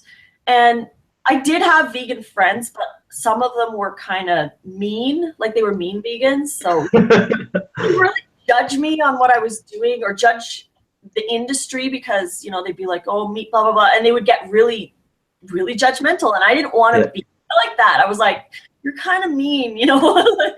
So it pushed me away. I mean, it pushed me away from veganism for 10 years. And I had a lot of vegan friends in the health industry. So I kind of never really made the connection until one day I woke up, and I used to be addicted to energy drink. So I would drink 1 or 2 of them a day. Yep. And I would wake up in the middle of the night with, looking back, I think it was a panic attack, but it felt, obviously, it's like 3 a.m. and you wake up and you're like, oh my God, I'm having a heart attack. And my heart was pounding like through my chest, and I could hear the blood rushing through my ears. Mhm.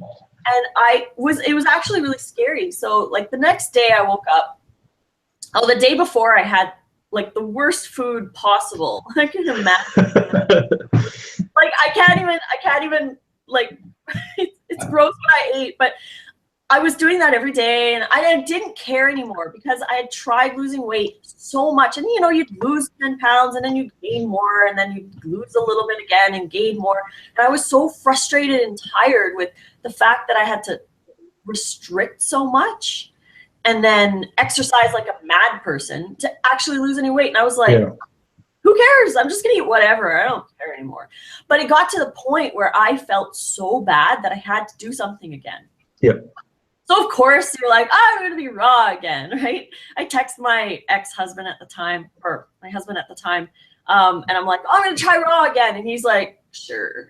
You're going to do it for like 3 days. And then you're, you know, just be eating normal food again. So, but this time I had a day off and I was like, okay, well, who did I used to follow? So I got out the old books, and I had old journals from when I was raw. So I started reading those to get inspired. And then I started watching like Fully Raw Christina videos on YouTube. And I was reading a lot through the comments to hear what other people were saying. And through that, I found Tanny Raw, and I found Back from Raw Tropical Living. So I started watching their videos, because I was trying to get more of like a wide range, because I never, ever tried the 80-10-10 style, ever. I was always doing the higher fat version, so, like tons of nuts and seeds, and it just wasn't working because I was craving and I was hungry all the time, and I didn't understand what was wrong. But of course, I thought 80-10-10 was too extreme because of my indoctrination that we need all these healthy fats and whatever. But so I eventually, so I was like, okay, I'm going to try this 80-10-10 because Christina's been doing it forever. And I remember following her YouTube when she first started it, like long time ago. And I was like, if I would have been raw from that, I would have like 10 years down. Sure. So I was like, well, if she can do it for this long, then maybe what she's doing is okay. Like maybe I'm too scared to do it. So reading through the comments, I saw like people were recommending some of the meat eaters on there to watch Earthlings. And at that moment, Cowspiracy was a brand new movie when I went raw, and Forks Over Knives. So I go on Amazon and I order the 80-10-10 book. I get the China Study. And then I watched those 3 movies back to back. So it was like 6 hours of movies. And as soon as I was done, I was like, I'm a vegan. It was just like, I was like, I can't justify it, because even if it was healthy, it's still unethical and bad for the environment. Even if it was ethical, it's still unhealthy and bad for the environment. And even if it was good for the environment, it's still unethical and unhealthy. Like there's no reason, like there's no justification whatsoever. So I was like, okay, I guess I'm a vegan now. And I was blown away. Like I'd seen the videos in the past, you know, you get all of that when you follow people who are vegan, who post stuff, and you're like, yeah. But I don't know what it was in that moment after watching those 3 movies that just was like solidified it. Like I won't ever be a meat eater ever again. I'll be vegan for life.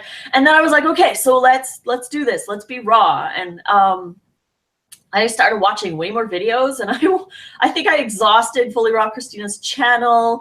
And then I was doing all the Tanny Raw videos, and I found other people, like I found Chris Kendall, and you know, I was like, wow, there's all these cool people on YouTube. And there was a lot more than there was when I started, because when I started, it was really David Wolf, Fully Raw Christina, and then I was following at the time they're Storm and Gingy Talaferro. Have you heard of them? Yeah, bigly, yeah.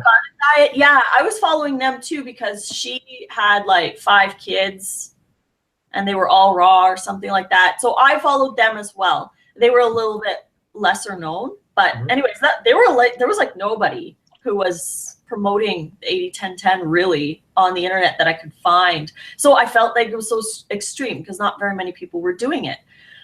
But this time it was so different because I had all of these people I could like get ideas from, get recipes from, try and do all this kind of stuff. So I started doing the raw. And the first little bit was hard because I realized that I had to eat way more than I thought, because, you know, we think a little salad like this is like, oh yeah, it's a big salad, but it's not. You need to eat like a huge amount of food and lots of fruit. And I was just like, okay, I gotta eat. And then all of a sudden it was like, that's it. And in the last 2.5 years, I've only had 2 cooked meals, and they were in the first couple of months. I tried to do a raw till 4 day on my birthday in 2014, I think. And I just did like steamed potatoes, and there was some other veggies in there and I had roasted asparagus with mustard on it. And I was just like I didn't feel good. It wasn't, you know, when you like anticipate the food to be amazing. Like that never happens with fruit because, I mean, unless you get a bad piece of fruit, but for the most part, you can look forward to eating bananas and they're going to be amazing every time. But when you eat cooked food, it's like you take the first couple bites and you're like, this isn't like what I thought it would be. Like I thought it would be so much better, you know, but it's not. So after that day, I had like the restaurant rock, and I felt blah, and my skin was breaking out a bit.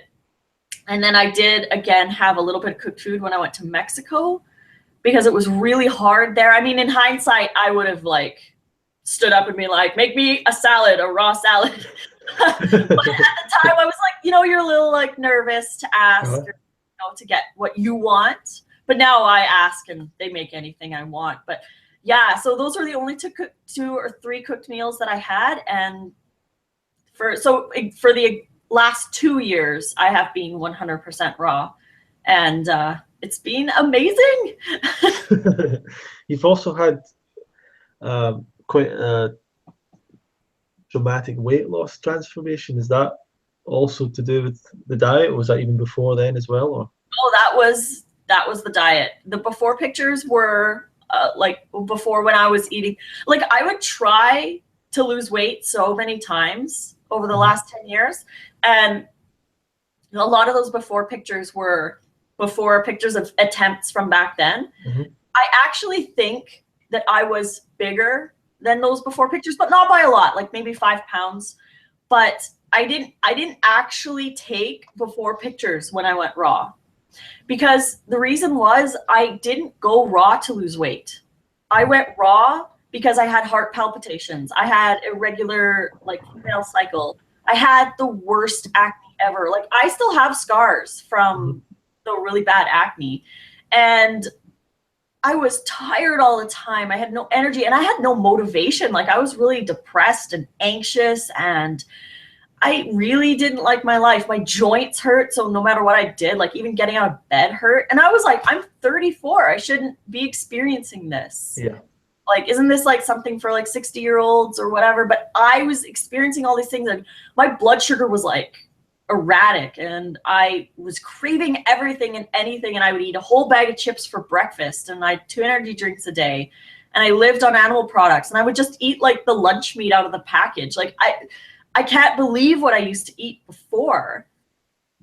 And so going raw for me was like 100%, aside from being for the animals, obviously, was 100% for my health, not for weight loss. I was like, if I get healthy and start eating raw, the weight loss is going to come with it naturally.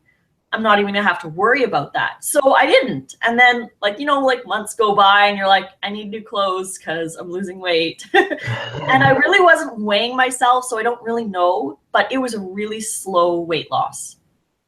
And then sometimes I would get on the scale like every couple months and I'd be like, okay, interesting. And then probably about halfway through my weight loss, I started checking a little bit more regularly because I was noticing, and I was like, well, this is pretty cool. So I would start weighing myself a little bit more regularly. And there were a couple months in there where I didn't lose any weight at all. So my body was really choosing what it wanted to heal, and I wasn't concerned at all with the weight. And then you wake up one day and you're lean and you're like, oh, okay. I didn't really think too much about it. It wasn't a thing, but it did take me about 14 months to lose 70 pounds. So it was like 1 pound a week, give or take. And I really didn't do a lot of exercise. I mean, in hindsight, I wish I did more exercise, but I got the diet down. Yeah, exactly. Yeah, so since that you didn't actually focus on weight loss at all, you were just focused on health. Yeah, I was more focused on healing my body, and because I felt so crappy that I didn't actually focus on the weight loss. But the weight loss is the visible effects, right? So that's what everybody, when they see you, they're like, whoa, you look great. You've lost weight. You look healthier. Your skin's cleared up. Like that, like, what are you doing? They want to know because of the outward appearance. But I've noticed like on my social media and stuff like that, if I say things like, I don't know, if I made a post, for example, like, wow, I slept through the night for the first time in months or whatever Yeah. because I'm eating raw now, no one would care. Like, it seems like people don't really care too much about, like, do you know Rebecca Rosenberg, the Texas fruitarian? Yeah, yeah. And she's always making posts about how she's like, I can walk now, guys. Like, I can actually walk. And people don't care. They just care about her weight loss. So it's like, yeah, and that's why we do the before and after pictures, because that attracts people to come follow us and see what, you know, what we're about and what we're doing. And if that can get somebody in and they can change and they can experience the health from that, then we win anyways, right? It's sad that that's the marketing technique that we have to do to get people in. But again, if it gets people in and it can heal something that they've been suffering with for so long, then we win. So that's why I post a lot of before and afters, because it gets people asking and it gets people questioning and it gets people wondering, like, oh, maybe I can eat a lot of fruit. Maybe I can do this. Maybe I can do low fat, even though it's so hard. Interesting. Yeah. What was your experience of your transition like towards a raw diet? Did you have any? Obviously, your candida went away as well. Did you have any other interesting kind of experiences? It was, you know, it was so gradual, the transition, like, because I went raw vegan overnight. So it was literally the next day I was 100% raw vegan. I didn't like finish stuff in my cupboards. I didn't, you know, you eat the rest of the cheese in the fridge. Because to me, because like, why would, like, I don't know, for me, I couldn't do it for myself, because I've used the word transition before.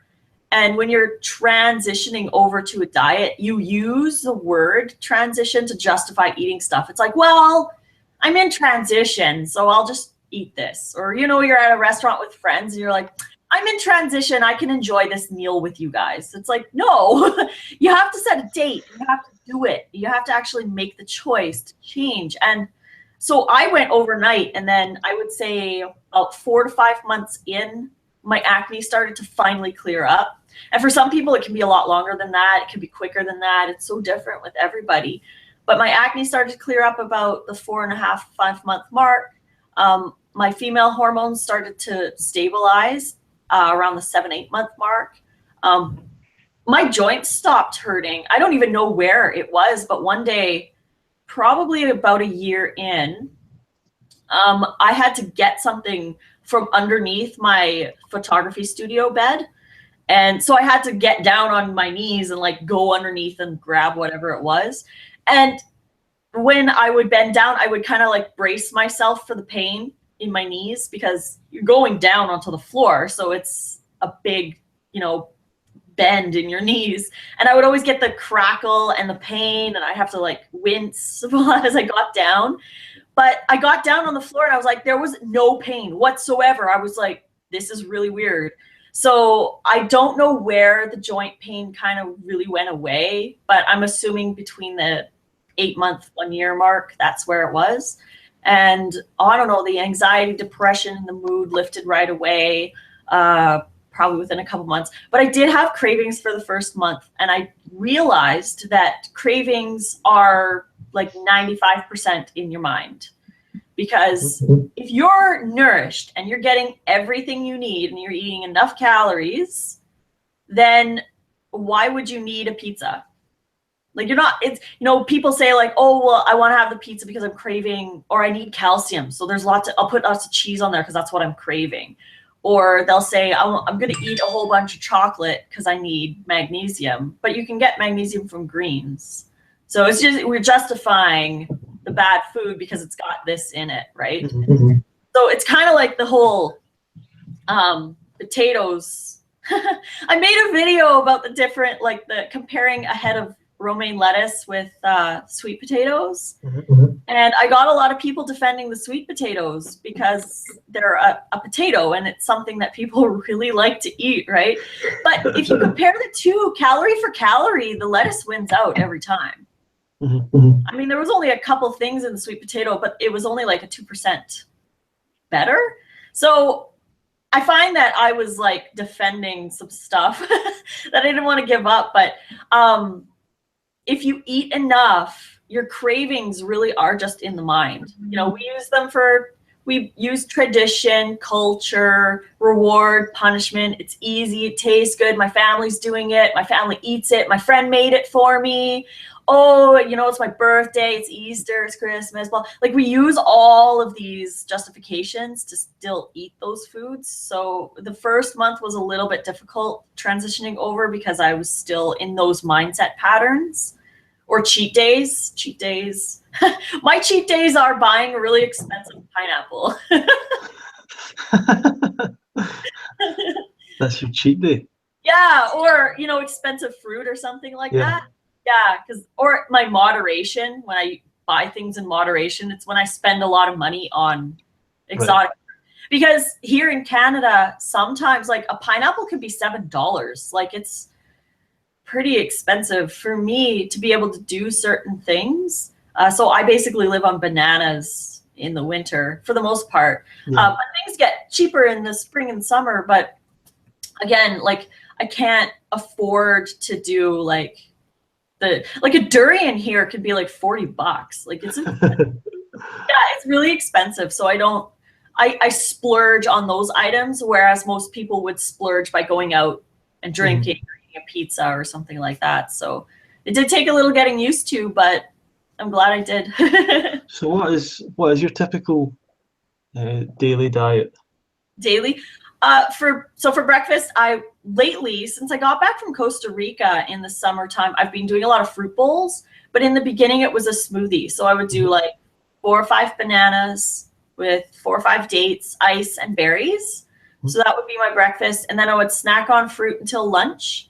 And then lunch would typically be what I call a fruiting vegetable salad. So it's like tomatoes, cucumbers, peppers with tender greens. So I would have that for lunch with a fat-free dressing. So normally I eat my French dressing because it's just dates, a little garlic, lemon juice, and smoked paprika. I'll do that as my salad dressing for lunch. And then I snack on fruit until dinner. And then dinner is typically where I'll have my fats. If I do have fats for the day, and I'll do it more like the darker leafy greens I have. Like if I'm gonna have kale, I'll have it at night. Or I eat my chili a lot now. I make my chili often. It's just really like mushrooms, zucchini, tomatoes, sometimes corn, bean sprouts, and I use the tomato sauce as dates and tomatoes and a little bit of like oregano and cumin, chili powder, a little bit. And then I warm it in the Vitamix, or I put it all together and I just let it sit in the dehydrator for an hour or two just to warm up a little bit. And then that's my chili. And it's actually really, really filling. So, you know, when people say that raw isn't filling, they're not eating enough. Eat enough food, you're going to be full, right? So, yeah, so that's a kind of a typical day. I normally do like my little motto for myself is fruit in the morning and veggies at night. Make a girl happy, healthy, and light. Yeah, so that's kind of my day, basically. So you raised a funny point about how there's all these benefits to it, but the things that people ask you about are mostly the weight loss and things like that. But I suppose that's how everyone gets into these changes, is they've got their own little weakness or whatever that draws them towards it.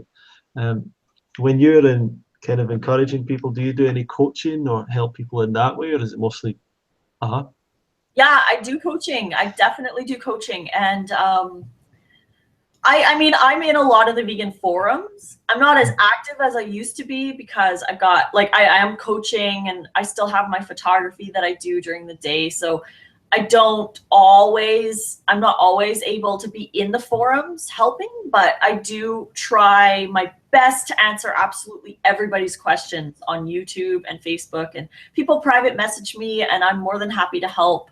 But if they want like in-depth kind of like go through their diet or go through a lot of the psychological reasons why we're still addicted to those other foods, or there's like roadblocks that we can't get past, we can do coaching. So I do coaching, coaching, selling the books, and social media.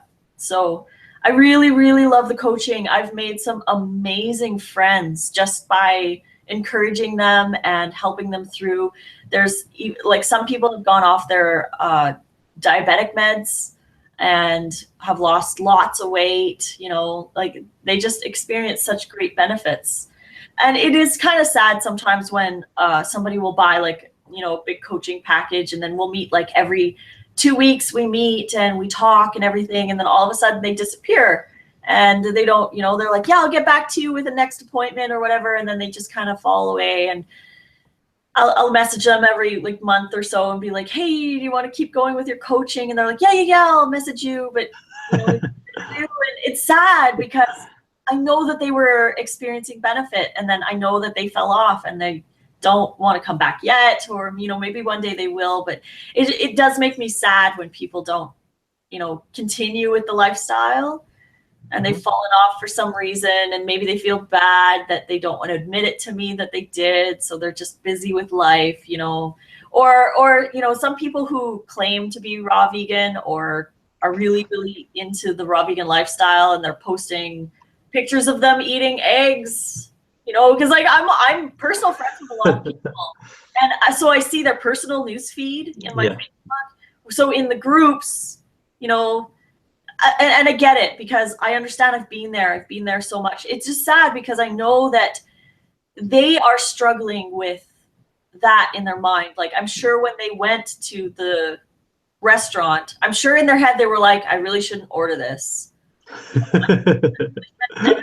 And then there's a picture online that shows them eating that stuff, and I'm sure that it goes through their mind, and they feel bad after. I feel bad because I wish that everybody could experience what this lifestyle has to offer, and that we could finally break those connections that we have with non-food items. Like, it really bothers me. And a lot of people have said that they like my YouTube channel a lot because I deal with a lot of the psychological aspects of raw, like the thought processes behind addiction. Because I had issues with alcohol and definitely obviously had food addictions. So I have addictions in my past, so I know I've dealt with a lot of that, and I do show a lot of it in my YouTube channel. I find a lot of people really appreciate that I go a kind of a different angle towards the raw, like giving up the cooked or dealing with that, which is really good. So I'm glad that I can offer that angle. Yeah, no, absolutely brilliant.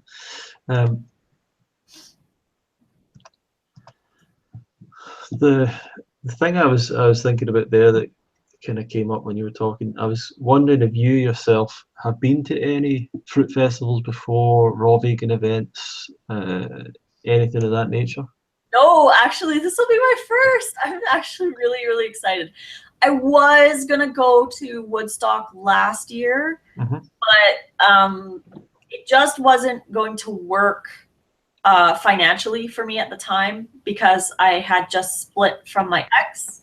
So I had to use a lot of the money that I had saved up to go to the festival to move out on my own. Because I had to, you know, you have to pay the deposit and, you know, like hook up heat, and like they just cost way too much money for me at the time that I was going to buy my tickets. So I actually didn't. Instead, for a quarter of the cost, I went to Costa Rica instead for that week that Woodstock was. It was just a lot less money, and I needed a break. But this year I am going to be going to Woodstock as well as just to experience it, and I'm so excited to this festival. It's going to be so awesome. I mean, I've been to we've had I meet with sometimes raw vegans here in my city. Me and Chris Kendall had a little fruit luck the last time that he was in Edmonton. So, you know, I've been to a couple events here and there, but nothing like a fruit festival. So this is going to be really, really cool. Well, so you were able to learn a lot online and make the changes just through your own experience. Yeah, Fantastic. Yeah, it was so awesome. So what is it you're looking forward to most about these festivals this year? And what are you going to be bringing to the festival as a presenter or leader? Oh, yeah. I am excited to meet people. I want to meet my fans. You know, I know that I've already know that one person that has, you know, in the forums that I'm in, I just saw that she tagged me in a post that she was kind of hemming and hawing about going to the UK Fruit Festival, but then as she saw that I was going, she booked her tickets. Oh, fantastic. So I'm like, I can't wait to meet her. I mean, I can't wait to meet you, and I can't wait to meet Doug Graham, like, because he's been such an inspiration to me. Obviously his book is like the cornerstone of the lifestyle, and like just meeting people is going to be like my biggest thing. I want to meet my fans. I want to hang out with them, you know, and help all I can. And I haven't thought of topics yet, but I will have lots to say. Probably a lot of psychological stuff, like you know, breaking addictions, coming away from the cooked food, focusing on the benefits of raw instead of, you know, trying to find the benefits in the cooked food. Like, I know, you know, like there's the raw till 4 crowd who justify it by eating the cooked food. Right? So, I mean, yes, just because it's vegan, it's great and it's awesome, but there is a step beyond, and you can't go beyond, and you just have to let go of those past, you know, justifications, because really that's all it is. So I want to attack some of the psychological issues surrounding why we stay where we are and why we don't move forward, and tips on how to do that and things like that. So brilliant. Excited. Yeah, absolutely. And you've had, as you were saying, you've had a lot of success online with YouTube over the last year, and maybe some other social media channels as well. What's been your experience with that, and how have you made that happen for yourself? Well, I originally, because this round of raw that is basically for life started in 2014, at the end of 2014. So, but before that, as I said, I've been trying for, you know, 10 years to go raw. So, you know, every once in a while I'd start journaling or take before pictures, and then I would want to be raw so bad. In 2010, I started Raw Food Romance, and I created a Twitter account for Raw Food Romance. I didn't have a Facebook page or anything like that. I was just Twitter. And it was more for me to stay accountable to myself. And what I was going to do with Twitter was every single day I was going to post what I called a daily raw affirmation. And I haven't done those in a little while. I should really get back to it. But it was a daily affirmation, a positive affirmation towards raw food. And I posted them daily for a good, you know, like, well, it was over about a year that I was posting them daily, but I wasn't actually eating raw for some of those. They were more of an inspiration for myself to like, okay, focus. So I would post these daily affirmations, and I got like about 700 followers, and I was like, this is pretty cool. But then I fell off, and then I didn't do it, and, you know, gained more weight, and then I didn't want to be online because I didn't want to promote the raw vegan diet when I didn't feel like I was a raw vegan, or feel like I was at my goal weight, and I was unhealthy, and I ate junk food. And so I didn't feel like I should be online until I got to where I wanted to be. So I had Raw Food Romance since 2010. And then when I went raw in 2014, it was probably about 4.5 months in, when my acne started to clear, that I was like, okay, I need to do this. Because I have well over a decade, like it's about 15 years in the natural health industry. So I've got all the knowledge. I just never applied it to my life. So I was like, okay, I have the knowledge. I want to help people. So I'm going to start my own YouTube channel. So the first video is really, I'm really shy. I'm like, hi. So it's, you know, I've come a long way from the start of my channel. I watched some of my older videos, and I still had weight to lose, and it was really interesting to watch my my own transformation from watching my original videos. But I find that all of my fans, and even though I'm not tempted by eating food for the most part, if I'm stressed out, sometimes I want that comfort food, but I don't. It's accountability. Like, I've got 25,000 people following my YouTube channel who I am accountable to. Like, I feel like I'm accountable to the world. So I can't, you know, go back on what I've said. So I made my videos and I started my Instagram and my Facebook, and those started to get really popular. And I love YouTube. I think we need a lot more YouTubers promoting this lifestyle, because we need more people to find us, right? Like me, in the beginning, there was only Lily Rock Christina. She was really the only YouTuber that was around. So it was really difficult. It's harder to find. I mean, nowadays, it's really a lot more acceptable for people to do a raw diet. But back in the day, like 10, 15 years ago, it was like, wow, what? You don't eat any protein? So yeah, but I'm so grateful that I have the opportunity to have my YouTube channel, and I'm like just overjoyed with the response that I've had on my YouTube channel. Like, I rarely get trolls. I mean, I have a couple people who dislike my videos, but it might be the same couple people who keep my videos. And I don't even care, because I'm focused on helping the people who want to be focused or want to be helped, right? I don't care what those other people have to say or whatever. My focus is helping people who want to be helped, who want the information, who need the information. And a lot of people have told me that I'll post a video and they'll be like, I needed to hear this today. I needed this today so bad. So I have this kind of connection with the universe where it's like, you need to do a video about this today because somebody needs it. So I really, really love that I can help people that way. That's fantastic, Melissa. You were saying you were in Costa Rica recently. Was that a holiday? Were you at an event or a retreat, or was it actually, I went to see Jack from Raw Tropical Living. He has, he's staying right now in his friend's house, and they rent out rooms. They're an Airbnb house. And you could technically rent that house out and have like a little mini retreat with probably like 6 or 8 people. And I was playing with the idea of running my own retreat and teaching people like my recipes and, having Jack teach yoga or something like that. So I wanted to go. The main reason was obviously holidays, but I was using going to see his place as an excuse to go. So I was like, yeah, I'm going to come check out your place.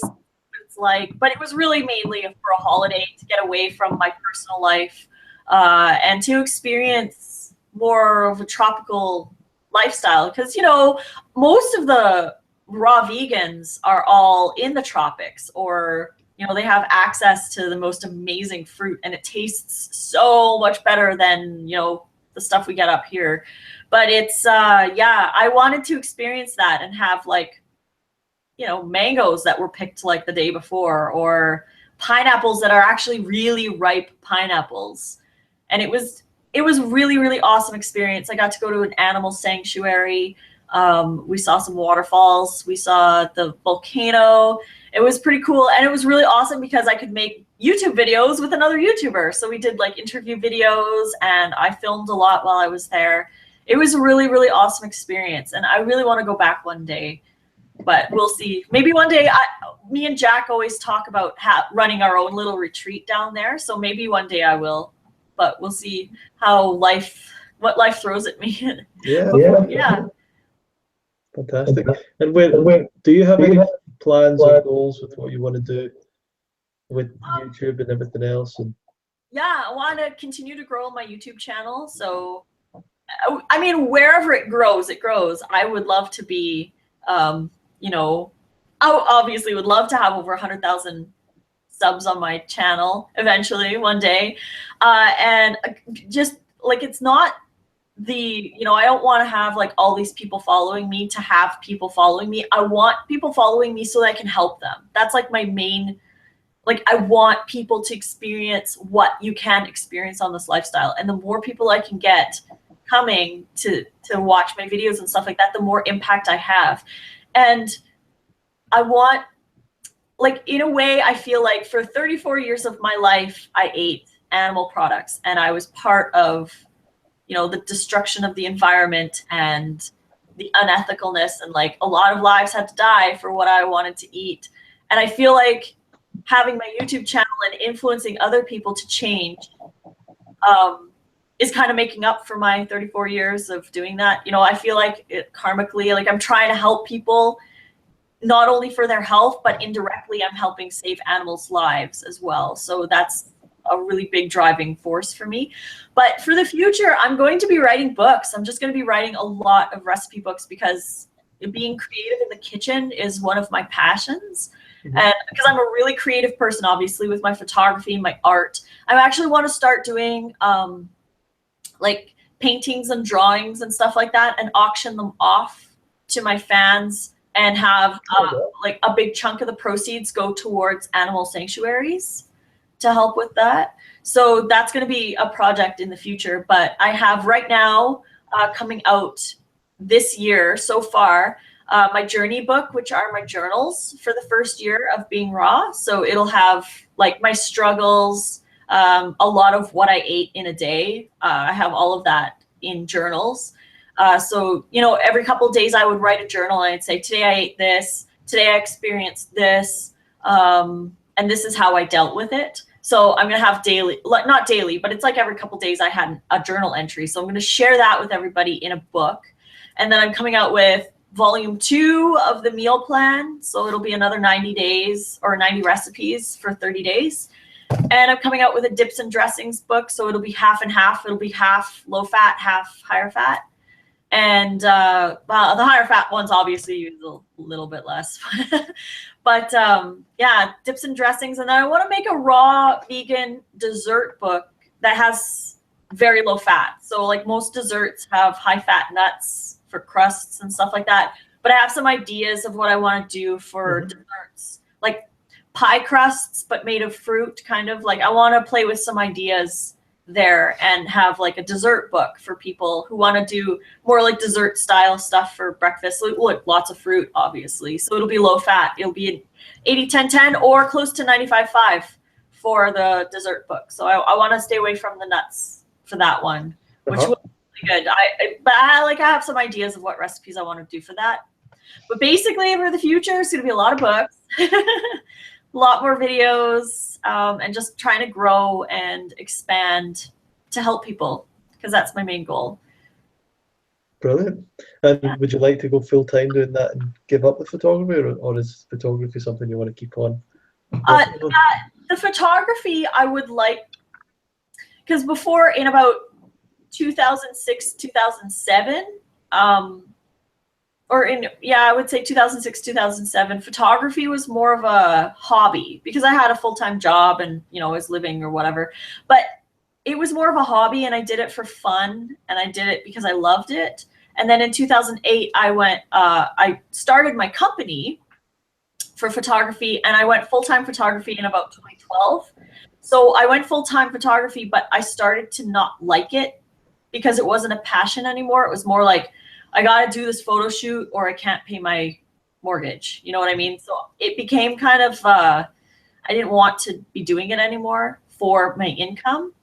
I would love to be doing just the raw 100%. I mean, I already feel like it is a full-time job because I'm answering questions all the time. And it's actually a lot of work to do YouTube videos. Like some of my recipe videos, the aerial ones that have music and they're like the quick 30-second ones, some of those can take up to 20 hours to make because you have to, like, here's my tripod in the back, that's where I film my videos, but you know, you have to set it up and then you have to put all the ingredients in little containers and make it all pretty, and you film it and then you upload it and then you edit it. Like, it's a lot of work. It's a lot of work to do these YouTube videos. And I understand, you know, people who do daily videos, it's a lot to do. And thinking of topics all the time too is a lot, you know, like, what should I talk about today? Or you film something and then maybe you say something off or you stumble through your words and you got to refilm it. So it takes a lot of time to do YouTube videos, and I admire anyone who has like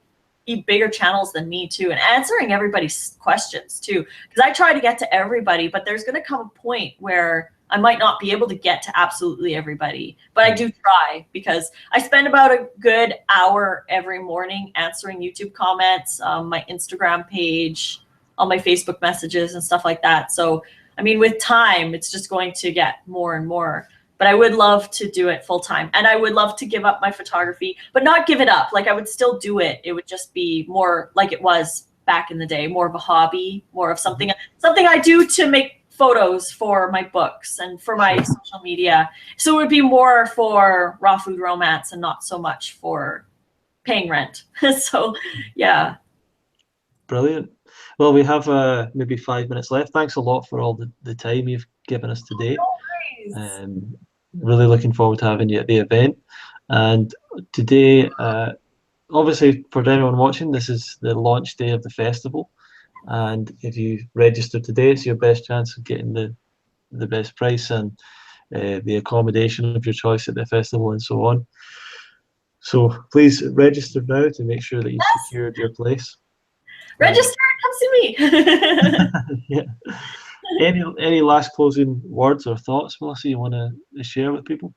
Oh geez, I don't know. Just I don't know. I'm really, really excited. I'm so I really can't wait to meet people. I can't wait to share with everybody else. I want to meet other raw vegans. Like, there's not a lot of people here that do raw vegan. We have one vegan restaurant that sells a few raw dishes, and then another vegan restaurant that sells one raw dish. So every time I go there, that's the only thing I can eat over and over.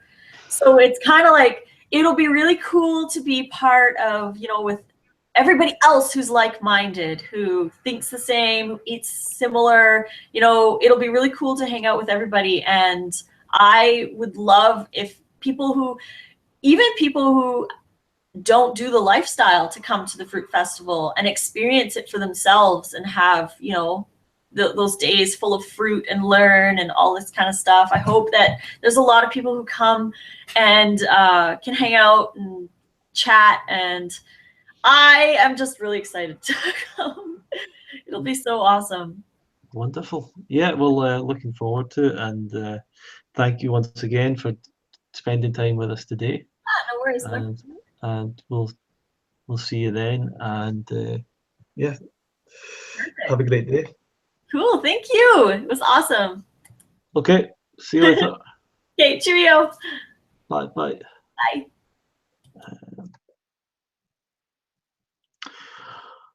Okay, wonderful. Just going to have a little bit of a break, maybe 5 or 10 minutes.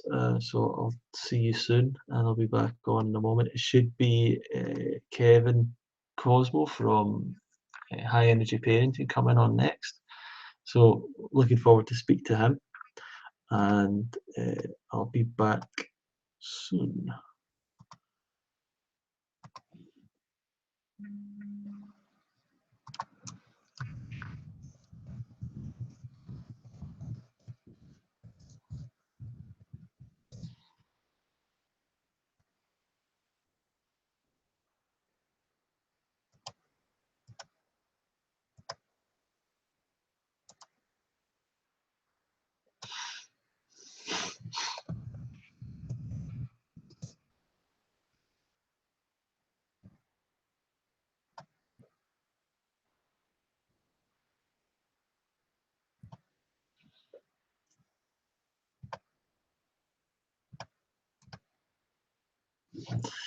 Okay, guys, be back in a minute.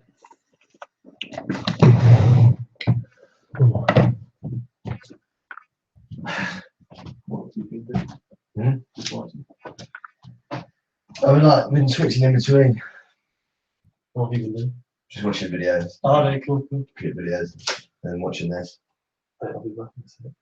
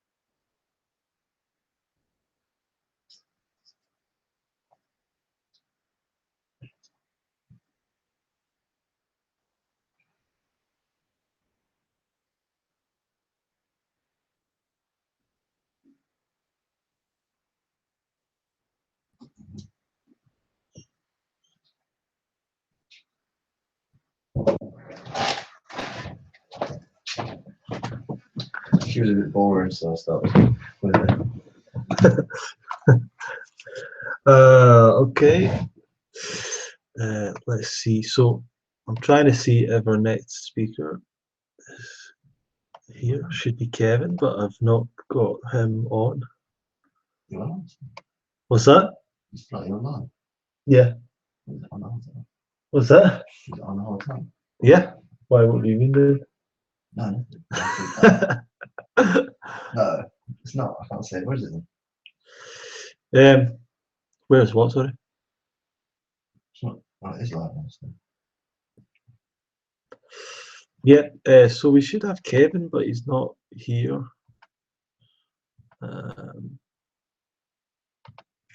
Let's send him a message.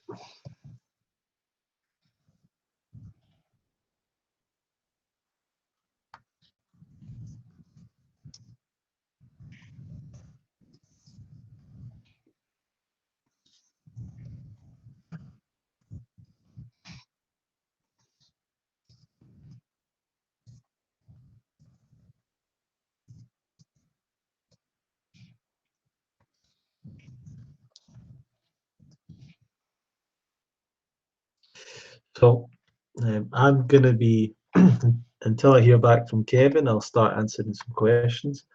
So if anyone's got any questions about the event or things that they want to ask in detail or in depth, I'm quite happy to answer any questions that you have at all. You can go to the YouTube page and you can write in a comment there, or you could even go to our Facebook page and put up a post if you like.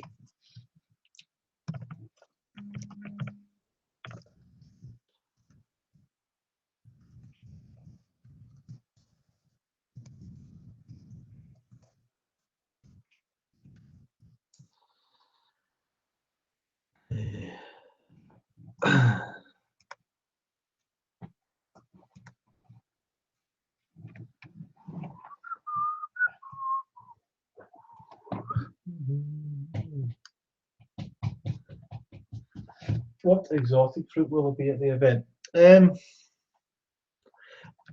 It kind of depends. Sometimes the exotic fruit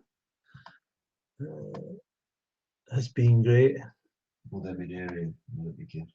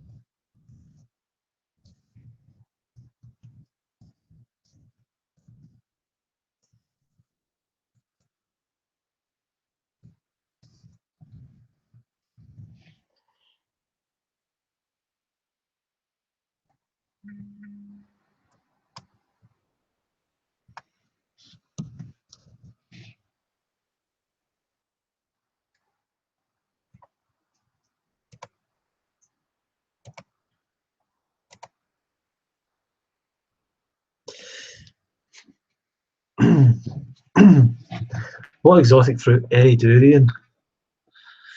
Yeah, maybe. Although we ordered durian last year, and we had a bit of a problem with it. It turned up, and it wasn't as good as it could have been, basically.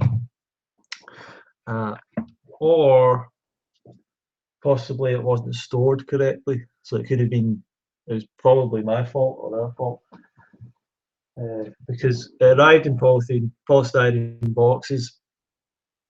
We then put it into the freezer, into the chiller, but left them in the polystyrene boxes. So someone said we shouldn't have done that, and it should have been. It should have all been taken out of the polystyrene. So that was a bit of a problem because once it was served, it had all gone slightly off. So there wasn't a lot of it that could be salvaged. And when you buy tropical fruit, it can be kind of expensive. So that was the issue. Chiku are delicious. I don't even know what chiku are, James or Lydia, whoever it is. What's that? Chico Chipotle, is it? Yeah, that's it. But I don't know. What's that? You don't really get that very often, do you? No, I can't, and they was really important. Where, sorry?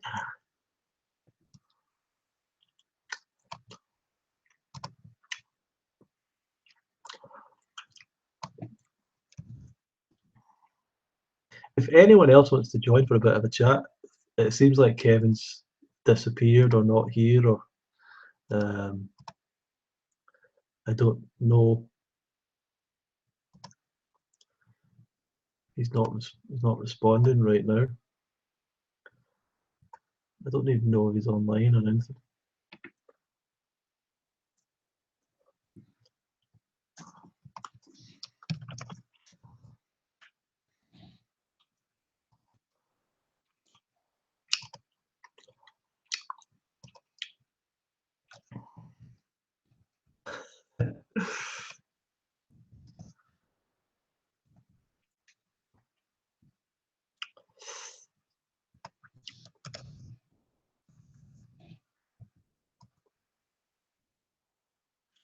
The next three speakers after Kevin are Ted Carr at 6 o'clock. Then, see if we get the, get the order right. Anne Osborne after that at 7 o'clock. Grant Campbell at 8. So it's quite a long day, really. Oh wow! What time is John Rose on? If I phoned, there's a lot of people I tried to get in touch with, but I did phone John Rose for the people that are fans of John Rose. I phoned him a number of times and left messages on his home answering machine. And didn't get a response from it, although we did speak to him last year. But I don't know, he's went a bit left field, John Rose, with his sort of, I don't know, conspiracy theories.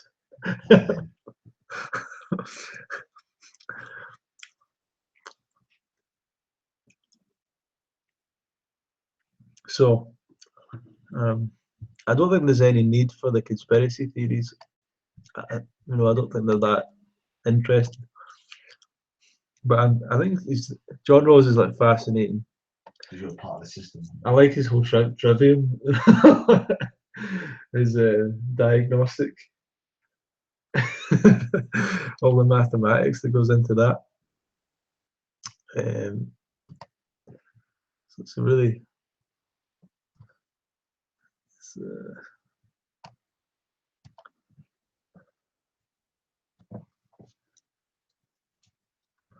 John Rose would be awesome. Odds ratio. Simon's boy is off it. James is always talking in some kind of Newcastle dialect that no one else understands. Simon's boy is off it. As in off his head.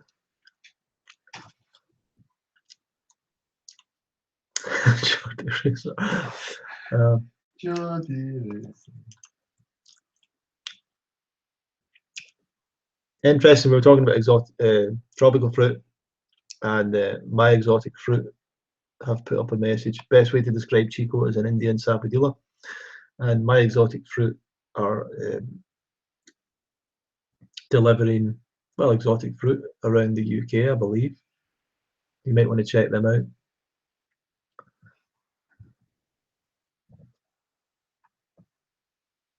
Off it crackers.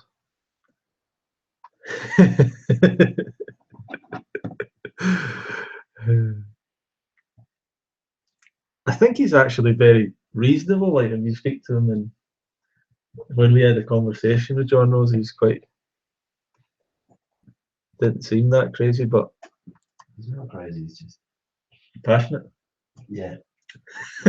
So that fine line between crazy and passionate.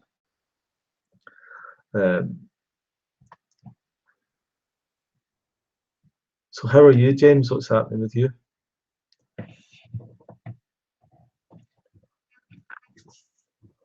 My exotic fruit. Peace sign. What's this? Trying to get some money off you.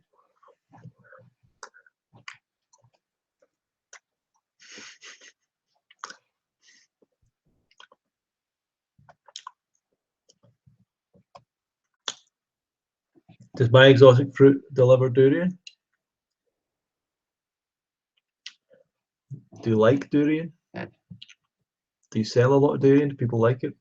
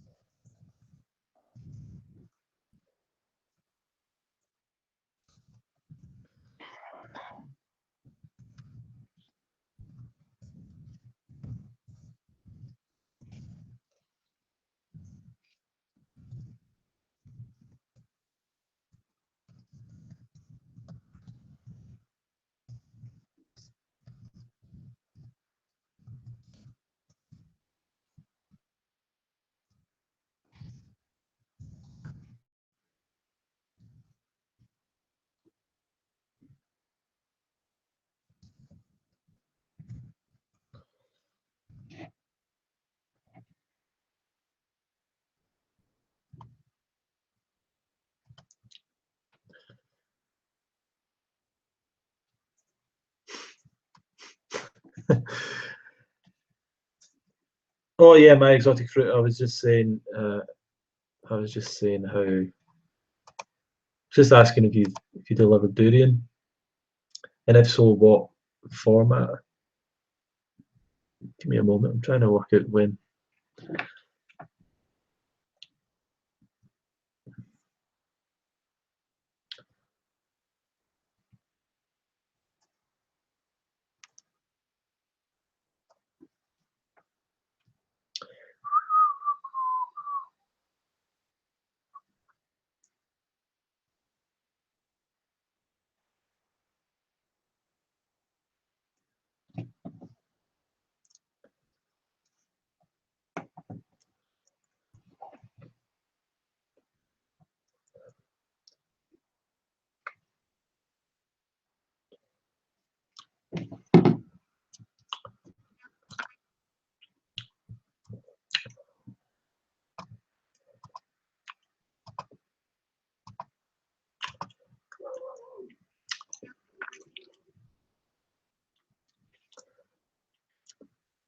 Does size matter with Chicos?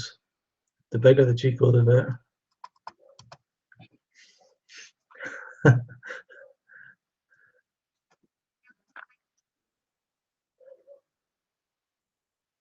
It's a nice Prof. Rachel. Looking forward to fun, friendships, freedom, and fabulous fruits. Expression, growth, giving, receiving, sharing, love, lessons, life, and relationships. Yeah, it's all part of the experience. Whole and peeled. It's a good seller, so there are people buying durian in the UK.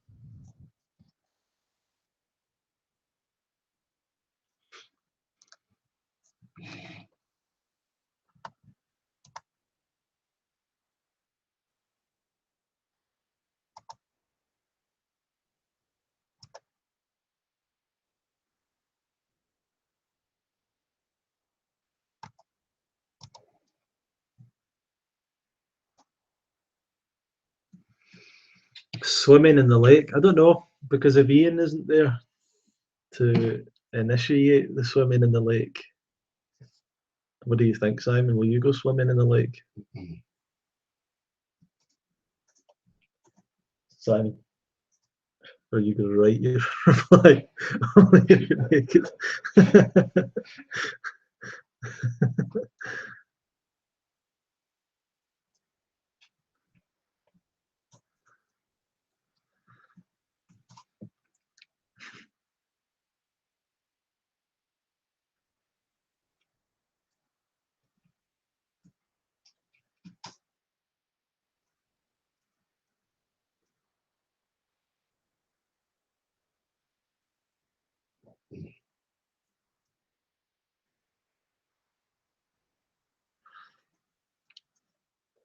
Just do a bit of an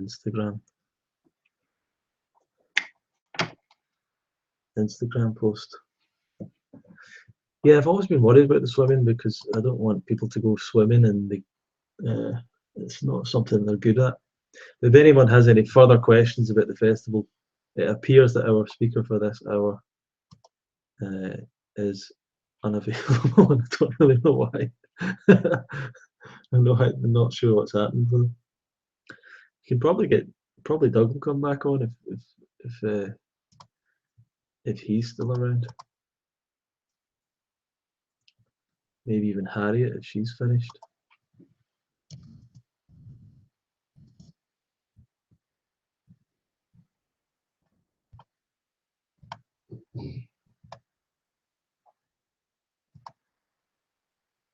Is the fruit organic? Is the fruit organic? Not all of it. Quite a lot of it, but not all of it.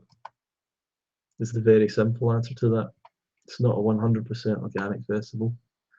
But we can certainly mark out what is and what isn't if you want to make those choices. The important parts that are organic, all the tomatoes are organic,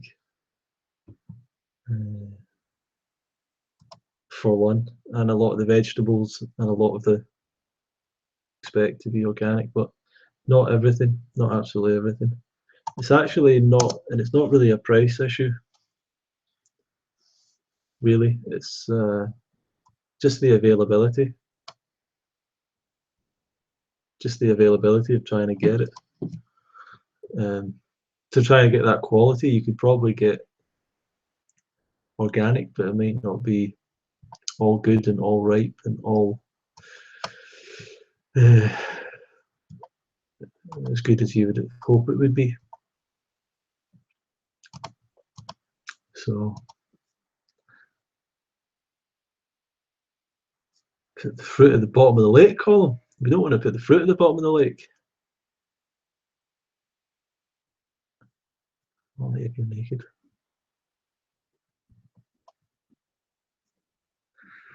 Okay.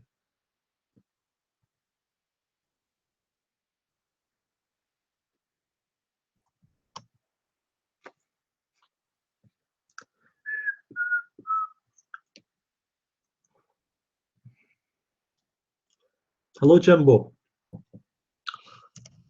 Everyone say hi to Jimbo.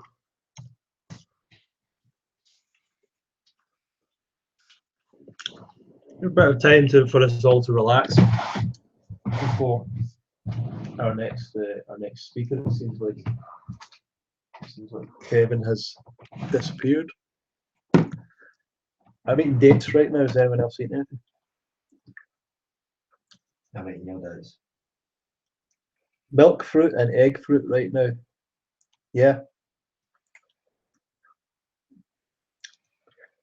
Don't sound very vegan, those fruits, milk fruit and egg fruit, but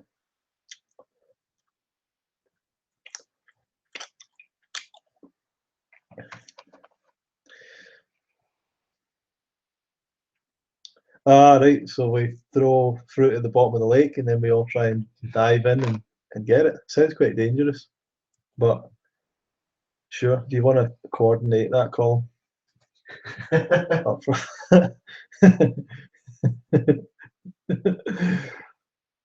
It's really the only reason I haven't got in that lake was because of Ian. a guy from Ireland. I've been dreaming of that lake all week. He said something like that. I never see him once a year. Hi Jimbo, we're just we're in the middle of a live stream when I'm answering questions about the Fruit Festival, and also we had some various speakers on talking about it and everything else. So that's what we're up to. And eating dates at the same time.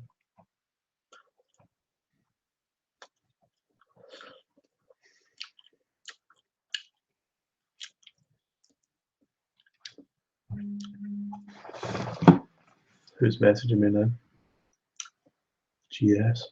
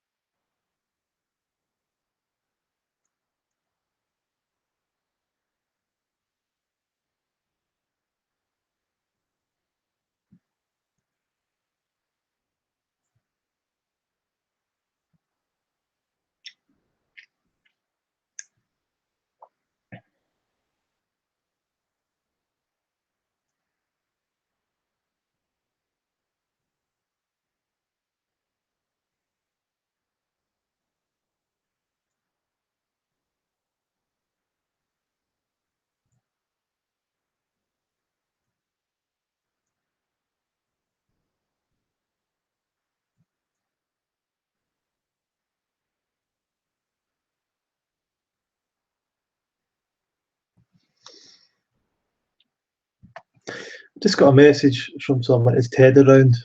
Is Ted around now? Yeah, maybe Ted can come on early.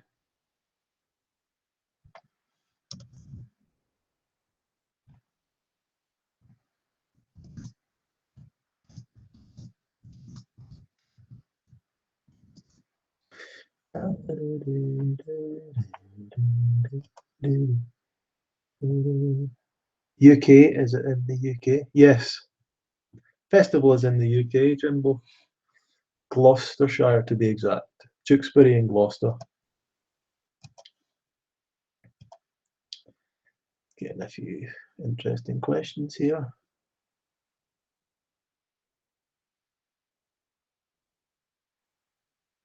Date of birth, phone number.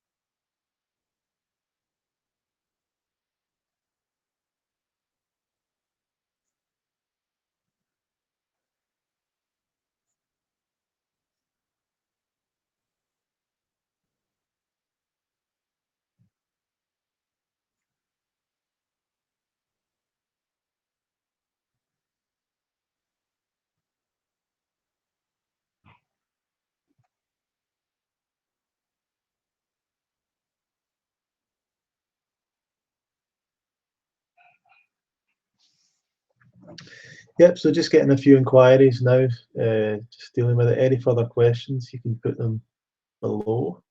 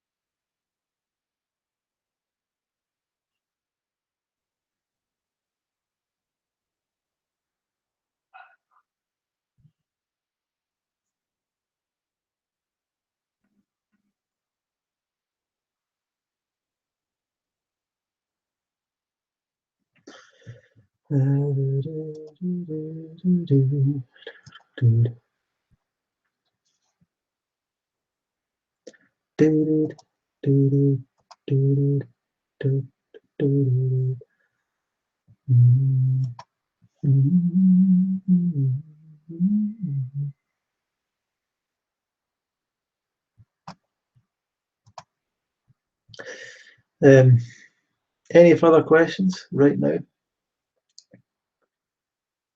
Ted Carr is going, yeah. Ted Carr's part of our festival.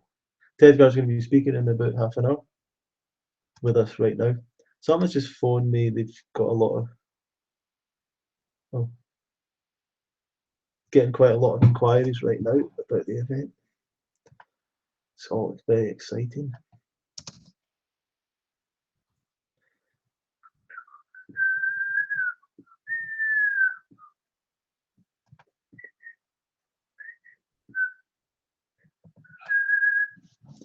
That's 2 adults.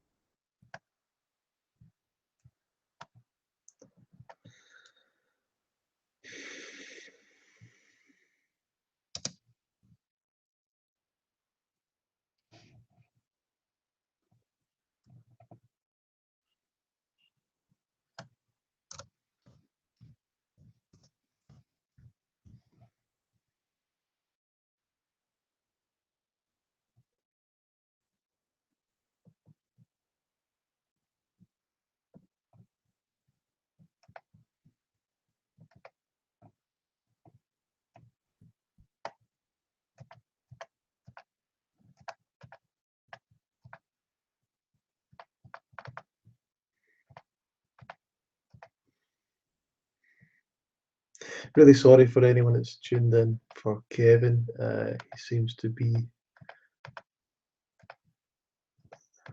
unavailable right now.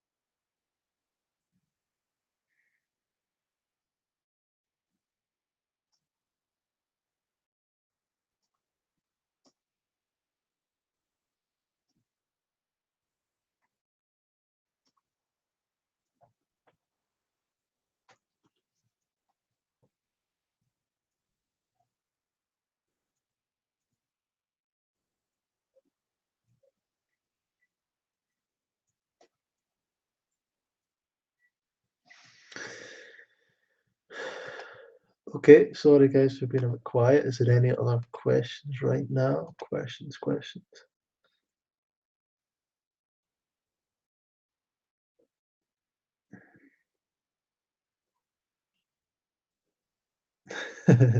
Hi, I'm you. I know you'll probably ban me, and that's okay. I just want to say it's my right to have this. Kevin should be talking. He's not got back to me, unfortunately.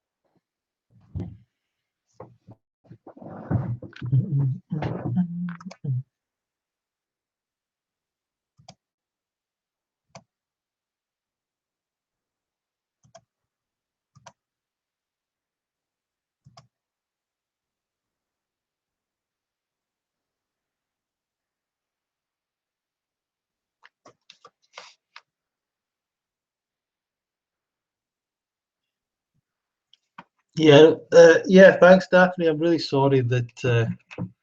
Hope to stay around a bit. I don't know what happened with Kevin, but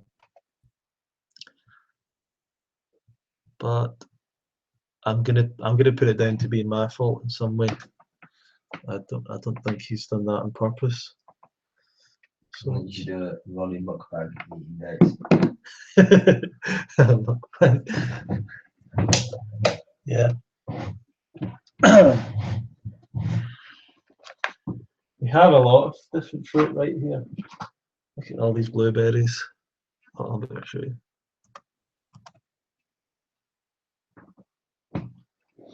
We have cherries. We have grapes. We have black grapes. We have mangoes. We have avocados. We have dates. I'm gonna eat some dates.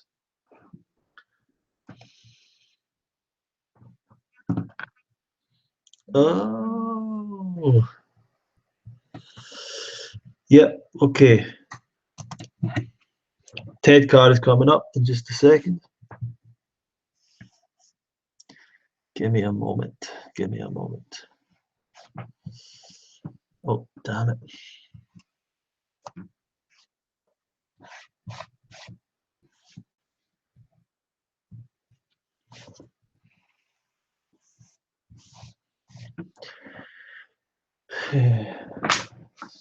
Somehow spilled a lot of water on my keyboard.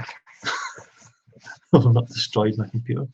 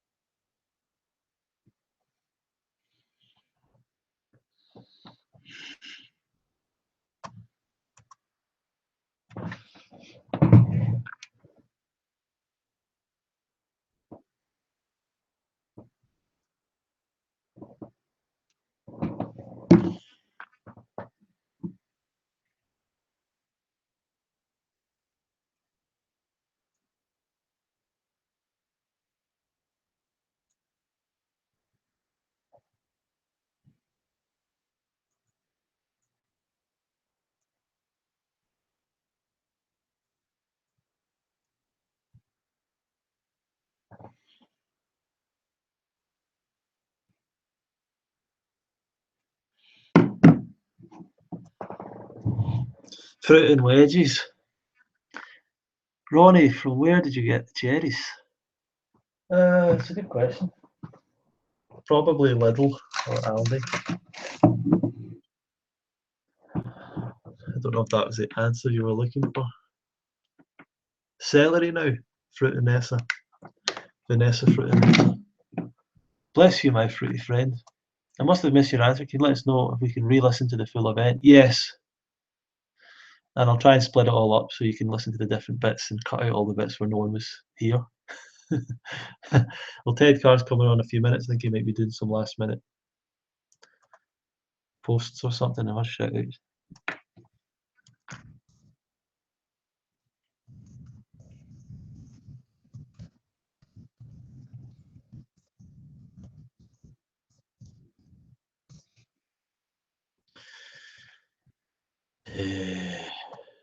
Where are we? Where are we?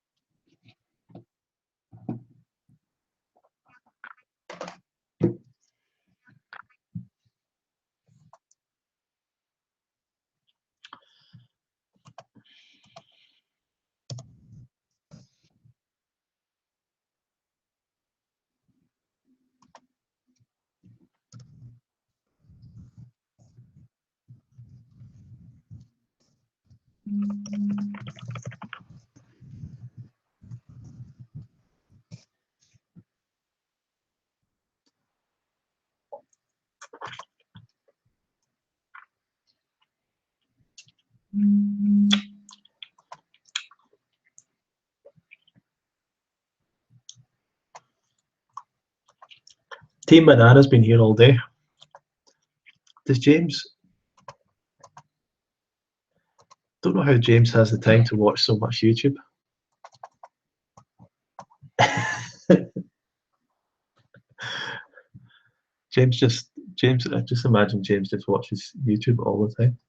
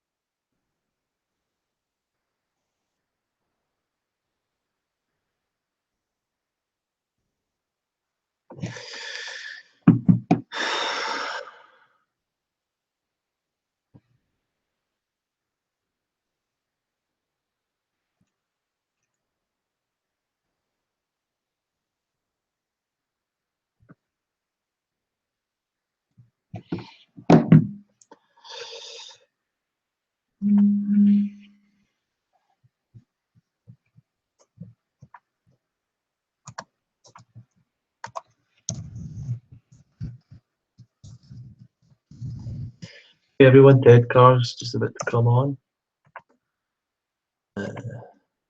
I'm just sending a last minute email to people to let them know. All those people who haven't joined us yet.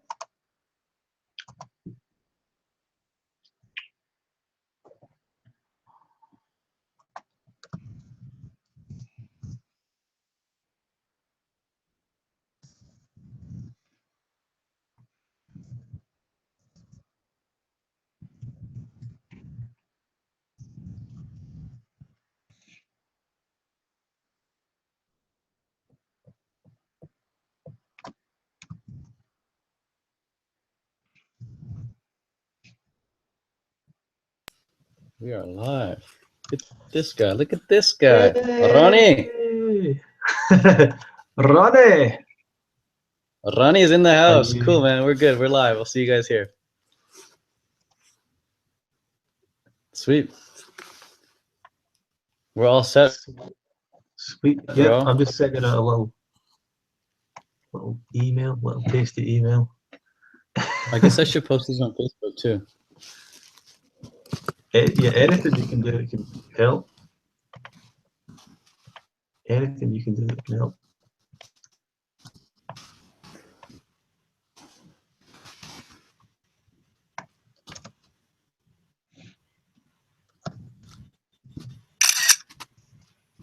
Post a nice photo of us together, Ronnie. Legitimate camera sound.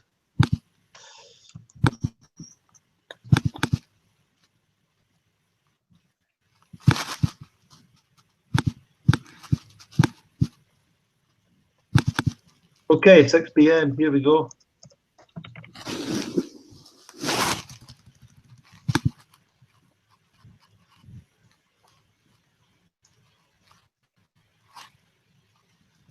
Let me just get this set.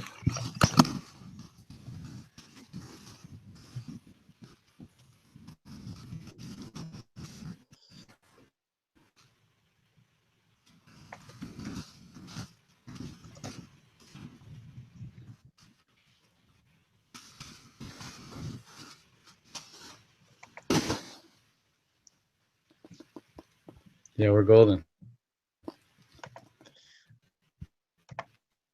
This is the golden era, Ronnie. This is the golden era. Hello, everybody. We're back. We're back in action.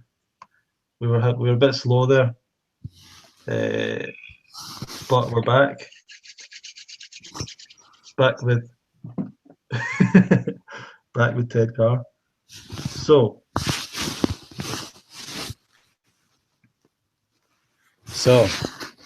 today, how are you today, Ted? How are you on this day? That's actually a really important question to ask someone. I don't think we give that question enough appreciation, because like the way we're feeling is like the most important thing ever. And so like truthfully, I'm good. I'm excited. I'm happy to be here. Thanks for asking. How are you, Ronnie? Yeah, brilliant. I'm just in the middle of a very long day and very important day, launching the Fruit Festival, but really excited to have you coming back again to represent the nation of Canada. Thanks, and bro. the community of fruitarians worldwide as well. Yeah. You're probably one of the main leaders now in the fruitarian movement. Would you say? Yeah, I would say so, but I would say it's simply because I've just stayed at it longer than a lot of people. Like that's the only reason I think I've gotten to the point right now, just because other people have left. Like if other people stayed, I would just be right back where I was. But just because people left, it just made room for me to sprout, I guess. Brilliant. So for people who don't know, yeah. Sorry, you can speak about that a bit more if you like. That's cool. I'm good. So for people who don't know you at all, what's a little, because my biography of you, we'd obviously mention you've been 7 years a raw vegan, fruitarian. You've attended almost all of the Woodstock fruit festivals. You spend time in Thailand now. You're a triathlete, competitive triathlete. You're a coach as well. You like to go and live in the tropics in the winter and travel. Yeah. You created your ideal life. You obviously talk a lot about, you know, the power of visualization, positive thinking, and creating your own life, entrepreneurship. So you've got a lot there, but you also, your transition to this diet came from looking for a solution to your acne problem. Is that right? Yeah. Yeah. Now, the bio that you have of me, it definitely needs some updating. That was the bio last year. A lot changed in the past year. Yeah, like a lot can change in a year. Like I no longer do triathlon.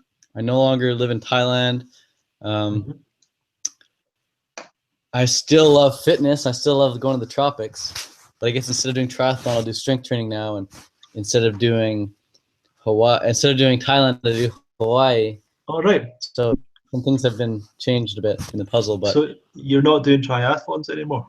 No, that's correct. I've now transitioned away from triathlon. I'm now doing mostly strength training. I'll still do some running. I love running. I love playing soccer, football. Yeah. But I'm focusing more on strength training now. And what made you? And just not caring as much, not being so attached to fitness as I used to be. It's a big shift for me. Fitness used to be my life, my identity, and now it's like I'm stepping away from that and seeing the bigger picture. Wow. And what made you go away from triathlon towards strength training?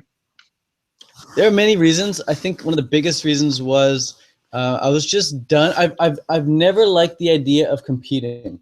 Ever since I started triathlon, I remember hearing about this guy named Alfie Kohn, and he gave this talk about competition. I listened to his talk on competition. It's called A Case Against Competition by Alfie Kohn. And it's like a 50-minute YouTube clip, just audio of him talking about why competition isn't healthy. Even like healthy competition or friendly competition isn't actually productive in any way. Like it can be more productive than not doing anything, but we're way better off cooperating and creating rather than competing. Interesting. And then I just remember listening to that a bunch of times and thinking like, wow, this is so great.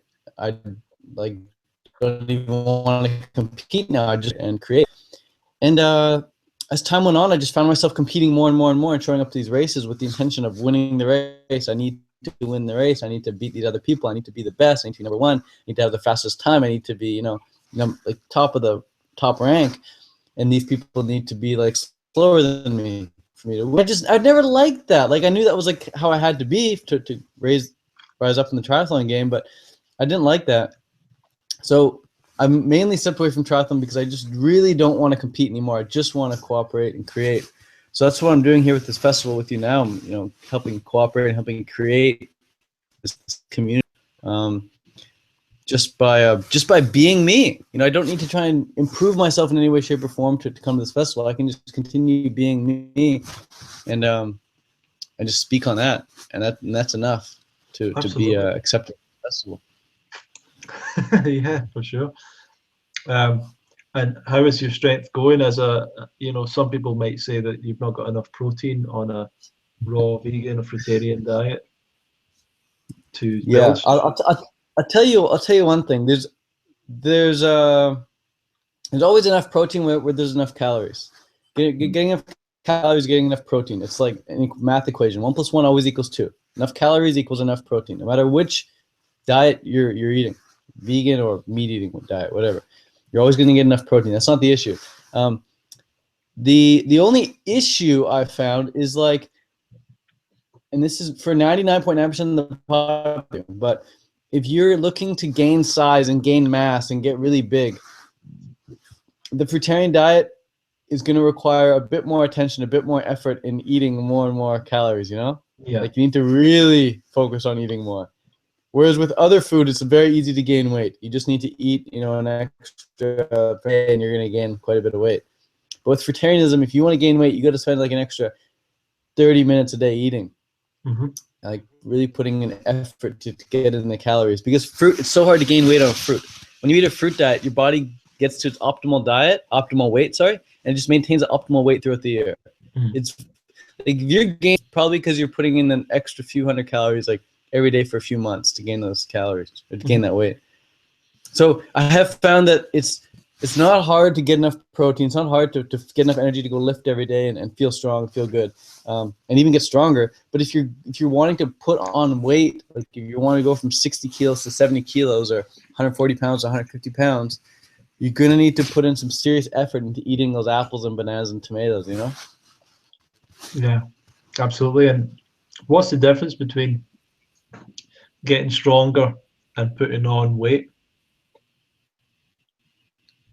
Versus triathlon? No. Or between those what's two? the difference? Yeah, because you can get stronger without getting big, is what you're saying. Sure. So here's the thing. If you're just looking at how much weight can somebody push, like how much can somebody bench press or squat,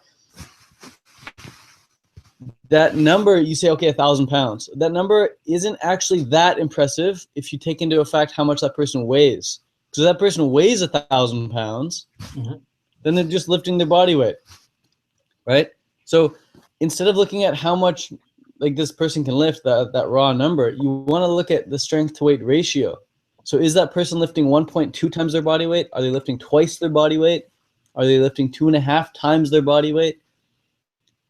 That's what you look at ratio. That's all important. It's the same in cycling as well. Like you look at cyclists putting out power, how much power are they putting out? It really only matters how much they're putting out in relation to how much their body weighs. So as far as like you asked the difference between getting bigger and getting stronger. Well, getting bigger, when you're bigger, you're just going to be stronger by default. The bigger you get, the stronger you are by default. But if you want to look at pure strength, then you also need to take into effect how much this person weighs and then do the equation there. Like, are you lifting your body weight or twice your body weight, whatever? And there's fruitarians out there, Mike Velocity, press twice their body weight, just eating a fruits and vegetable diet. For sure. Yeah, Mike's a great inspiration as well for that. You gave a great talk last year with Mike, actually, at Woodstock about fitness in general. What's your kind of model for fitness? My model for fitness, it depends. I hate that word, it depends, because it's so vague, but I'll zoom in here. I'll zoom in on that word depends. It depends on what your goal is. If your goal is to have fun and feel good, I don't know if you need more of a model than to just do it as often as you can every day with your friends and make it into a game, have fun. But if your goal is to reach a certain number or accomplish a certain, objective, like race or competition or something, then you're going to need more structure. You're going to need to go into each workout knowing what the goal, what the objective is. And that goal objective could be to do a certain amount of reps, a certain amount of, sets at a certain intensity. And then you got to be very objective with that. I mean, maybe you want to bring in a coach. But if your goal is like mine is right now, is just to have fun and feel healthy and just have fun doing it, then just show up and do it when you want, if you want. And for me, that happens to be every single day. Show up every day. Just show up. Just get on the carpet and do some push-ups. Am I right in thinking that initially when you were younger, it was soccer or football that you played? Yeah. I grew up playing that until I was like 18. All right, good. Excellent. What are you drinking, Ted? It's a hot water. It's a cold day. Nice. Okay, so let's get into some sort of basics and things like that. What was your transition like towards a raw vegan diet? Was it something you did quickly? Did it take time? Were you vegan already? How did it go for you? Good question. The whole topic of transition, the whole story of transition, I think is a really important one. It's the one a lot of people miss. And they just see someone who's raw vegan. And they're like, I want to be raw vegan, therefore I'm going to be raw vegan right away. And that was me. That was like me. I was like, look at all these raw vegans. I'm going to be raw vegan too. Super inspired by other people. So I didn't know any transition. They just were talking about eating raw food, 100% raw. So I was like, let's do it. Let's eat 100% raw. And at this point, I was already vegan. When the time raw came around, I was already vegan. But only in hindsight do I realize that I had transitioned to vegan. I didn't all of a sudden go vegan. I transitioned one food at a time. I transitioned to vegan. And then, so when I tried to go raw, all of a sudden, it didn't work. Mhm. And looking back in hindsight, I realized what worked was cutting out one cooked food at a time until I was, fully legit 100% raw.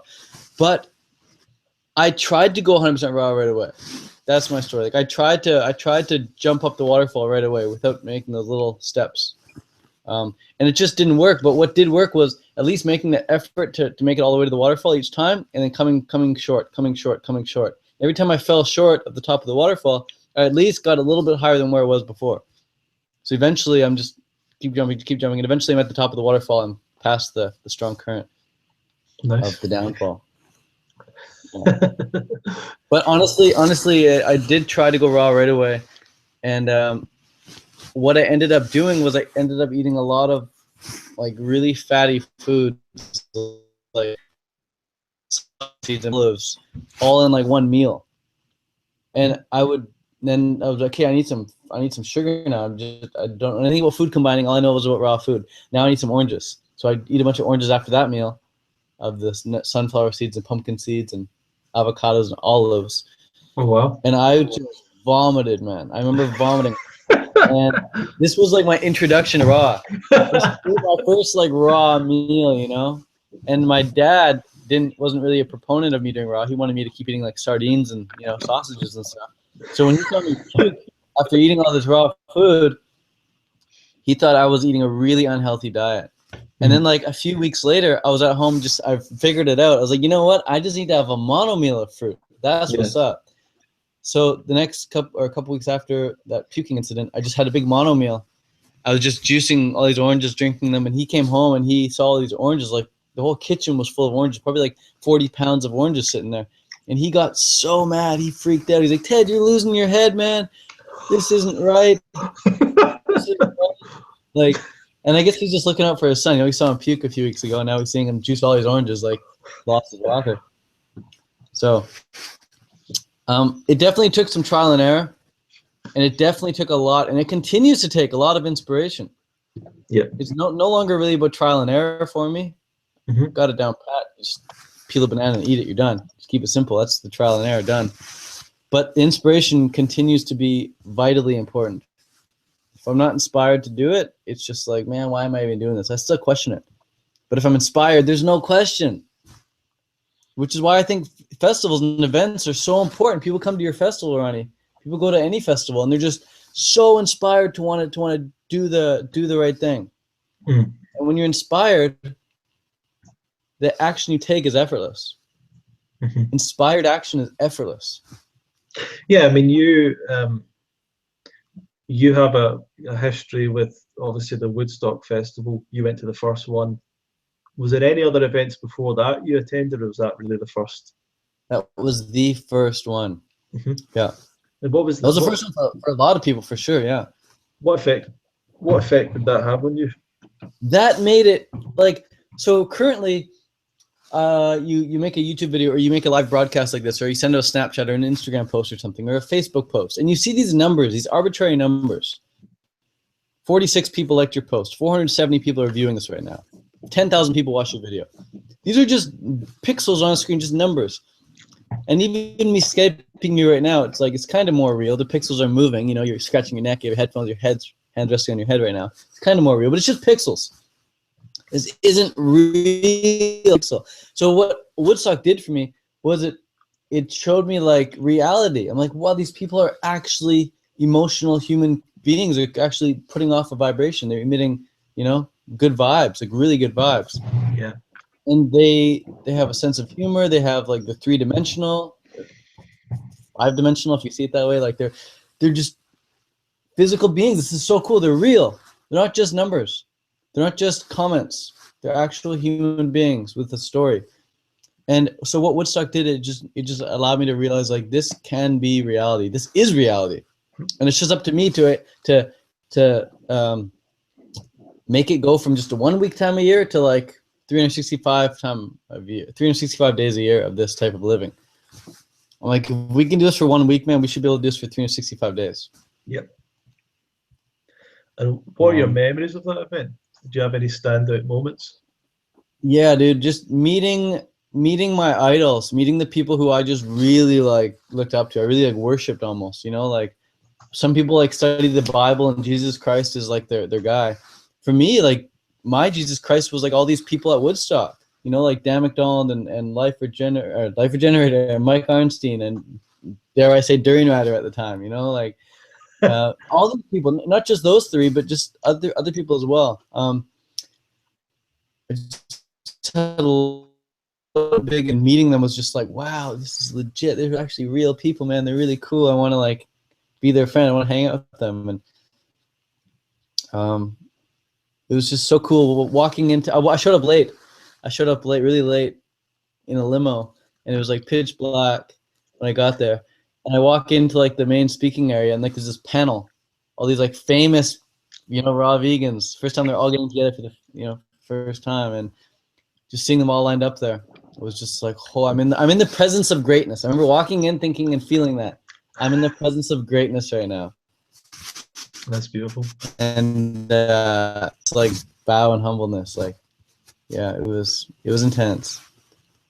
And then I remember also not eating very much, because like you don't need to get energy from food when you're there. You get most of your energy from the conversations you're having with people.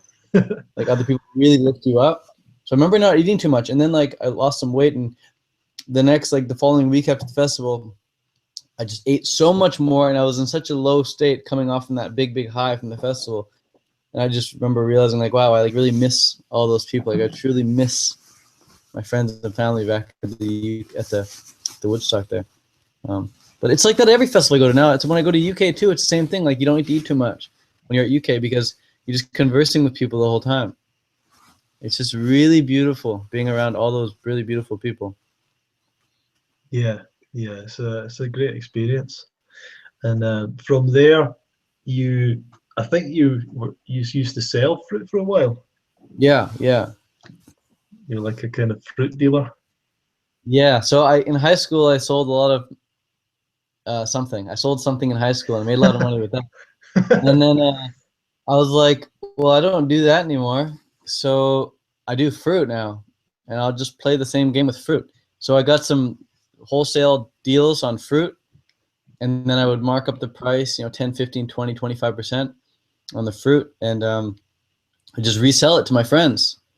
So I would get it at the good price. My friends would get it at a good price. My friends started telling friends, and my neighbors started telling neighbors, and just more and more people started showing up in my garage once a week, until I got to the point where 20 people would show up every week and pick up their groceries for the week, and I was their guy.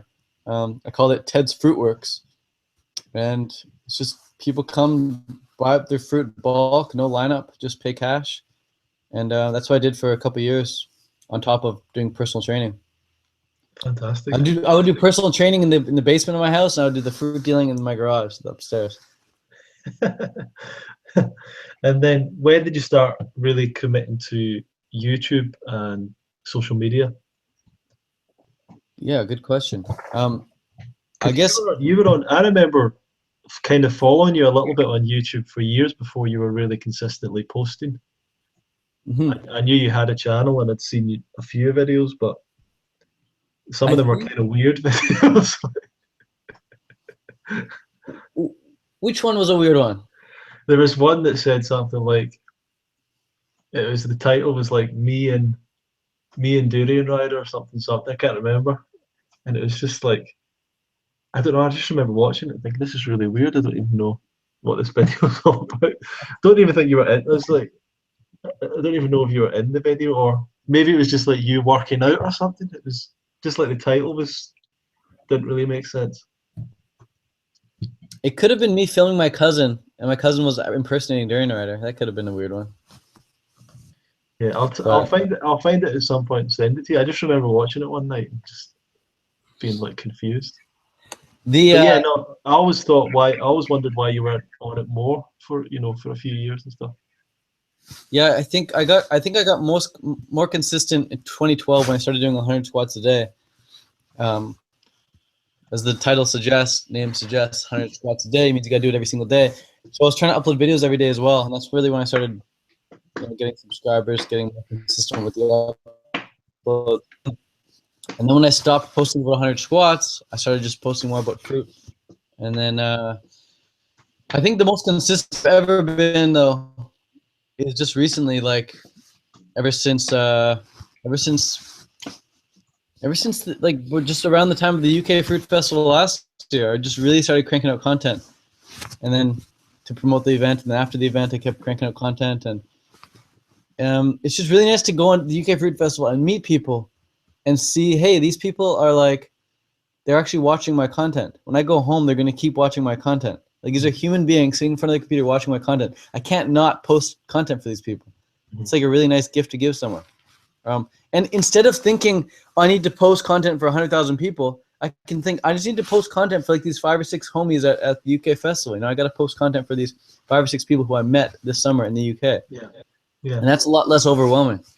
Mm-hmm. To think, I can not care what 100,000 people think, just care what these people think. I'm just going to say a nice little message, whether it's on my phone or my camera, and just put it on YouTube. And so that's kind of when I got started. I started meeting people in real life a lot more, realizing that they were watching my videos.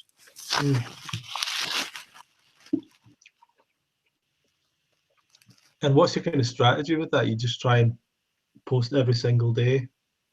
Try and come I've been posting every single day for a while, except for like the past like 4 days, I guess. I just posted yesterday for the first time in I guess 3 days since I've been traveling. I'm not OCD about every 24 hours a new video needs to go up. That would be great. I would like that. In fact, like in the future, I'd like to hire someone to do that, like for me, like document some content, upload it on my behalf. Someone could take care of that. That'd be great. Because I think new content often is really important. But I'm just more focused, more drawn towards putting out higher quality content once in a while, like maybe once a week or once every couple of weeks, as opposed to putting out just random bits every single day. So my method was, post every single day, minimum 3 times a week.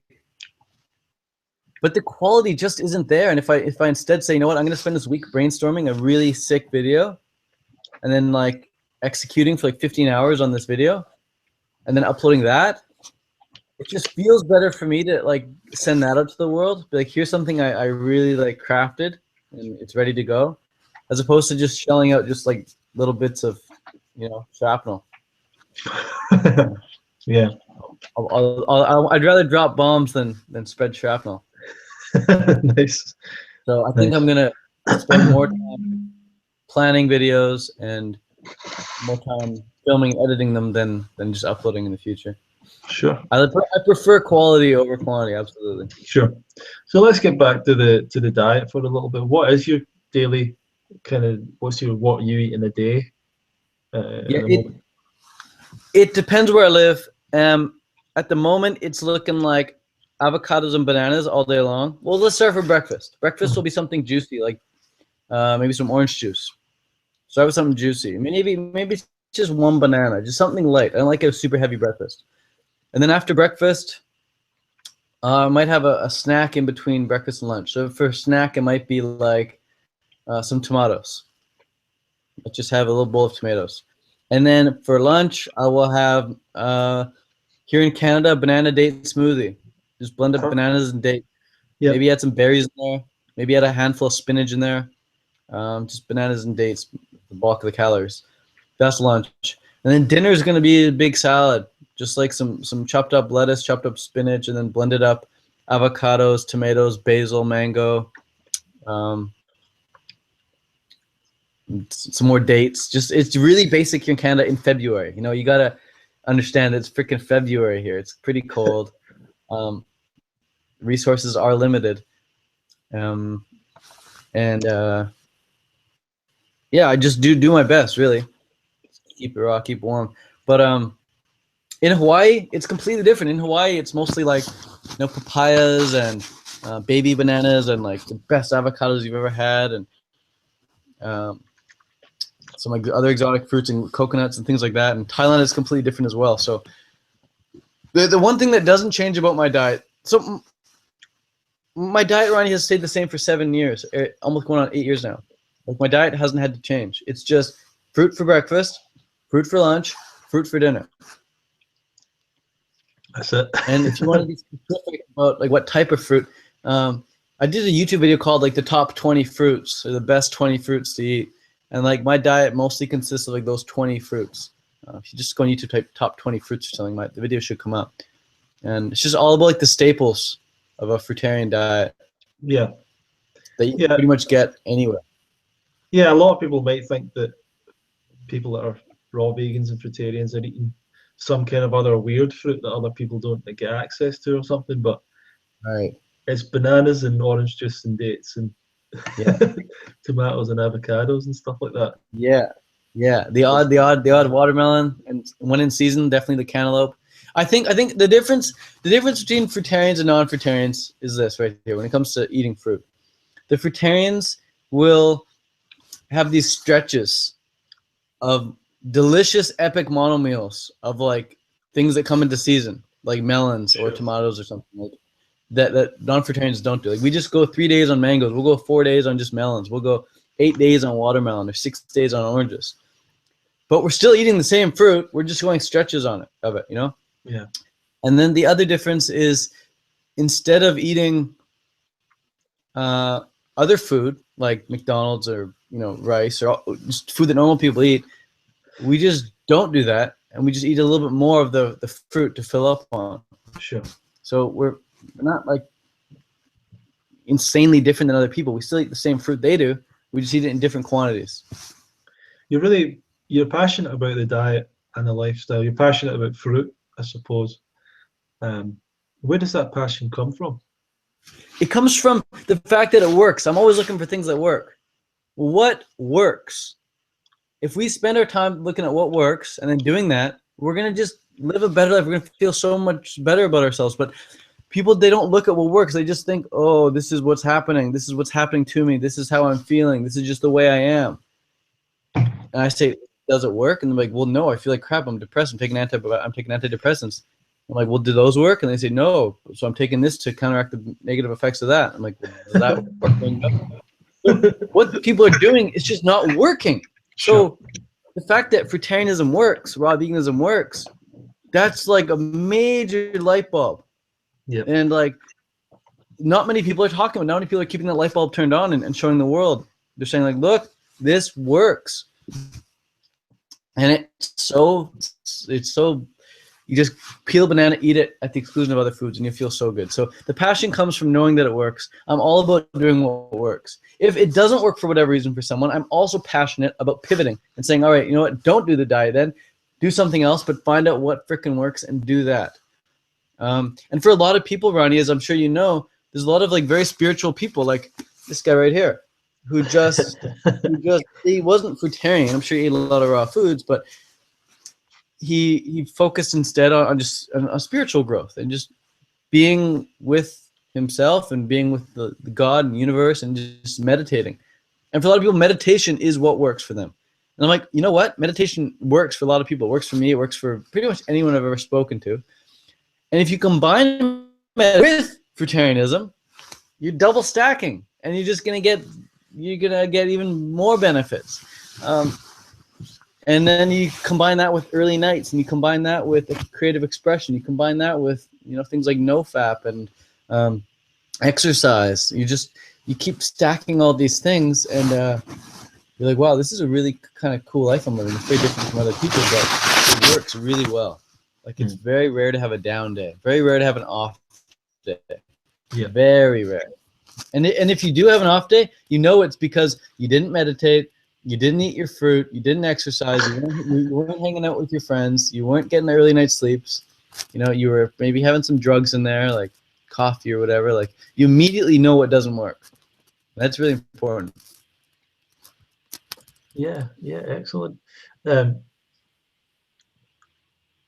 What I was gonna ask you about there was the mistakes that you've made along the way. What were do you perceive it as being mistakes, or Yeah, absolutely. It is a mistake, but it's also learning. Mistakes are learning experiences. So it's how you define mistakes that really determine if they are gonna linger in your memory. If you define mistakes as you being an idiot, then your memory is going to be full of, thinking that you're an idiot. Mm. But if I define mistakes as a way of, like, mistakes are learning experiences. That's all they are.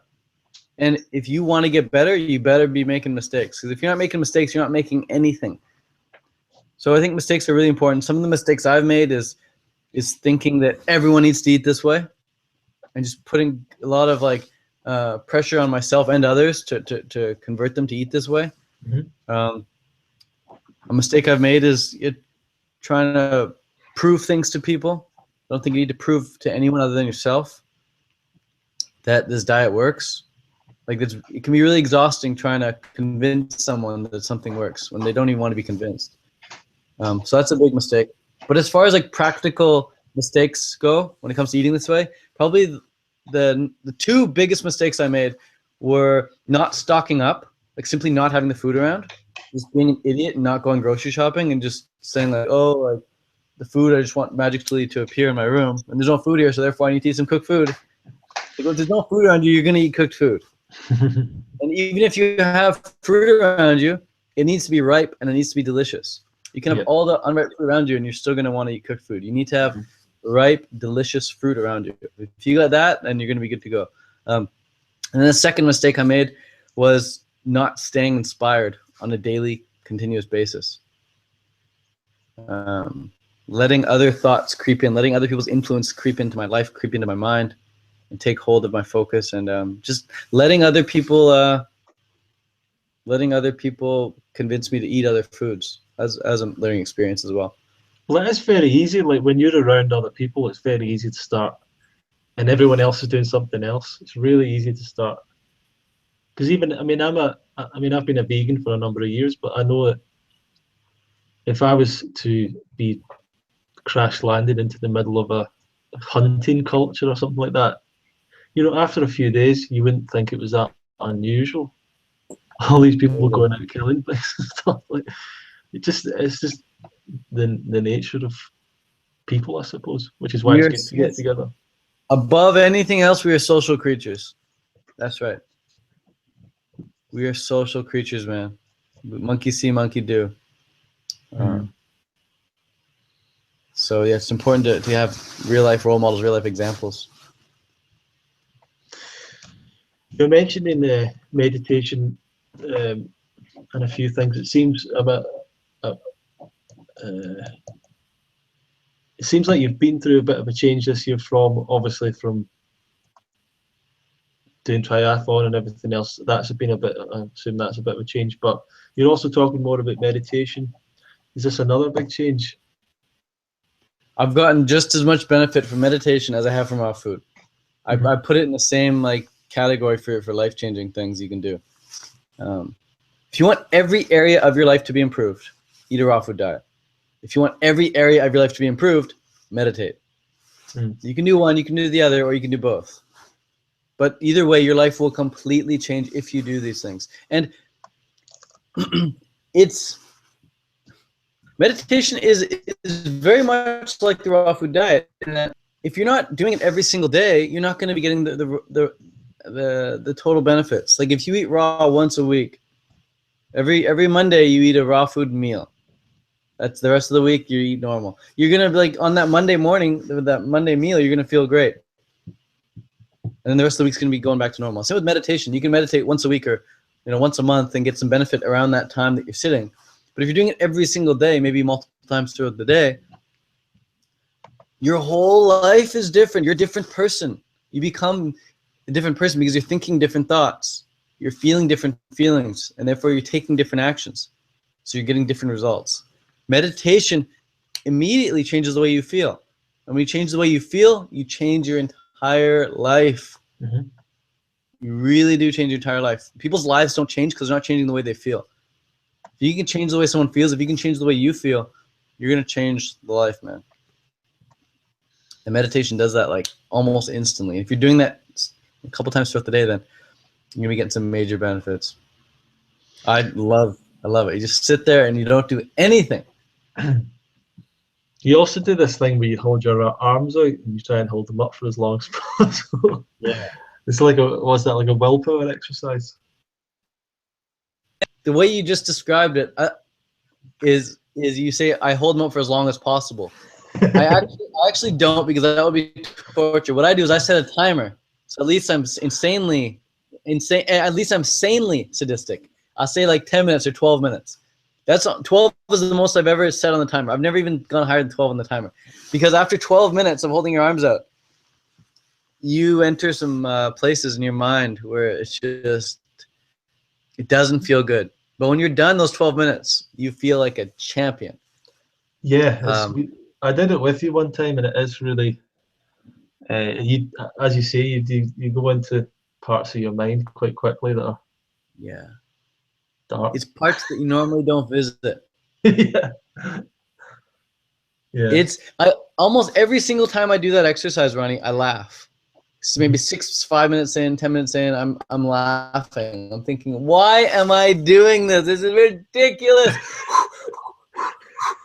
Like, come on, man, come on. And just you start, it's all in your head, man. It's all in your head. Because there are moments where it's like 8 minutes in, and you're like, this is the most pain I've ever been through. This is really stupid. I'm gonna quit. And 30 seconds later, 8.5 minutes, zero pain. Zero pressure. Everything is very light and airy-fairy, and you're floating. You're in another space. And you're like, wow, I'm just gonna stay here for a bit. And then maybe 20 seconds later, it's back to how you were feeling 30 seconds ago. And you're like, oh no, it hurts. It's like so mental, man. So it's about really it's about training the mind to get to those places of pleasantness often, and being okay with the temporary discomfort and not reacting, training the mind not to react. That's what meditation is about, and that's what this willpower exercise is about, is training the mind not to react. Rather than react, simply become aware. In awareness, there's peace, there's tranquility, there's feeling of being calm, at ease. When you're at ease, there can be no dis-ease. Dis-ease comes from not being at ease with what is. So instead of reacting to what is all the time, thinking, oh, my arms hurt, I'll put them down. Or you're meditating thinking, oh, I need to go call Ronnie right now, I'm gonna be late. You get up and go like rush to do something. You just sit and you be aware of that. You don't react to the stimuli of thought. You just become aware of the thought. And when you're aware, like I said, you become at ease.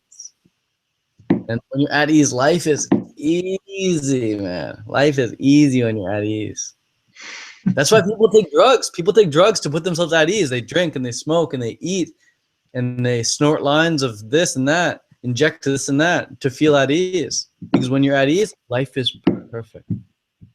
Life is so good when you're feeling good. So that's why people take drugs. But I don't like drugs. I'd rather just sit and meditate, eat raw food, exercise, get a really nice sleep, talk with people like you, creatively express myself through different mediums. That's all these. Great. Because the fact is, temporarily speaking, drugs work. So when it comes to what works, what doesn't work, well, drugs, they work. They change your state. They put you at ease. But there's a cost. There's a cost to short circuiting, like a major down afterwards. Whereas with meditation, there's no down. It's just instead of like coming down off meditation, you just kind of float upwards a bit. Yeah. So the natural ways of putting yourself at ease, there's residual side benefits. Whereas the artificial, stimulant ways of putting yourself at ease, there's residual down negative effects, side effects. Interesting. So I was wanting to ask you about your coaching, because you've coached a lot of people. You've done personal training. What have you learned from that, and what's the best way of helping someone to their success? Cool, man. Two good questions. What are ways of helping people their success, and what have I learned from coaching? Well, the first thing I learned about coaching is that I get just as much, and sometimes maybe even more, benefit from a coaching session as the person I'm actually coaching. Uh-huh. So if I'm here coaching you about your lifestyle and your diet, I'm probably going to get just as much benefit from talking to you about it as you are. Maybe even more, because I'm the one, you know, having to pull up these ideas. So I don't want people to, you know, come to me and pay me for me to get all the benefit. I want you to get the benefit out of the coaching call. So what I've learned a lot is to, instead of when we coach, instead of for me to tell you stuff or advise you and suggest you on stuff a lot of the time, I'll only do that maybe 5% of the time of the coaching call. The other 95% of the time, I want you to be the one talking and coming up with questions and coming up with answers. So I might prompt you by asking you a few questions, but I want the client, I want the apprentice to be doing all of the answering, all of the critical thinking. It's very important. If you want to learn something, it's very important that you teach it to others. So I will be when we have a coaching call, I want to act as a student all of the time. They'll say, for Ronnie, for you, what works? Give me 10 things that work right now. And then you will have to really think, for the first time in your life, 10 things that work for you. And when you know, you can lead a horse to water, but you can't force it to drink. But when the horse goes down and drinks on its own, that's a beautiful moment. So when I can get you to think about 10 things that work, that's a really beautiful moment for me. And I get just as much joy out of that coaching session as you would, for sure, from that. So that's something I've learned, is when we're coaching, just for me to shut up and just ask some questions, some key questions, maybe some guide you here and there, but we offer a few suggestions. But for the most part, like, you're going to figure it out as soon as you start pulling it up from within. Because you have all the answers. Every client I've ever spoken to has all the answers within them. It's just they're so suppressed. They're so suppressed, and they need to you know, decompress and let it out, express that. Once it's expressed, once it's out in front of them, like, hey, yeah, I have had all those thoughts and feelings in me this whole time. But for so long, it's been inside me. So that's a major thing I've learned. The other thing I've learned is that there's a difference, Ronnie, between coaching and mentoring. Okay. So I've moved more towards mentoring now, less towards coaching. Coaching is very objective. Coaching should be measured. Coaching should be like, it's very disciplined, and you can be on the person a lot of the time. Be like, Ronnie, I'm your coach. I want you to go do an extra 25 push-ups. I want you to get extra 25 laps. I want you to eat an extra 25 bananas. I'm your coach. Let's go. I'm pushing. It's like boot camp. And I'm documenting this. I'm recording this. I'm keeping track of your progress. That's coaching, which is really cool. It's a really cool thing to do, and it's a really cool thing to have happen to you, to have a coach. But it's very different than mentoring. Mentoring is more just like being with the person. Mentoring is just letting the other person know that they're being heard, and letting the other person know that you want to see them succeed about their success. That's really mentoring. Also being with the person rather than doing with the person. They both have their time and place. Yeah, absolutely. You also you talked a little bit about creating your ideal life and how you've done that. Do you want to speak a bit about your journey in creating your ideal life? Yeah, it's it all began for me when I understood that thoughts become things. I remember watching a YouTube video called "Thoughts Become Things." It was just about this guy who figured out that thoughts become things, and he started thinking about certain things, and they came into his reality. And it was such a powerful story, powerful YouTube video that I watched. It was probably like 8 years ago or something. I watched it. Maybe 10 years ago I watched it. And from that moment on, I realized that whatever I think about comes about. So I'm going to start thinking about the things that I want. So I opened up this is like Windows, 2007 or something, Windows 2007, open up this notepad app, start typing in this list of things I want. And it was all things like, Lamborghini and a house and a wife and kids and dogs and new iPhone and all these things, that They sound great on paper. Movie of like all these things that I want, like a new bike and a fantastic life, making money online, and a whole bunch of things that I put into a mind movie. And I started watching that mind movie over and over and over again, and that was really, really life changing for me, because now looking back at that mind movie, there's a lot of things in that mind movie that everything in that mind movie that I made, everything in that initial list that I had, I either now have or had or no longer want. So everything in life is changing. That's like one of the laws of the universe. Everything is changing. And so our desires are always changing. So your ideal life will always be changing. What's ideal today is not going to be ideal next week, perhaps. Position to sit in right now is not going to be the ideal position to sit in 15 minutes from now. You might want to change your leg a bit, or should change the way you're leaning or something. Like, ideals are always changing, but it's important to understand, it's important to realize that we all have the ability to create our ideal life. And we do that through thoughts, which then affect the way we feel. And when we're feeling good, life is ideal. Life is ideal when we're feeling good. That's what to narrow it down. Life is ideal when we feel good. So if we can just think thoughts that make us feel good and do things that make us feel good, we're going to have an ideal life. It doesn't matter if we have the Lamborghini or the car or the girl or the dog or the iPhone or the MacBook, whatever.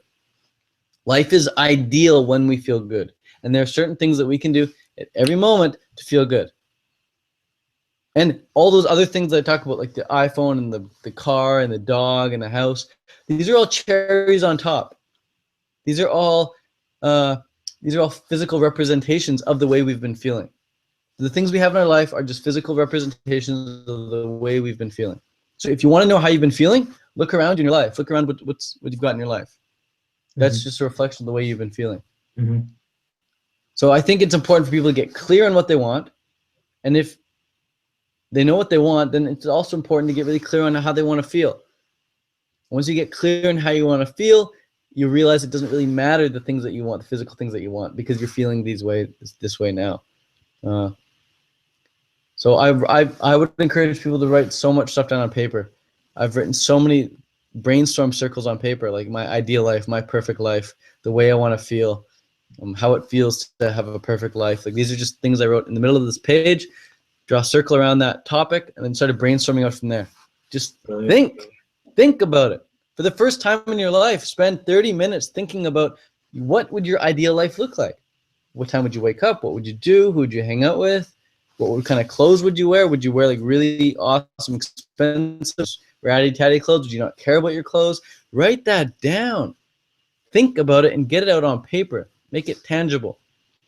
Write out the kind of people you want to hang out with. Personally, I love hanging around like-minded people. I like hanging around positive people. I like hanging around experts in the field. I like hanging around professionals. I love being around the best of the best. That's something most people just, by default, they go through life thinking, well, I'm just going to hang around the people who are on my street. I'm going to hang around the people that are on my newsfeed. I'm just going to hang around the people who are at my school. Yeah. But they don't realize that they can, like, it's super specific, and they can hang around the happy, positive kids. They can hang around the really fit and healthy kids. They can hang around the really wealthy entrepreneurs. They can hang around whoever they get specific about. Fantastic. So I just encourage people not to go about life on default, but just get specific and customize it in every way you know about that. It'll come about. Wonderful. So just to let everyone know that today is the launch day of the UK Fruit Festival, and that's why we've been speaking with everyone all day. And one of the reasons we're interviewing Ted now is because he's going to be part of it, as he was last year as well.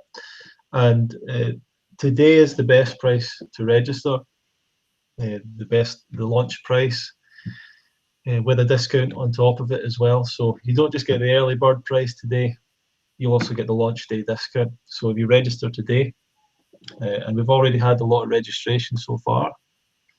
Cool, man. So we're getting where are we at? Got Anne Osborne in the house. Oh really? Is she watching? Oh, There she is. You can hear it too. Oh, she joined us. Yeah, so Ted, before we change over to Anne, any last minute thoughts or things you want to say to people? Anything you want Yeah, to... I would just be super stoked to see you at the festival. I get a lot of, like I said, I get views on my videos, I get comments, I get thumbs up on the stuff I post on social media. But truly, none of that stuff really greatly, deeply affects how I feel. But when I meet someone in real life and I have a conversation with someone in real life, it just totally changes the direction that my life is going in that moment. Like, I just feel so good when I'm talking to people in real life. So come up. If you see me at the festival, we'll hang out, we'll talk, we'll chat, maybe make a video together. Everyone at the festival will give you all the advice you ask for. So don't be afraid of asking a lot of questions at the festival. That's what we're there for. It's kind of a pain to get back to people asking questions on the phone and on email. But if you ask a question, kind of like I'm doing now with Ronnie, it's much easier to give a reply. So don't be afraid to ask your questions to myself or Anne Osborne or Ronnie or Connor or Brittany or Chris Kendall or whoever's at the UK Fruit Festival this year.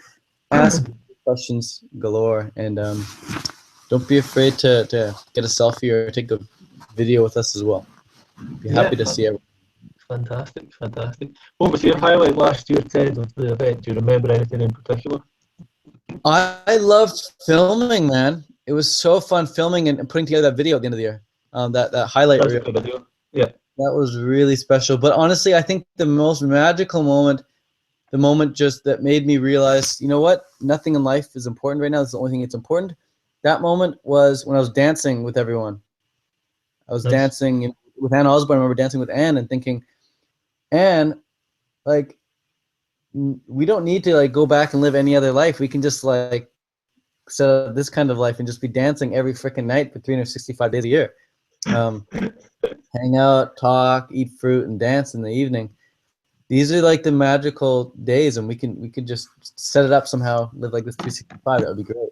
So that was probably the most profound moment, dancing with everyone and realizing that everything I do in my life, all the YouTube videos I make, all the books I read, all the actions I take and things I do are all to bring me to this point right now. And that point was to be dancing at the UK Fruit Festival, being with you guys at the UK Fruit Festival.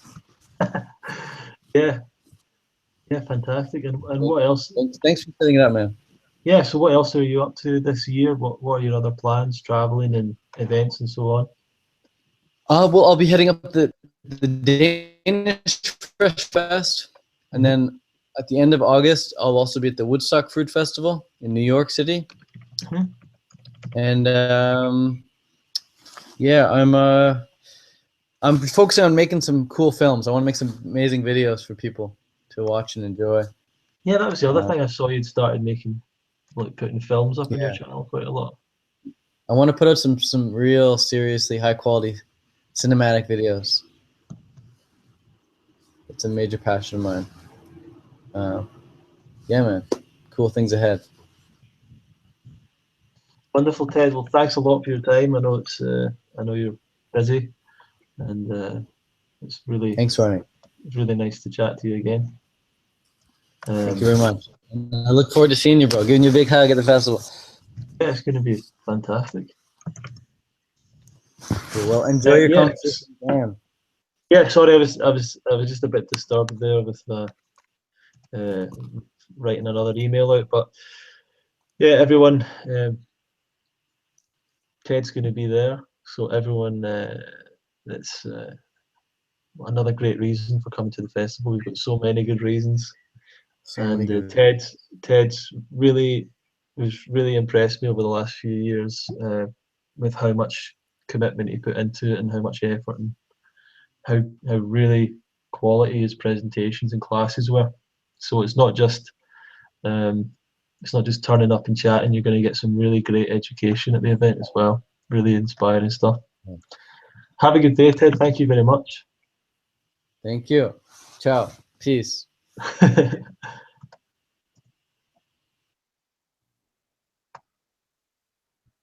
Just a few minutes, and I'm just going to send one further message out to people.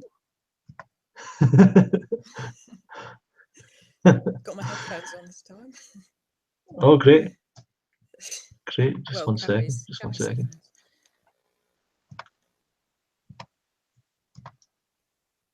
Sorry it's so early. It's 5 a.m. for you. Yep. No, I usually get up early anyways. Not too bad. Is that something? Is that like a habit you've always had? Not before I was on raw food, but I think being on, like a raw fruit diet, you just got a lot of energy, and it's good to go to bed early and get up early. So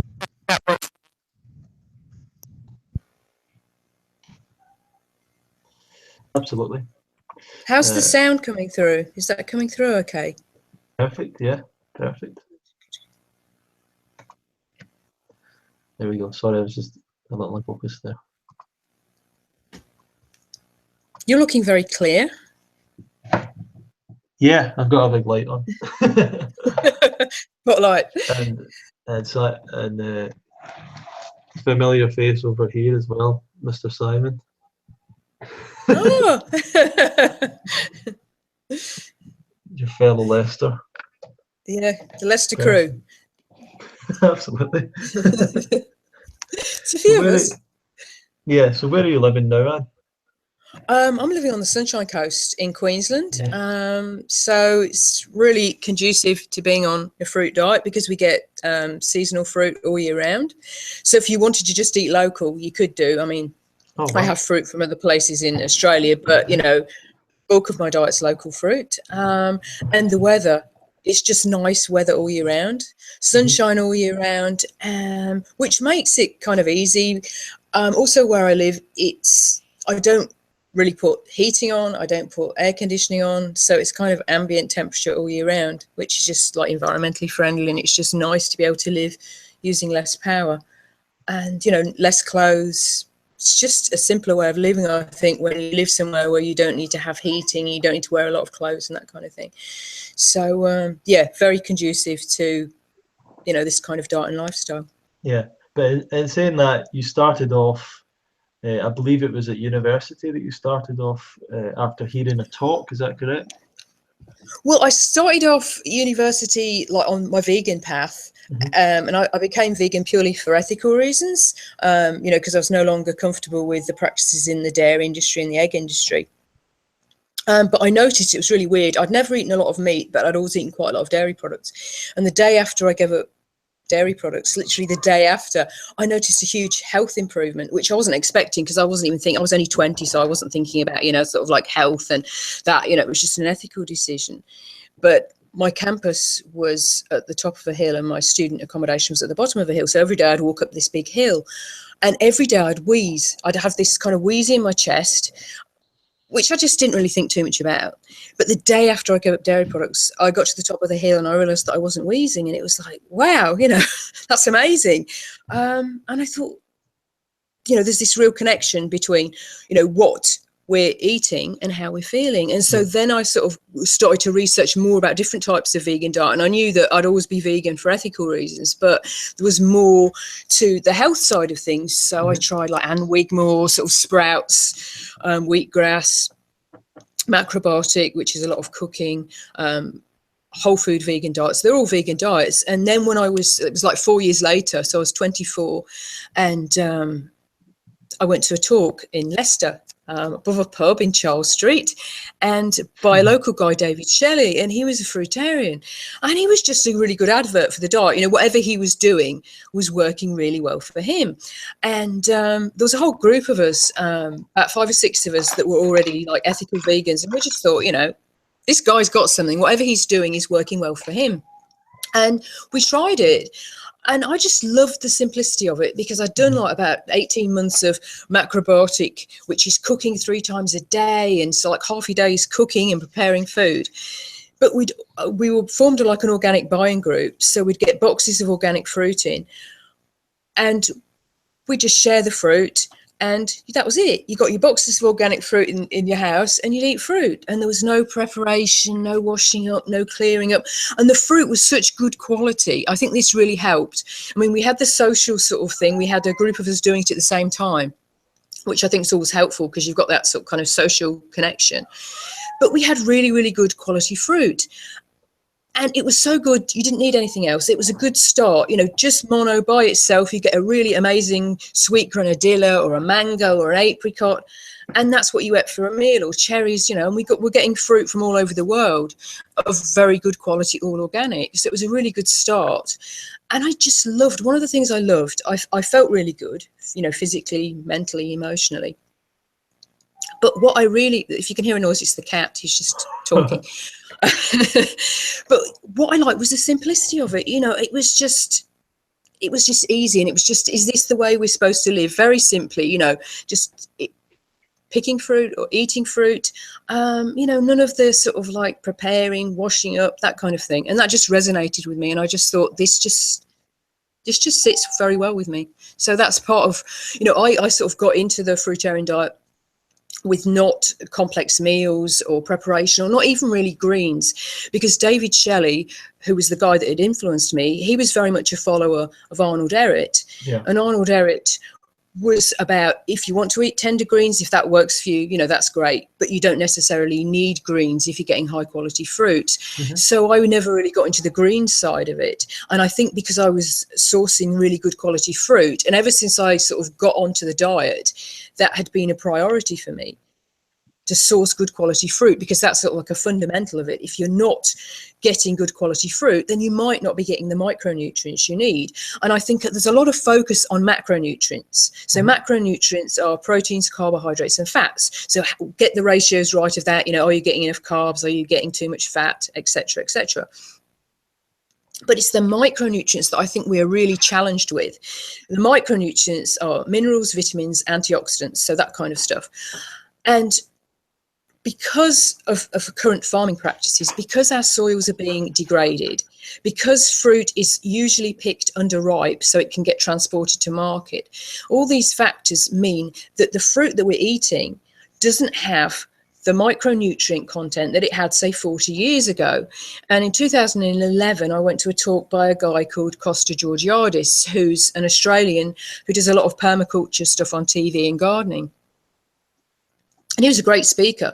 But the thing that stuck with me ever since, he said we may need to eat 4 times the amount of produce as we did in the 1970s to get the same amount of nutrition. And he's talking micronutrients, not macronutrients. And that just floored me. I just thought, wow. So especially for people that are eating, you know, a diet high in fruit and vegetables, or we're relying on fruit and vegetables for our nutrients, we may need to eat 4 times as many. So what you're saying is basically the soil has a quarter of the nutrition that it had 40 years ago. So that's why I think, you know, it's really important to source good quality fruit, to grow some of our own, to connect with local people that have allotments that maybe have an excess of local produce, forage stuff, organic, biodynamic.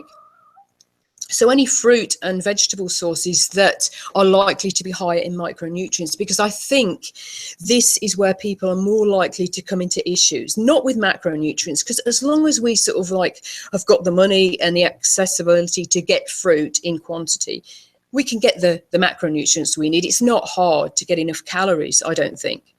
But it can be challenging to get enough micronutrients, you know. So I think this is a really important thing. And I don't think we can just ignore it, because we can't see, you know, we can't see the micronutrient content. So if we pick up an orange or a plum, we don't know how much is in there. And an orange that has 200 milligrams of calcium in it looks very much the same to an orange that has 12 milligrams of calcium in. And people sometimes look at, you know, chronometer or other nutritional data tables, and they say, yes, well, I'm getting X amount of iron, or I'm getting X amount of calcium because I've put it in chronometer and it says I'm getting this amount. But all these data tables are based on averages. So they've got their data from looking at, say, 10 oranges, and with those 10 oranges taking an average. It doesn't really say anything about that individual particular piece of fruit or that vegetable that we're eating at the current time, which may well have more or it may well have less. So I think these nutrient tables are at best a sort of a rough guide to say that, yes, well, oranges can be high in calcium, or figs can be high in calcium, or this, you know, vegetable can be high in iron or whatever, but they're not actually telling us what we're getting. They're giving a rough guide. And I think the bottom line is to get the best possible produce we can. That's the best guarantee that we're getting what we need in terms of micronutrients, you know. Absolutely, absolutely. Hmm. You've experimented a lot in saying that, getting all the wide variety of nutrients. You've also done a lot of mono diets, where you just focus on the one type of fruit for quite extended periods, and you've probably done more mono diet than almost anyone that I've ever seen or come across. What's your experience with mono diets? I personally really like mono diets. Why? You know, you've been on this diet for 26 years, you know, so why do you feel a need to go on mono diet? Surely you should be cleansed by now. But I think we are challenged in modern day society. We're challenged by things like environmental pollution. I live in a rural area, and I was out running the other day, and suddenly I came across a tractor spraying, you know, and so there's all these pesticides going in the air. There's pollution from cars, there's, you know, electrical pollution from Wi-Fi, you know, computers, all this kind of stuff. There's also stress. We don't live in a perfect environment. And I think if we lived in a perfect Edenic environment, there probably wouldn't be such a need for mono diets. But what I find with mono diets, it's a bit like going to the garage, you know, 3 times a year for a service. It just lifts things up another level, and it does help cleanse. And I think mono diets are a good alternative to fasting, because I think fasting, you know, if you're supervised water fasting, it's a brilliant way for people to heal and rebalance. But the thing is, with long-term water fasting, I do think you need supervision. I also think, you know, there are people that can't afford to do that. They can't afford to take time off work, or they've got children to look after, or so for whatever reason, financially or time-wise, they can't afford to do a water fast. But with mono diets, you can still have the same amount of energy, in my experience, as, you know, generally, you know, when you're eating a mixed fruit diet. So you maintain your energy, but at the same time you're cleansing. So I think they're a really good way to, you know, if you've got something acute, to heal from that, or if you're generally healthy, it's just, you know, just going up another level, and just, you know, pollutants or stress or anything that's in your body that, you know, is sort of damaging you or limiting you in some way. It's a good way to sort of heal and rebalance. And also it's enjoyable, because I think there might be this sort of assumption that mono diet is denial. You know, it's some kind of denial. You're just having one type of fruit. It's going to be really boring. You know, why are you doing it? But you really tune in to that one fruit. And each piece of fruit is individual. You know, if you go into a shop and you buy a box of Kellogg's cornflakes, if you buy it in Brazil, or if you buy it in the UK, if you buy it in Australia, it's all going to taste the same. There's no variation, but each single piece of fruit tastes different. You'll never get 2 oranges that taste exactly the same, because the position on the tree, how much sun they got, how much water, whether an insect brushed against them, all these factors will affect their taste.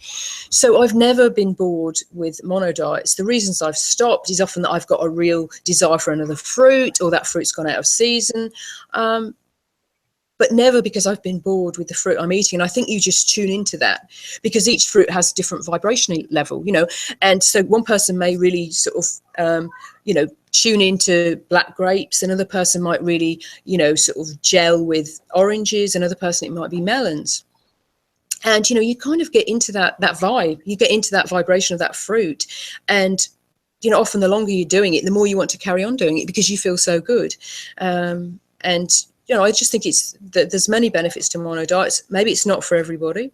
You know, maybe the extended mono diet isn't for everyone. And I think generally in the course of a year, it's very important to get, you know, variety, because the more fruits you get, the more likely you are to get your micronutrient levels met for the year. But I definitely think that for me, you know, 2 or 3 times a year, at least, doing mono diets, you know, is really added value and has really improved my whole experience of like a raw fruit diet. So I really enjoy doing them. I also think there's a spiritual aspect to it. I think I've experienced synchronicity, a real flow, a real happiness, a real joy when I do mono diets. So it's not just physical benefits, you know, it's mental and spiritual as well. What was your longest mono diet? the longest was 6 months on melons. So I did that. I started for Lent. I'm not like an Orthodox Christian, but I often start things for Lent because I think Lent's a nice way to do, sort of an extended period of doing one thing. It's not so much giving up something, but doing something like, a mono diet on oranges or melons. When I was in the UK, often the start of Lent was the start of getting some nice European melons in. And I did 5 months once on melons and 6 months. And with both, I started on Lent and I just carried on because I was really enjoying the mono diet and the melons were good. There was good availability. So yeah, I did 6 months, 2000. It was the year 2000. I did 6 months on melons, started for Lent and then finished in September. And the reason I finished was that the really good melons were coming to an end. So the supply wasn't there. But yeah, I felt really good. I felt physically good during that time. When I was on day 47 of that mono diet, I came first in a walkathon, and there was triathletes and much younger people in there. And I just had this melon energy and I just sort of kept going. And I was listening to a bit about what Ted said about, competition and stuff, which I thought was really interesting. And I'm not normally into competitive sports, but what was interesting was when I was doing this walkathon, I just thought I'm going to just do the best for myself personally. But as I was carrying on, you got to go through checkpoints, and the people on the checkpoints would say, oh, there's 5 people ahead of you, there's 2 people ahead of you, there's 1 person ahead of you. And I did get into a bit of a competitive zone, which I don't normally do, and I thought, yeah, I'm going to go for this, I'm going to try and get in first. And it was quite a buzz, I was like, oh, I quite like this, and I don't normally do anything like that, but yeah. So that was interesting. But I thought I just want to do it as well, just to prove that, because some people say, oh, you can't get enough energy on melons, how can you get enough energy to sort of do anything? They're so low calorie. But I don't think they're particularly low calorie. I wasn't eating huge amounts, and I think a lot also depends on how much you assimilate. One person can eat a certain amount of calories and assimilate a lot more of it than another, so some people may need to eat more. And often we don't look at the assimilation factor, we just look at calories going in, which to me is half the equation, So I think if you're assimilating all those nutrients in your melons, yes, you can get enough on melons. So yeah, so that was the longest 6 months on melons. You also did a year where you fasted every second day. That was very... Yeah, that was very interesting. That was a response. I'd had something sort of like emotionally very challenging in my life, and I wanted to sort of do something to, shift my focus off that or do something in response to that. And so I thought, I'm going to fast. It started on January the 1st. I'm going to fast every other day. So January the 1st, I fasted, and I found it really a great experience. One thing that happened was that from previous orange juice diets where I juiced the oranges in my teeth, I had a slight bit of enamel erosion at the top of my teeth, and the dentist said, oh, that should go away, that should rebuild, because it wasn't. And that actually happened. I think because I was resting my teeth every other day, the enamel came back on my teeth. So that was something interesting. I was also at college full-time during that period, and I got really good results in my exams. I won a writing competition, so my brain and everything seemed to function really well. And people often said, did you eat more on your eating day? Did you eat twice as much? And I didn't really. I definitely looked forward to eating on that day, look forward to my breakfast, but I didn't particularly eat more calories. Well, not that I noticed. And also my weight was stable during the time. But at the end of it, I was ready to finish it. But it was an interesting experience. And in terms of, sort of like my mental capacity, that was very good during that year. And, physically, I was at college full time as a single parent. I was also doing some part-time work. So, it was a busy schedule.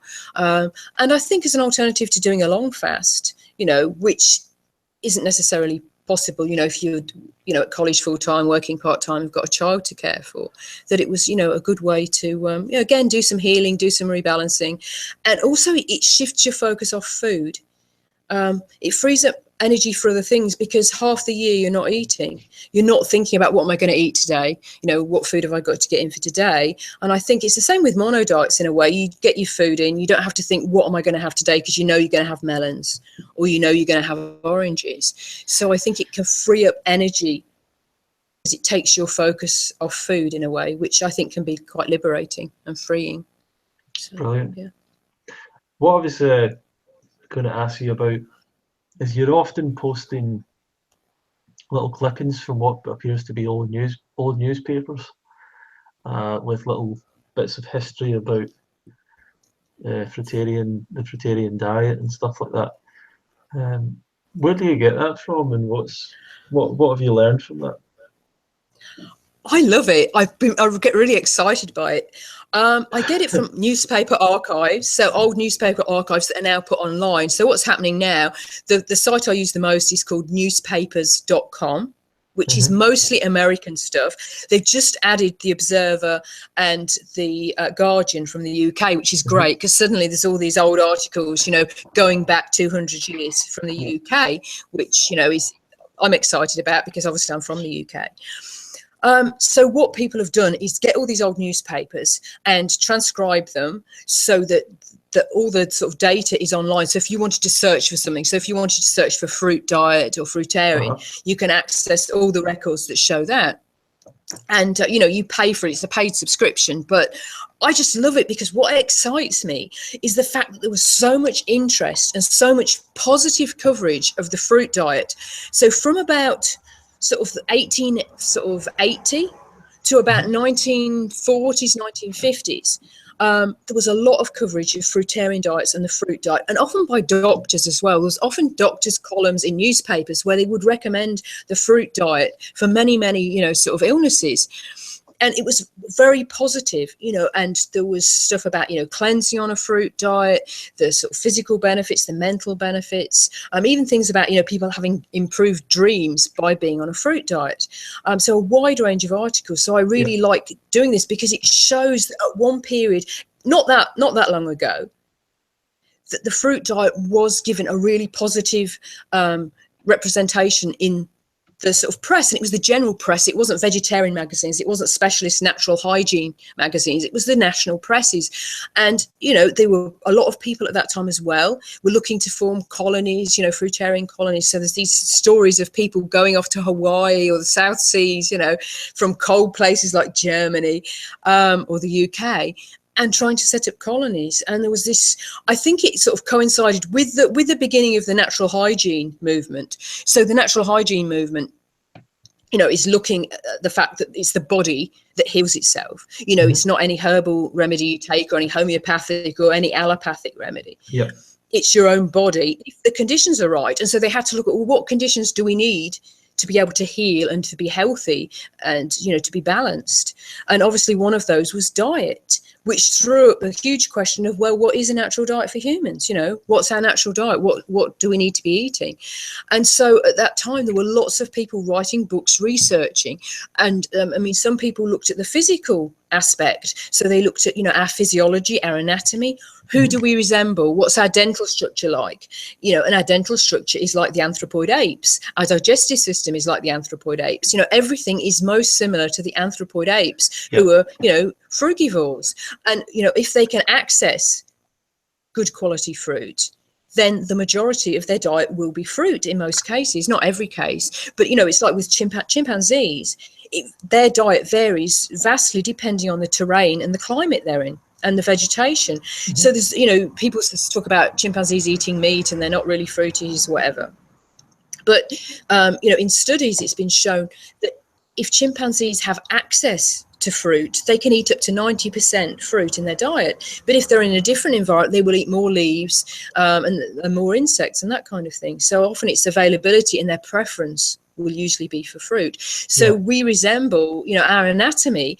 And the teeth thing, again, people say, well, we've got sort of these incisors or whatever, you know, we're carnivores. But dental structure, you know, is what classifies our diet. And the dental structure is the position and number of molars, canines, and incisors.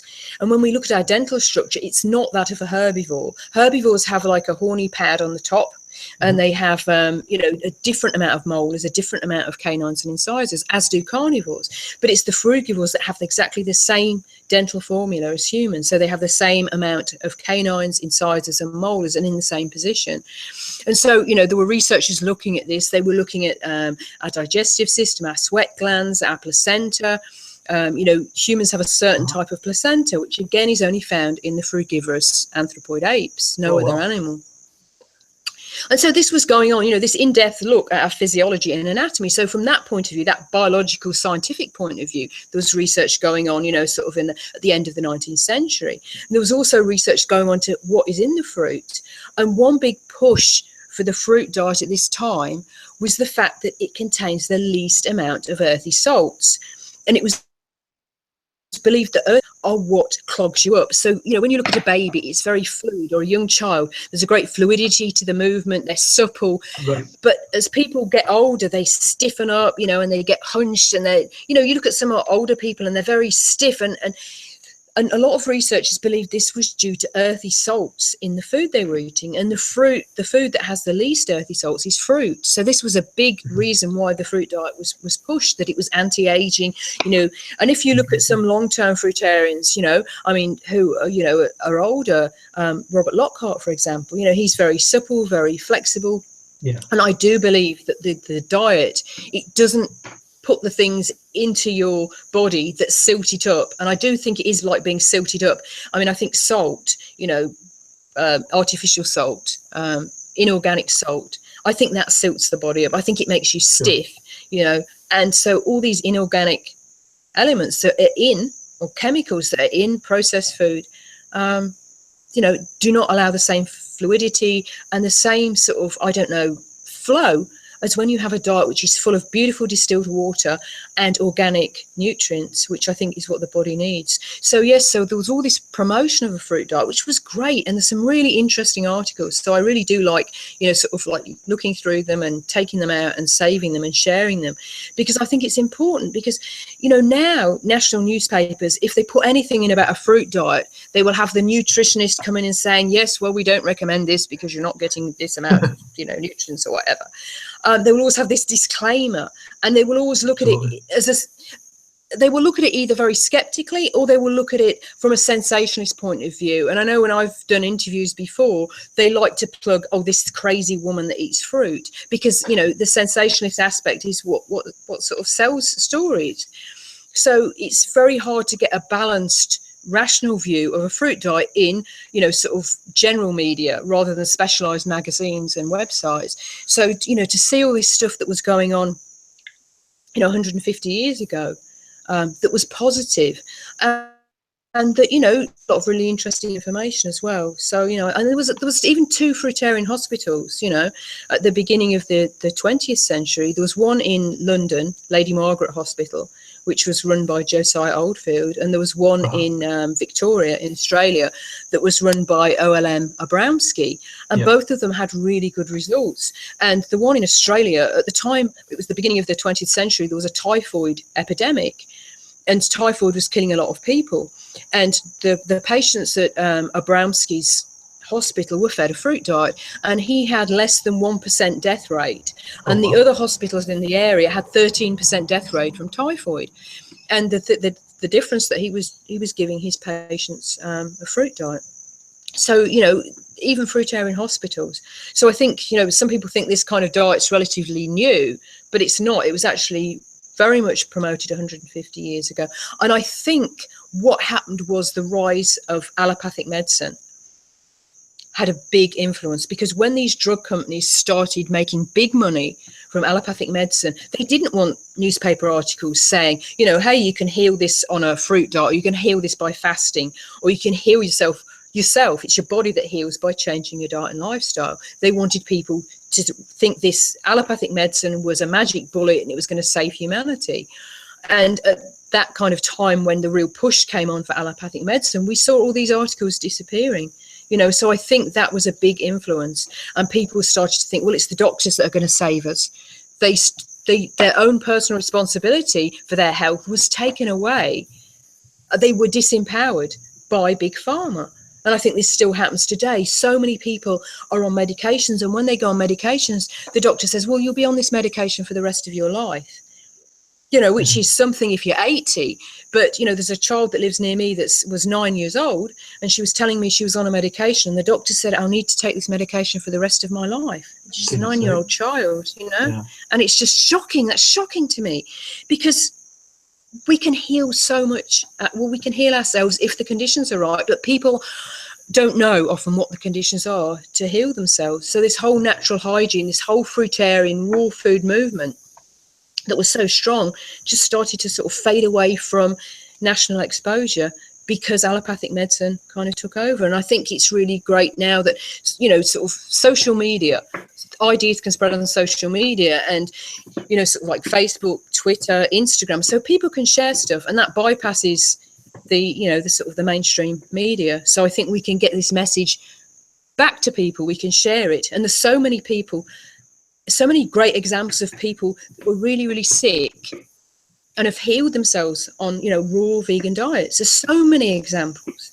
And that's, you know, what people need to see, I think, because they're living, breathing examples of what people can do if they want to heal themselves, you know. So I just think it's very good that on these festivals, you know, I think the great thing about the UK festival and the other fruit festivals is that people can come together and they can connect with people, and they can see people that have healed, they can share experiences, and they can just, their sort of faith or their beliefs are really bolstered. And I think this is the most important thing about the festivals, is the networking, the connections that we make, the community, because the community is so important, because people often feel isolated. You know, they're living in their own town or their village, and they don't know anybody actually near them that's doing anything like them, or people might think they're a bit crazy, a bit strange. So when they go to the festivals, it's this amazing energy, and you don't get it anywhere else, because you've got all these people on a similar path coming together in a very loving and harmonious way, and it just creates this amazing energy. And you get it at the UK festival or the Danish festival or Woodstock, and it's like nothing else, and it kind of charges your batteries up, you know, and it fills you up until the next time you go the next year. And I just think it's so important, because yes, you can eat all the best food, and you can sort of go to bed early, and you can drink pure water, and you can get your sunshine, but we also need the community. You know, we're social animals. Humans are social beings, and we need our tribe. We need to come together, and we need to, you know, connect with other people. And when we do it in a big way, you know, at a festival, it's just this super, super wonderful energy. So, you know, I really appreciate being a part of that and being invited to the festivals, because, you know, I just think it's just a highlight of the year. And it inspires people so that then they can go back. They can go back to their town or their village where there aren't so many people, and they've made friends that they'll have for life, and they can connect with these friends on social media, or ring them up, or, you know, talk to them in the meantime. But they also take back with them this energy that they can then share in their local community. So it's like this whole magic energy that happens at the festival just gets taken out and spreads around the world when people leave the festival and go back to their own environment. So, you know, I think it's really, really important. Fantastic, Anne. We've got a few questions that have come up. One from Exposing the Aura, and she said, "Hello all, what are your thoughts on consuming high amounts of dehydrated fruits such as mangoes and bananas, because she says they're very addicting to her?" I think optimally whole fresh fruit is best. I don't think you can improve on that. And one of the reasons is it's so hydrating, it's balanced, it's got the water and the nutrients in a really great ratio. And it's very hard, I think it's very hard to overeat on fresh, juicy fruit, because it fills us up, and we kind of know when we've had enough. You know, we can't just keep eating and eating it. I think dehydrated fruit can be very useful if you're traveling, you know, or if you're out, you know, sort of doing a huge run or whatever, and you need to take some dried fruit with you, and you need a concentrated energy source. It can be useful, but I think optimally it can be more addictive because you can overeat on it. You can't, I think it's very hard to overeat when you're eating whole food, the fiber, the water, everything in perfect balance, because that's how it's been created. So you don't really tend to overeat. But dried fruit, I think you can overeat. Also, the sugar is more concentrated, which maybe makes it easier to overeat. And I also think if you've got some kind of, you know, sugar issues, dried fruit isn't as good as having the whole fruit with the water content in it. Also, in terms of teeth as well, dried fruit tends to stick to teeth, and can cause dental issues. So I think if you are eating dried fruit, you really need to brush your teeth well afterwards, to get rid of all the bits on your teeth, because it can lead to, you know, decay, cavities and things, because of the sticky nature of dried fruit. And one thing you can do with dried fruit is to soak it, to rehydrate it a bit, but then it tastes different. And I do appreciate that dried fruit can be, I don't know, addictive in the same way as other foods are addictive, but it is more concentrated. It's not in its whole food. And I think whenever we process a food, whether we mix it, whether we blend it, whether we juice it, it takes something away. It's not as optimal as eating the whole fruit, because we're removing something from it, whether we're removing the fiber or removing the water or we're mixing it, or it's oxidized. When we blend things, it's slightly oxidized. Yep. I think dried fruit can have its place, but I think as a staple, it's never going to be as good as whole fresh food. And also I think we have to be mindful of tooth hygiene after eating dried fruit, because it does stick to the teeth, and if it's sticking there, bacteria can feed off it, cause plaque, and potentially cause tooth decay. Yeah, absolutely. Have you had any problems with your teeth at all? Because some people do get that. I did more at the beginning, because I think at the beginning I was thinking I don't need to clean my teeth. I'm eating fruit, it's clean, but fruit sugar, bacteria still feed off fruit sugar. And I think dental hygiene is really, really important. I also think genetics is a big part of it. You all know the person that can eat loads of sugar and they never have any cavities or any dental issues because they've got genetically strong teeth. Also, they may not have the bacteria in their mouths that cause tooth decay or cause the buildup of plaque that causes tooth decay. Some people have them and some people don't. But I think if we practice really good dental hygiene, if we remove those bacteria, then we can't really get tooth decay if we're removing the bacteria. And so once I started to take better care of my teeth were a lot better. But I think I wish I'd known that more at the beginning.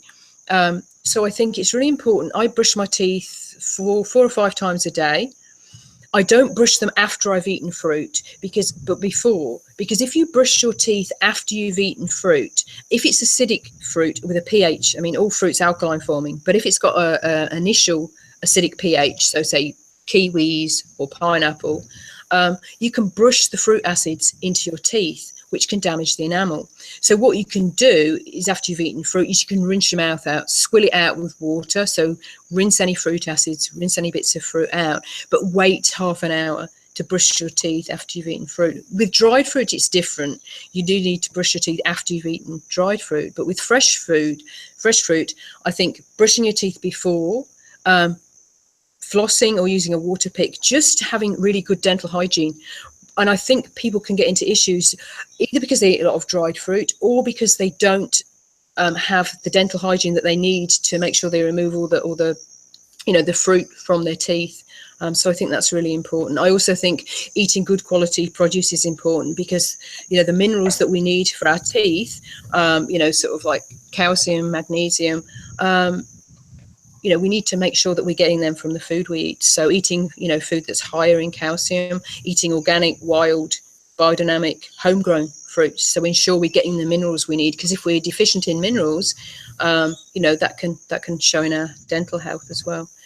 So I think, dental hygiene is really important. And I think if we were all like 5th or 6th generation fruitarians or raw vegans, there probably wouldn't be any dental issues, because I think, sins of the father, when they did, I don't advocate animal experimentation at all, but when you look at Pottinger's cats, when they fed the cats cooked food, they had all sorts of dental issues. And it took 4 generations of breeding to right 2 generations of cooked food. So we may be experiencing dental issues from something that happened in our past, from the food that our parents ate. I mean, the food that your mother eats will affect your dental health when she's pregnant with you. The foods that your grandparents ate will affect your genetics. They will affect your tooth health. And I do think that if there were 5th or 6th generation raw vegans or raw fruitarians, that there wouldn't be any dental problems, because I think we would reverse a lot of the issues with people not having genetically strong teeth or not having a wide enough dental arch. So what was found, there was a raw community in France, and they found it was the 3rd generation of the children that started to have an improved dental arch, but it took 3 generations of raw food to see that. So, I think genetics is a part, but I think the best thing that we can do, because we don't have any control over our past, You know, we can't control what our mother ate when she was pregnant. That's all gone. But what we can do is the present. And we can ensure that we have good dental hygiene. We limit dried fruit. If we do have dried fruit, we clean our teeth very, very well afterwards. And we eat properly ripe fruit, because that's another issue. I've known a couple of people on fruit diets have quite severe enamel erosion through eating underripe fruit, because, you know, it will have a higher, more acidic pH. It will have a lower pH, but it will be more acidic if it's not properly ripe. And so if it's not properly ripe, it can damage our enamel. So it's not causing decay, but if it damages the enamel to a certain point, then it will permanently damage our teeth. So ensuring we eat properly ripe fruit. If we have issues with our enamel, so if you get somebody that's got some enamel erosion, a short water fast, I think, can be very beneficial, because it gives your teeth a rest. It gives them a chance to rebuild the enamel. And if it's only slight enamel erosion, it will rebuild. It's got the potential to rebuild. And, you know, sort of avoiding the more acidic fruits. So if you have got issues with your teeth, you know, maybe avoid pineapple, avoid kiwi, avoid the citrus, because it is hard to get them properly ripe unless you live where they grow. With oranges, for example, you know, oranges can have a pH of 6, which is pretty good. You know, water is 7, so neutral is 7, and the lower the number, the more acidic. So if you've got oranges with a pH of 6, they're not going to affect your teeth. But if you have oranges with a pH of 4, and a lot of oranges, if they're underripe, they'll have a pH of 4. That's potentially, you know, 100 times more acidic, because it times 10 with each pH number. Absolutely. And that could damage, you know, your enamel. And, you know, if you can't source properly ripe pineapples, and I live in the biggest pineapple growing area in Australia, and I only eat pineapples like from November to February, because the rest of the year they're not sweet enough. They're the summer pineapples. They're very sweet. They're very low in acid.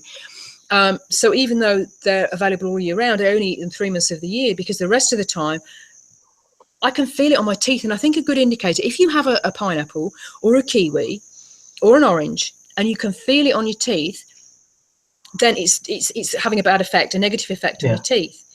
If you have really ripe oranges or really ripe pineapple, you will not feel it on your teeth. So if you eat a piece of fruit and you can feel it on your teeth, I would suggest immediately rinsing your mouth out with water afterwards to remove, you know, that acid from contact with your teeth. And try and avoid the more acidic fruits if you have issues with enamel erosion. But yeah, and practicing good dental hygiene, I think, is essential, you know, whatever diet you're on.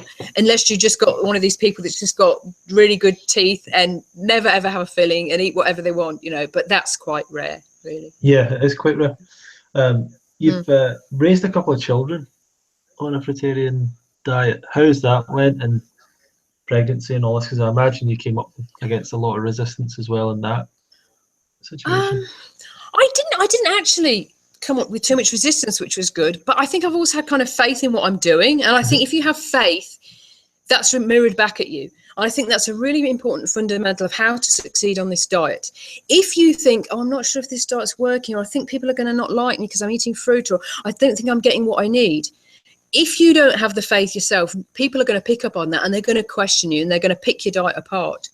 But if you have faith, and I don't mean blind faith, when I talk about faith, I mean faith that's developed through knowledge, through experience, through reading, through researching, through sharing, through networking with people, so that you build up a good knowledge, you know, biological knowledge, you know, anatomy, you know, sort of dietary knowledge, nutritional knowledge, and so that you're confident in what you're doing. I've experienced very little negative reactions to either me or my children on this diet.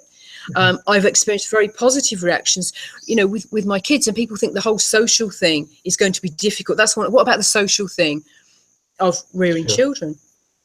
And I think, again, faith is very important.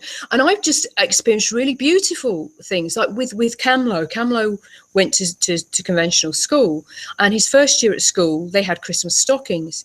And so the teachers and the teacher's assistant, you know, made up stockings for the children with sweets in and sort of all the kind of things that children normally eat at Christmas. And they made a special stocking for him that had like fruit and nuts and dried fruit in, which was really sweet. And I was really touched.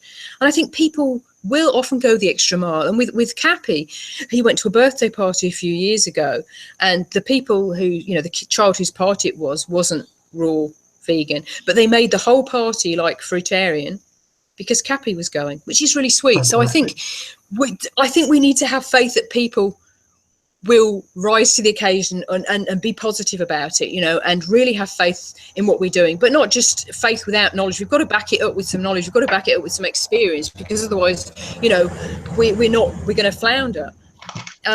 So, you know, I think that's important in raising children. I think another aspect is that you need to have good quality fruit when you're pregnant, when you're breastfeeding, to bring your children up. Good quality fruit. So properly ripe fruit is very important. Can be challenging, and also fruit that's grown in good soil, because when we're pregnant, when we're breastfeeding, when we've got children, we need to make sure that we're getting and they're getting the amount of micronutrients that they need. So that's another really important thing. And I just think it's joyous. It's joyous bringing up children on the diet. And one thing I think is that the children have a very good energy level. They've got a lot of energy. They're very vital, but they're not hyperactive. And I think with children today, a big challenge for many parents is that their kids have a very kind of frantic energy, which I think is directly related to the diet, to the foods they're eating, the chemicals in the food. They're not getting the nutrients they need. And I remember doing a talk once in Brisbane when Cappy was about 4 or 5. He wasn't very old. And the whole meeting went on for about 4 hours. And during that time, he just had to sit there like a 4-year-old child, not particularly interested in sitting on a chair for 4 hours.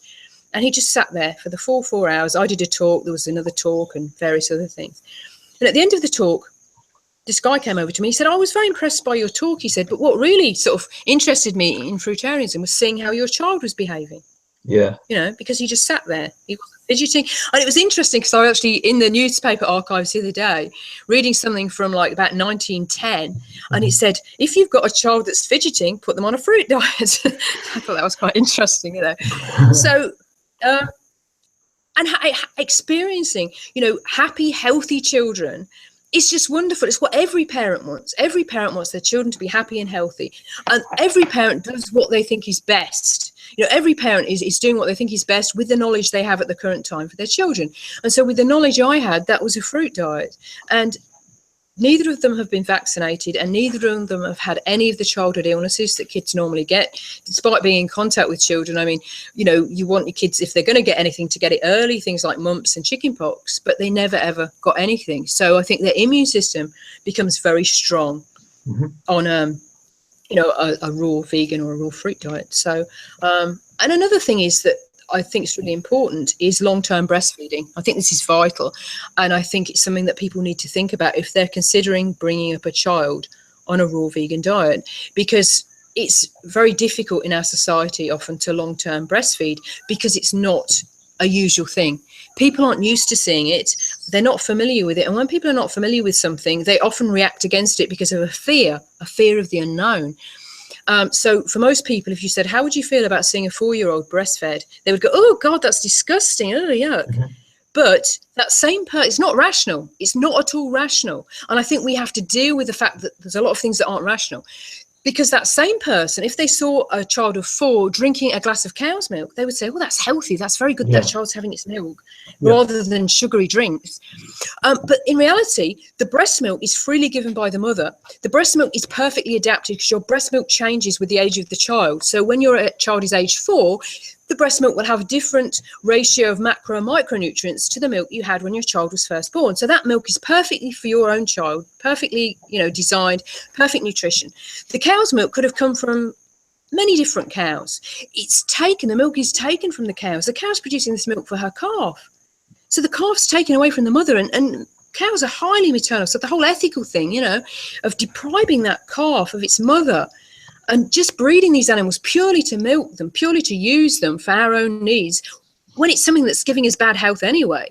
But people say that's fine. But they'll say, oh, you know, breastfeeding, oh, it's perverse, it's awful, breastfeeding a 4-year-old in public. So I think you need to I think children need milk for 3 to 4 years. And if you're raw vegan, where does that leave you? If you're not feeding long-term yourself, you're not going to want to give them plant milks because they're cooked. You don't want to give them, you know, sort of animal milks because you're vegan. So the perfect alternative is long-term breastfeeding. And there are strategies that we can do. You know, we don't have to breastfeed in public when our children are older if we don't want to. Often when they're older, it'll just be a morning, a night feed, or if they get upset. So we can feed, you know, at times when we're not out in public. Or we can be discreet. You know, there's ways to do it. And I think, unfortunately, it's because people They don't see it. In societies that don't have domesticated animals, where they don't have milk available from other species, they will naturally breastfeed for about 4 years, and the children will be often spaced out every 4 years to allow for the mother to breastfeed, finish breastfeeding one child and then have another child. And it's acceptable. It's socially acceptable. Because people are used to it. That's what they've always seen. In our society, if everybody breastfed their kids till they were 3 or 4, there wouldn't be any issue with it, but it's just that it's an unknown factor and people have fear of it, you know. And also I think because of, you know, the connotations with women as being sexual, as breasts being sexual, whereas the main function of a breast is to feed your baby. But also there's that sexual connotation that people get all mixed up. It goes into the mix, and so people think it's a bit strange. And I think it's the same thing as co-sleeping. You know, I think attachment parenting is very important. And I think it's much easier when your child's on a fruit diet, because that child is a calmer child. You know, it's easy to be with your child all day because they've not got frantic energy. They're not, you know, they're not driving you crazy, because it's a very different, their health is very different. And so this attachment parenting, you know, part of that is co-sleeping. Again, people are like, sleeping with your child, well, that's a bit weird. But they think it's perfectly okay to take a newborn baby that's been in its mother for 9 months, always heard its mother's heartbeat, always had that security, to take that baby and the day it comes out of hospital, put it in its own bed in a separate room, because it's got a nice nursery and it's got beautiful mobiles and we've painted the walls and we've got all this nice, you know, furniture for the baby. But all the baby needs is to be next to its mother in bed. And, you know, so again, it's not irrational. All other animals, you know, sleep with their young. All other mammals sleep with their young because they're feeding their young. Many other societies sleep with their children, and actually it's shown that it's a preventative for cot death, sleeping with your baby, because if a baby's next to you and it stops breathing, if it's next to another human being that has a heartbeat, that the actual rhythm of that heartbeat can restart the baby's breathing. So there's less incidence of cot death. People often think they're going to squash the baby if they co-sleep. There's only a risk if you're taking any kind of medication. So when you hear about babies being squashed in hospitals by the mother, it's usually because the mother's highly medicated. They've just given birth. They've been given a cocktail of drugs. Right. If you're medicated in any way through recreational or allopathic medicine, you don't have that same awareness. When they've done time-lapse photography of people co-sleeping with their kids, what they see is that a mother or father will naturally avoid the baby. They have a natural awareness that the baby's in the bed with them, because otherwise human beings would have died out, because we've always in the past, we've always slept for protection. We've always slept with the babies. So if we crushed them at night, there would be no humans now. Yeah, exactly. Yeah. But, you know, again, it's not a rational thing. It's, you know, what's really important is to have a nice nursery and a beautiful cot from IKEA for the baby. But what's important is the baby sleeps next to you in the bed. It's easy because if you're feeding, you can just put the baby on to feed. But, you know, things aren't natural. So I think when we're bringing up children, we have to realise that society is not always rational. And we just have to accept that. It's not rational about co-sleeping. It's not rational necessarily about long-term breastfeeding, you know, but you just have to kind of let it go and think, you know, this is the healthiest way for my baby. And with co-sleeping, so if you're on any kind of medication or if you're taking alcohol, don't co-sleep with your baby, because you've not got that level of awareness. Your consciousness is changed, so you can roll over on your baby. But if you're sober, you know, there's no issue. You won't squash your baby unless you're very, very over your optimal weight. That can be an issue, but you have to be very, very over your optimal weight, not just a few pounds or whatever. So, yeah. But it's just a joy. Yeah, you've given us a lot of information today, a lot of new things to think about. It's brilliant. Just to let everyone know, obviously, that's watching, we are here to give you as much free information as we can, but we also are taking part in the UK Fruit Festival, which is happening this year from the 2nd to the 6th of August. And Anne will be speaking at it, and she'll be there to teach you more interesting things about the fruitarian diet and lifestyle. But today we have our launch day, and if you'd like to register today, you get the absolute best price available, because we have a special launch day price that will finish at midnight tonight. So take advantage of that today. You're fully safe if you change your mind in the next few weeks, months. If there's other things going on in your life, you get 100% refund. There's no problem with that. But today is a good day to try and to get your space to save your space, and as I say, you get the best price because of the discount. We have not only Anne speaking at the event, there's also back again Dr. Doug Graham, Professor Rosalind Graham. We have Ted Carr, Connor McMillan, and Brittany Taylor coming from the US. Who else do we have? Mellisa from Melissa's Raw Food Romance, Grant Campbell from Australia, and of course Anne, who's been there every single year. And so what's your message for people? I mean, you also play a part in the Woodstock Festival, so you know a lot about events and the effect it has on people. I think it's like potentially life-changing. I mean, working with the Woodstock Fruit Festival, the amount of people that say, this week changed my life. And I think it's the same with the UK festival, Danish festival.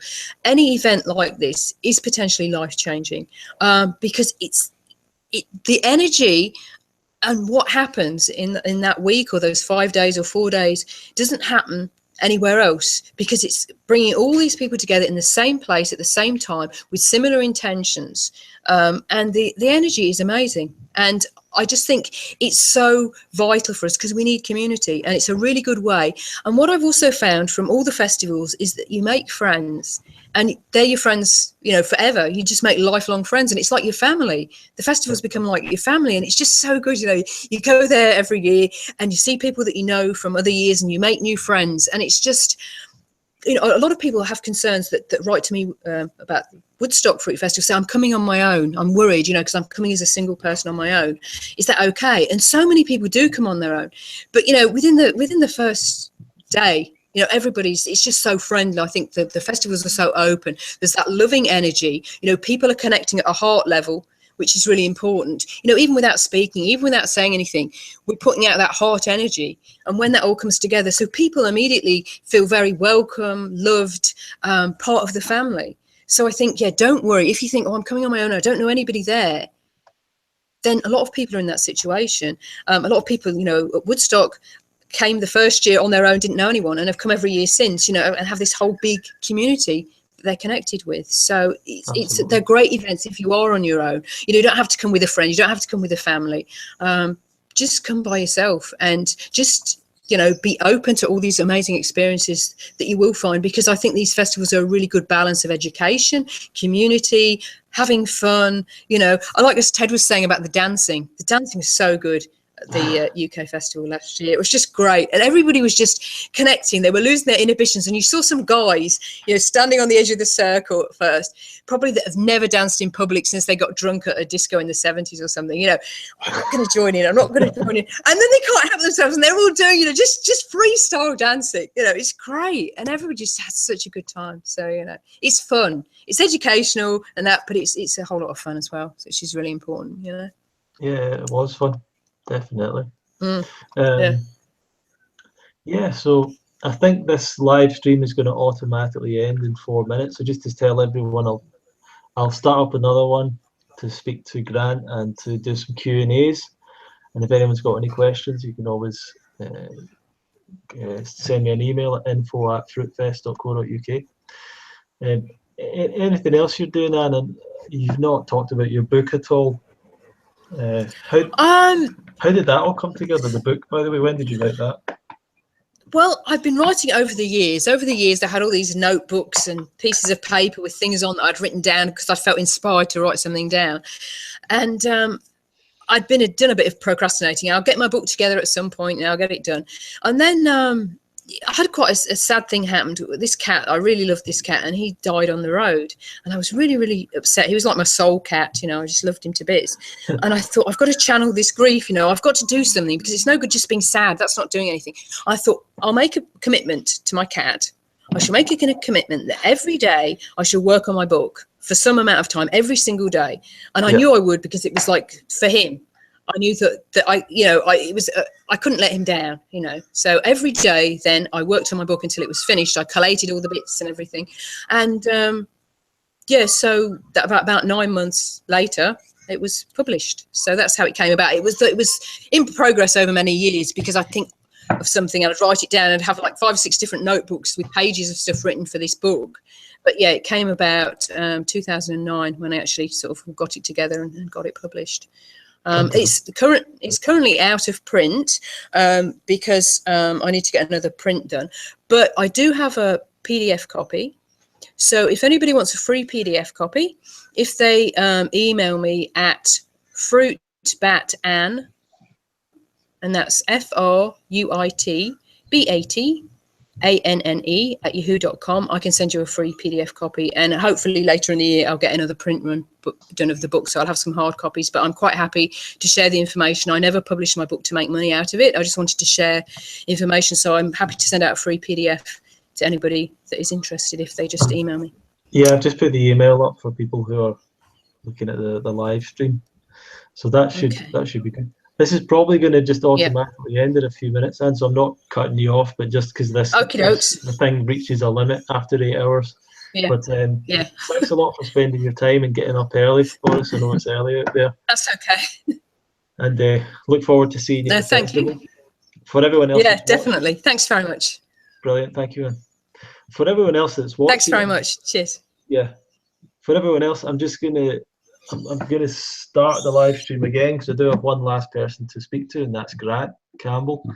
And we'll maybe do a Q&A about the festival for any last minute questions as well for anyone that's looking to take advantage of the launch day discount and offer. So as I said, this is going to finish, so I might as well stop it now, and I'll refresh this, and I'll send out a new link and put it on Facebook and email it out for everyone. So thanks for joining us so far. I'll take a little break and we'll be back in a few minutes. Right, thanks, Anne.